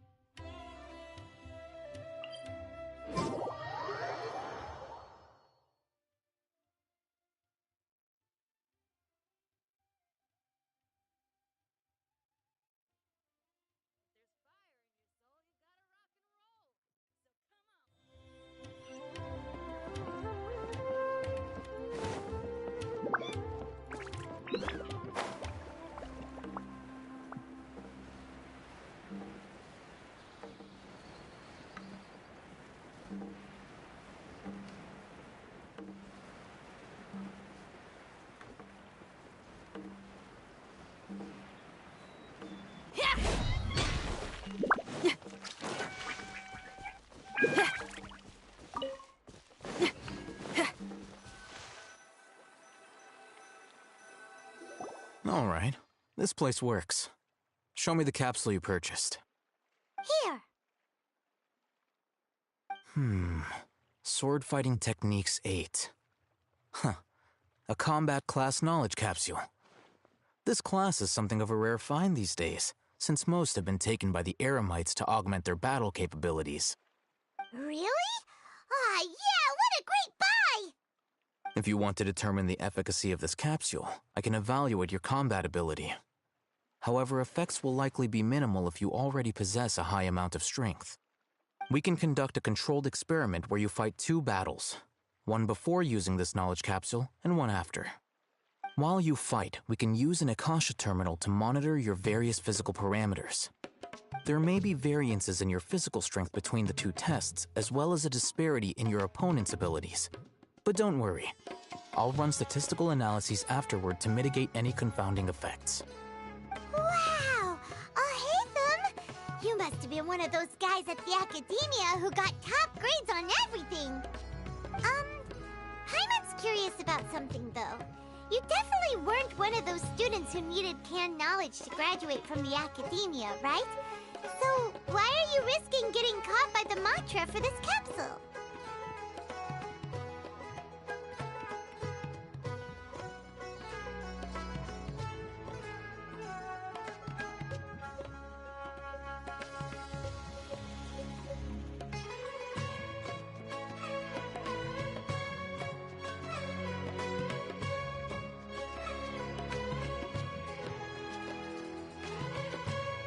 When you are unable to understand a researcher's actions, most cases can be attributed to curiosity. This is but one theory. Sounds like you're trying to avoid the question. All right, let's begin the test. Just fight as you normally do.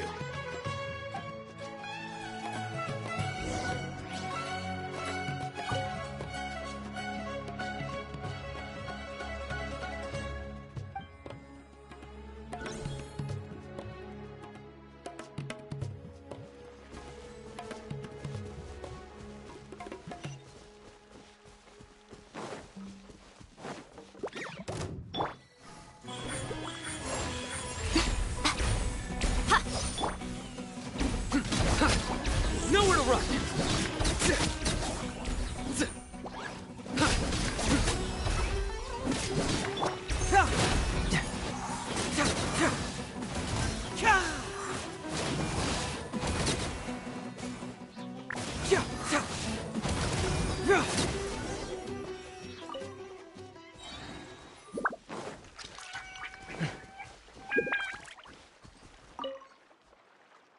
All right.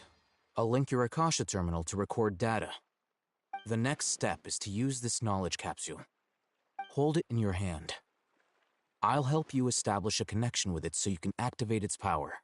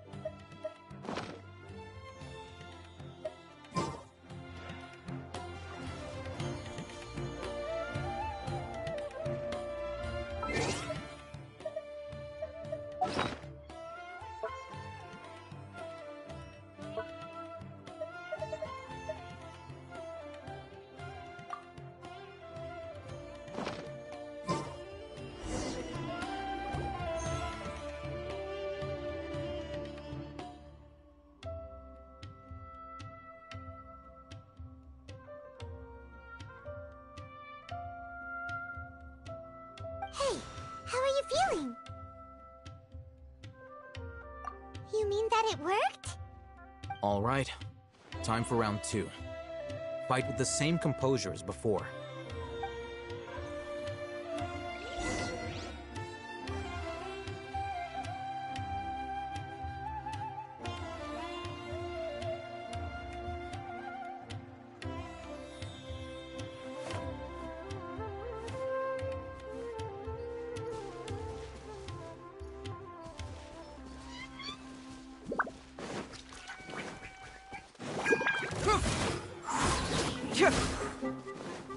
Come on out. Right here.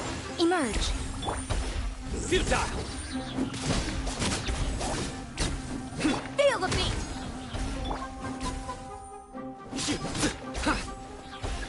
Surrender! Through me, justice is served! Your penance is due! Guilty!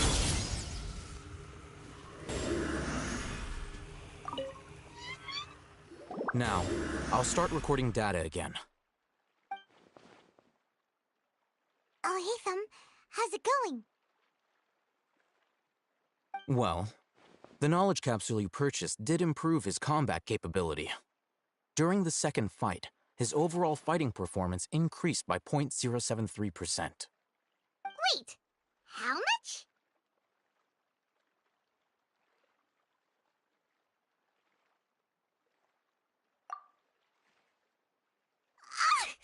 Dory's such a jerk! She totally scammed us! 1 million mora?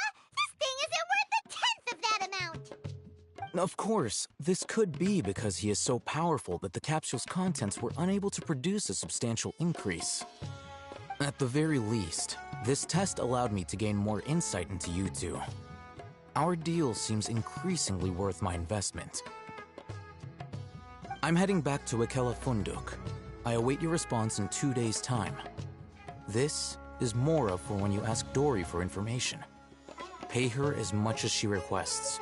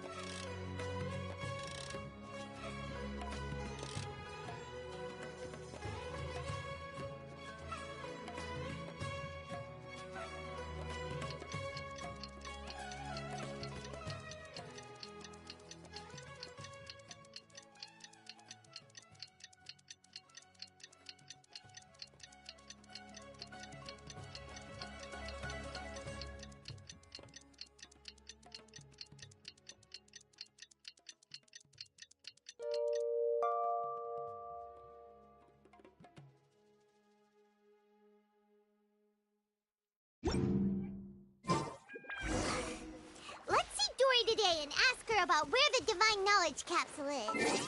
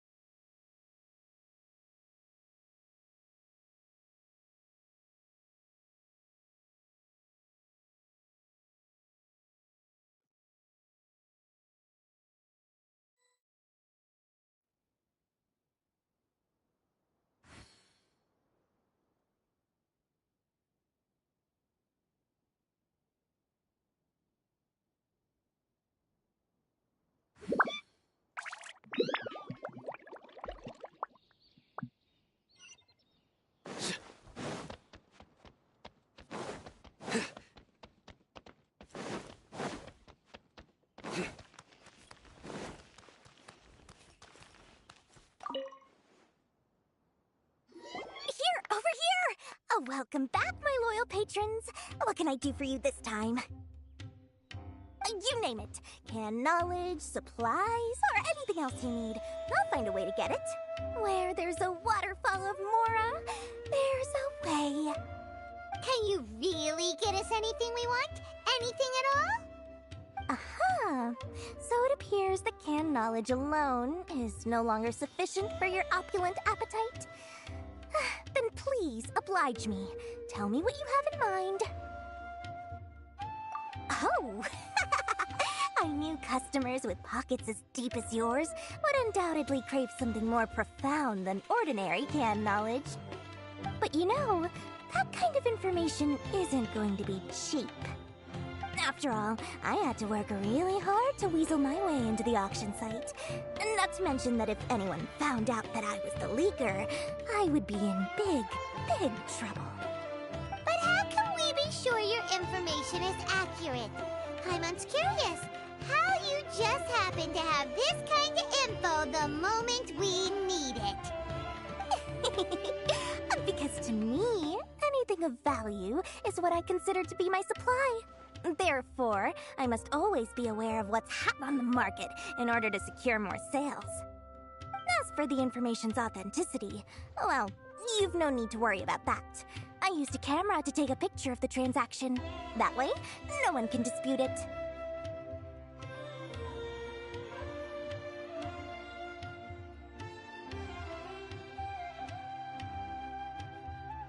It's always a pleasure doing business with such sterling patrons.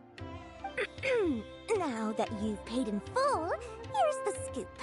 The Divine Knowledge Capsule was purchased yesterday by a certain Misery, the leader of Ain el Ahmar. Ain el Ahmar? You mean the Eremites who worshipped King Deshret? Ah, so you're already familiar with them. The group has done everything in their power to obtain the Divine Knowledge Capsule. After all, they believe it contains the power of King Deshret.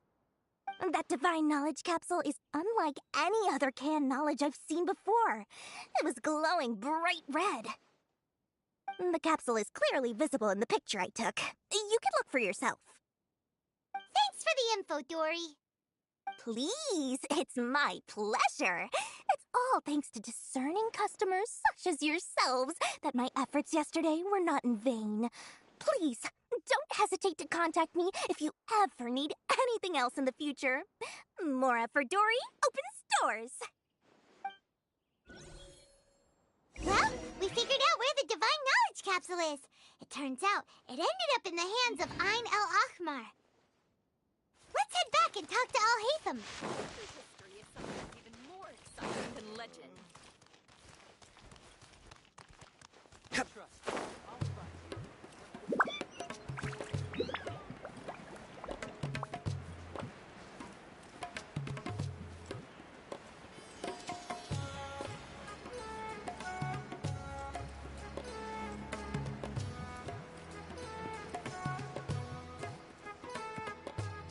Al-Haytham, we got the info you wanted.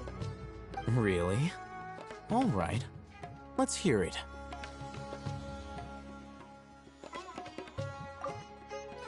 Dory even gave us evidence to verify the intel. Have a look. Huh, look at that. Clear as day. They must have taken some guts just to infiltrate the scene of the Eremites' transaction. But then to get close enough to take a picture like this. Bold move, Dory. Very bold move. All right. The person in this picture is indeed Misery, the leader of Ain el Ahmar. And the glowing red capsule he's holding appears to be the Divine Knowledge Capsule. In which case, if we play our cards right, when we confront them next week, we should be able to force them to show their hand. At first, Paimon didn't get why you were provoking these Ain el Ahmar guys. But now, it sort of makes sense. Everything's playing right into your hands. After we defeat them, we can finally have a serious talk with their boss and get them to lend us the Divine Knowledge Capsule. Thank you for your time and efforts. Take a few days off while I make some preparations. Let's meet up again on the afternoon of the arranged date, 3 o'clock sharp.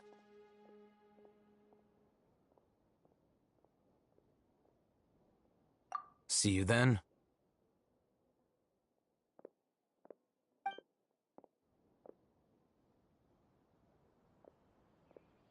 Alhaitham sure is taking his time. Where could he be? Oh, there he is. Sorry to keep you waiting. Let's head to the pier in front of Pharos Lighthouse. Yep, let's go.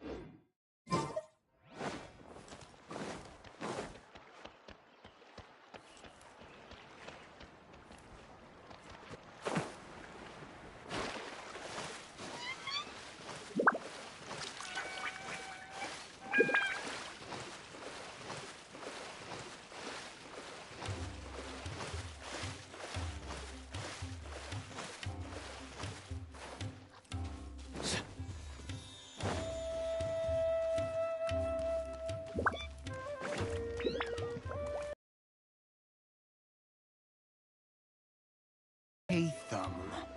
I knew you were crazy, but I didn't know you were crazy enough to actually show up. It was I who demanded that these negotiations take place. I was more worried that you might go back on your promise. But to your credit, it appears that you're sticking to your word.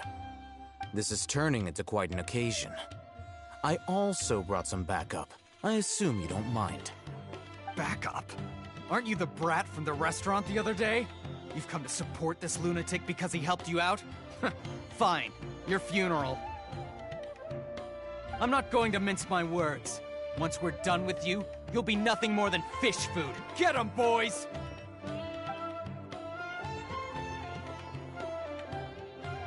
Uh-oh, here they come. Good luck, you two.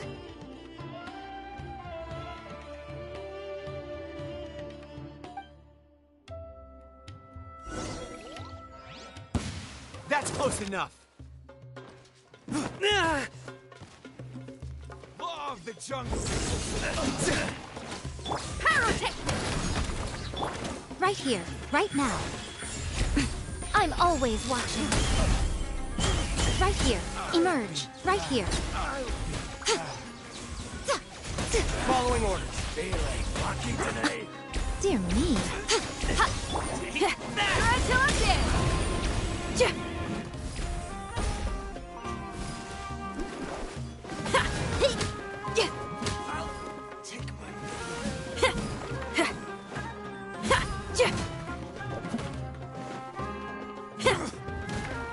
Feel the beat.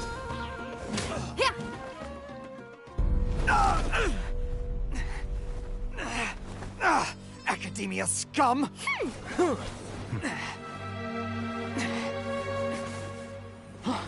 Boss! Finally! Did you use it? Great! Now we can...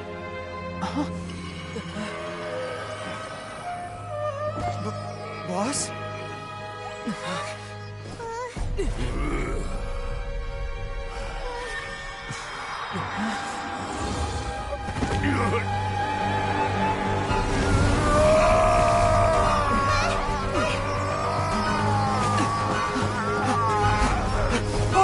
Boss!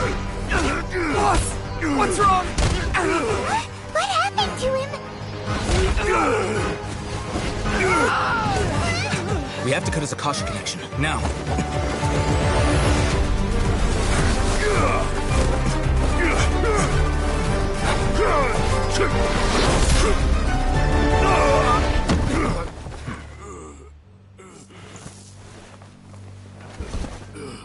Target acquired. Arrest him.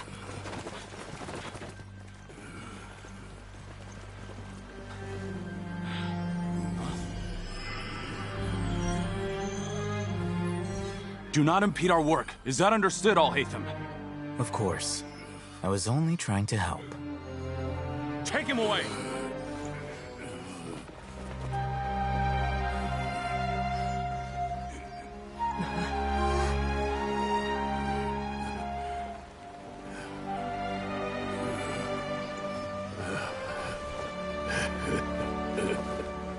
World, forget me.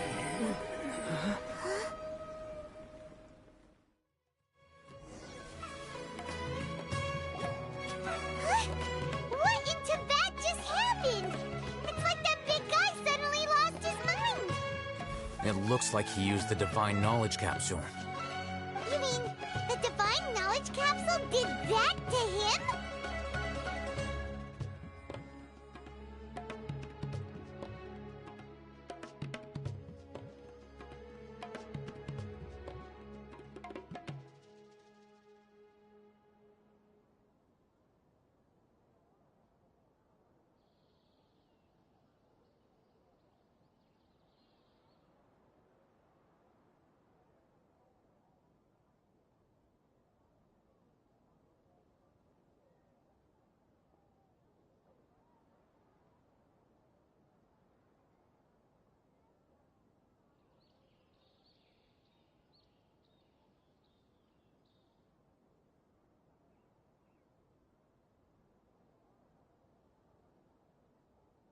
Oh, yeah. You mean how some researchers go insane after getting knowledge from Irminsul? I've heard of numerous incidents of researchers in Satyavada life going insane. The state that man is now in suggests that this is a similar situation. This Divine Knowledge Capsule does appear to be linked to the gods, but beyond that, it doesn't seem anything like the rumors suggest. Possessing it doesn't grant you divine wisdom or power. Did you hear what he said? World, forget me. What could that possibly mean?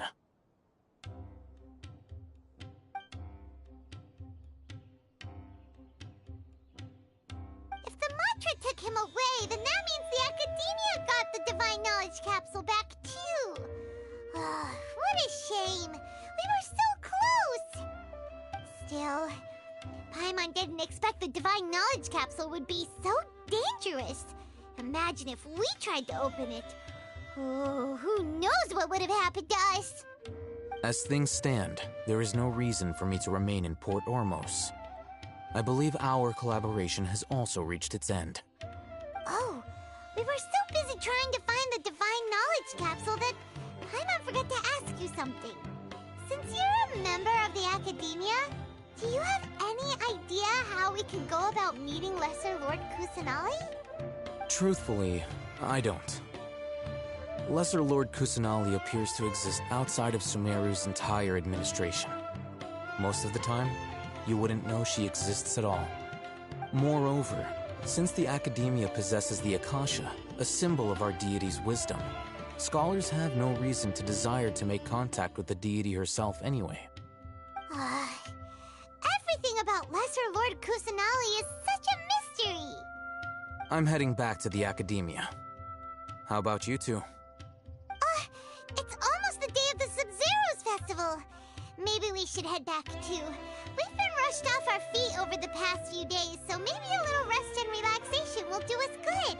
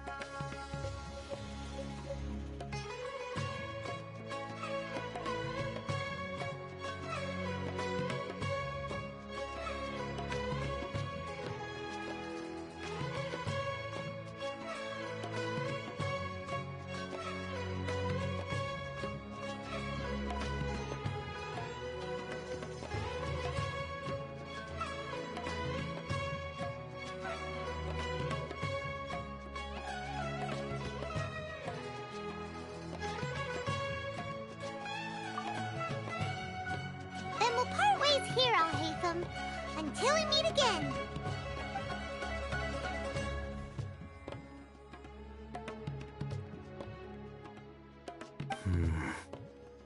Now, do I deal with this thing first? Or should I produce the report that the higher-ups require?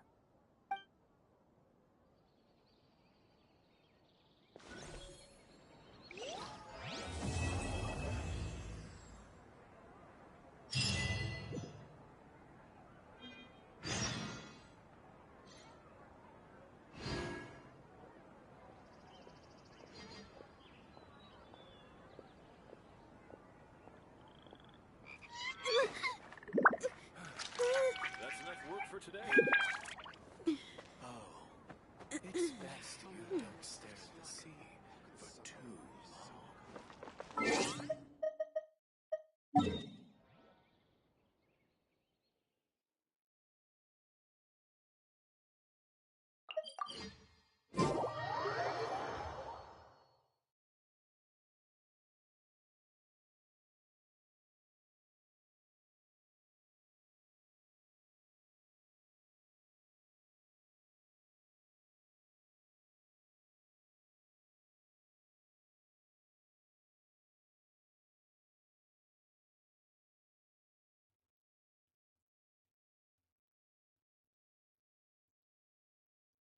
We didn't miss the Sub-Zero's festival, right? Let's hurry and find Dunyarzad. Paimon thinks she must be around the Grand Bazaar, since she showed us around there last time.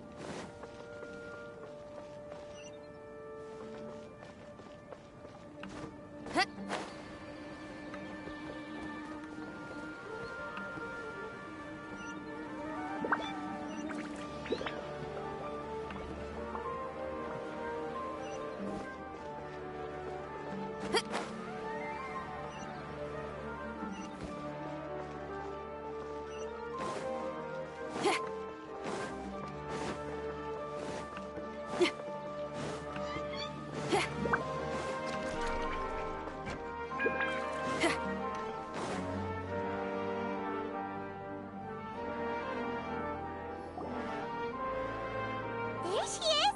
Dunyarzad, we're back! Just as promised, Traveler and Paimon. I'm so glad that you two came back to celebrate Lesser Lord Kusanali's birthday.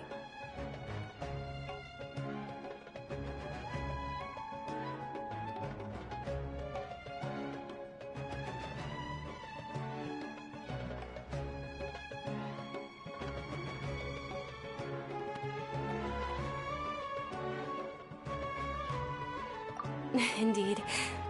The festival's tomorrow. We've been preparing for so long that I can't help but feel a little nervous. There's no need to be nervous. Paimon's sure that Lesser Lord Kusanali will feel everyone's gratitude. Thanks, Paimon. I hope that everyone who comes to the festival will also have a good time. Speaking of which, did you manage to make your way to Port Ormos? Discover anything over there? Of course we went. A lot of things happened there.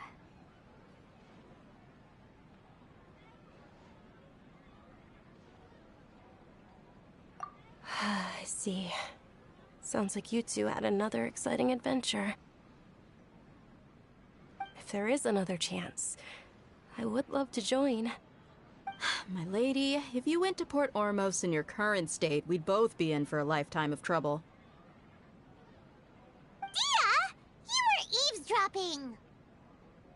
It's called covert protection. Keeping an ear out for what's going on around my employer is part of the job. It's all right, Dia. I merely said I would like to go. I know better than to think my body could handle it. The festival's tomorrow. I've been doing nothing but causing trouble for you. So Dia, please take some time to relax. I'll be fine. Even when you put it that way, it still doesn't feel right. Don't worry, my guardian knight. Okay, fine, but only tonight. Tomorrow's a big day, and many no-good scumbags are gonna try to take advantage of that.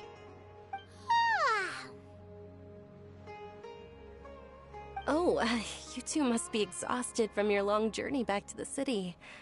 My apologies for not realizing this sooner. I've already prepared a room for you to rest. Please follow me.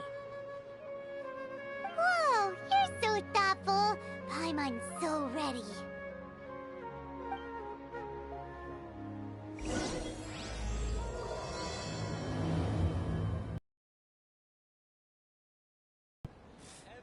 What's so great about Snezh toys anyway? Welcome. Get your spices here. We've got all kinds. I've got great food and great drinks for everyone.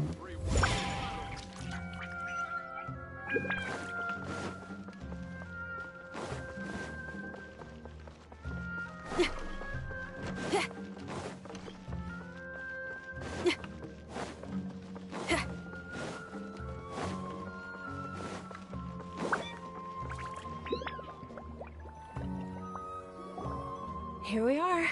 It's also fairly close to where I've been staying. It looks really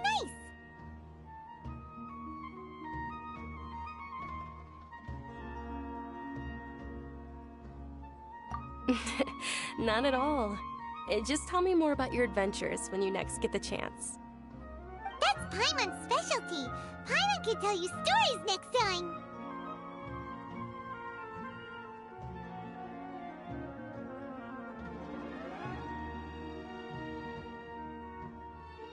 Oh, if you don't mind, how about we all walk around together tomorrow?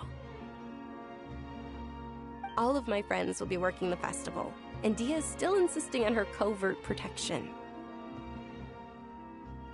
Yeah, it'll be pretty hard to relax and enjoy the festival if Dia's constantly hovering over you, right? Then let's meet at the nearby bazaar first thing tomorrow morning. Have a great night. It's a deal. Good night, Dunyarzad. I may be too excited to fall asleep tonight. See you tomorrow. Paimon started to really look forward to the Sub-Zero festival too. Will there be lots of yummy food? Oh, no. Thinking about food is just gonna keep Paimon up all night. The earlier we sleep, the better. Let's go inside, traveler.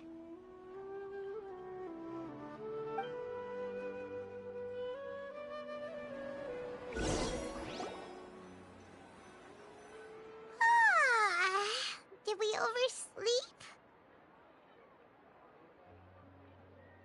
We should go meet Dunyarzad right away.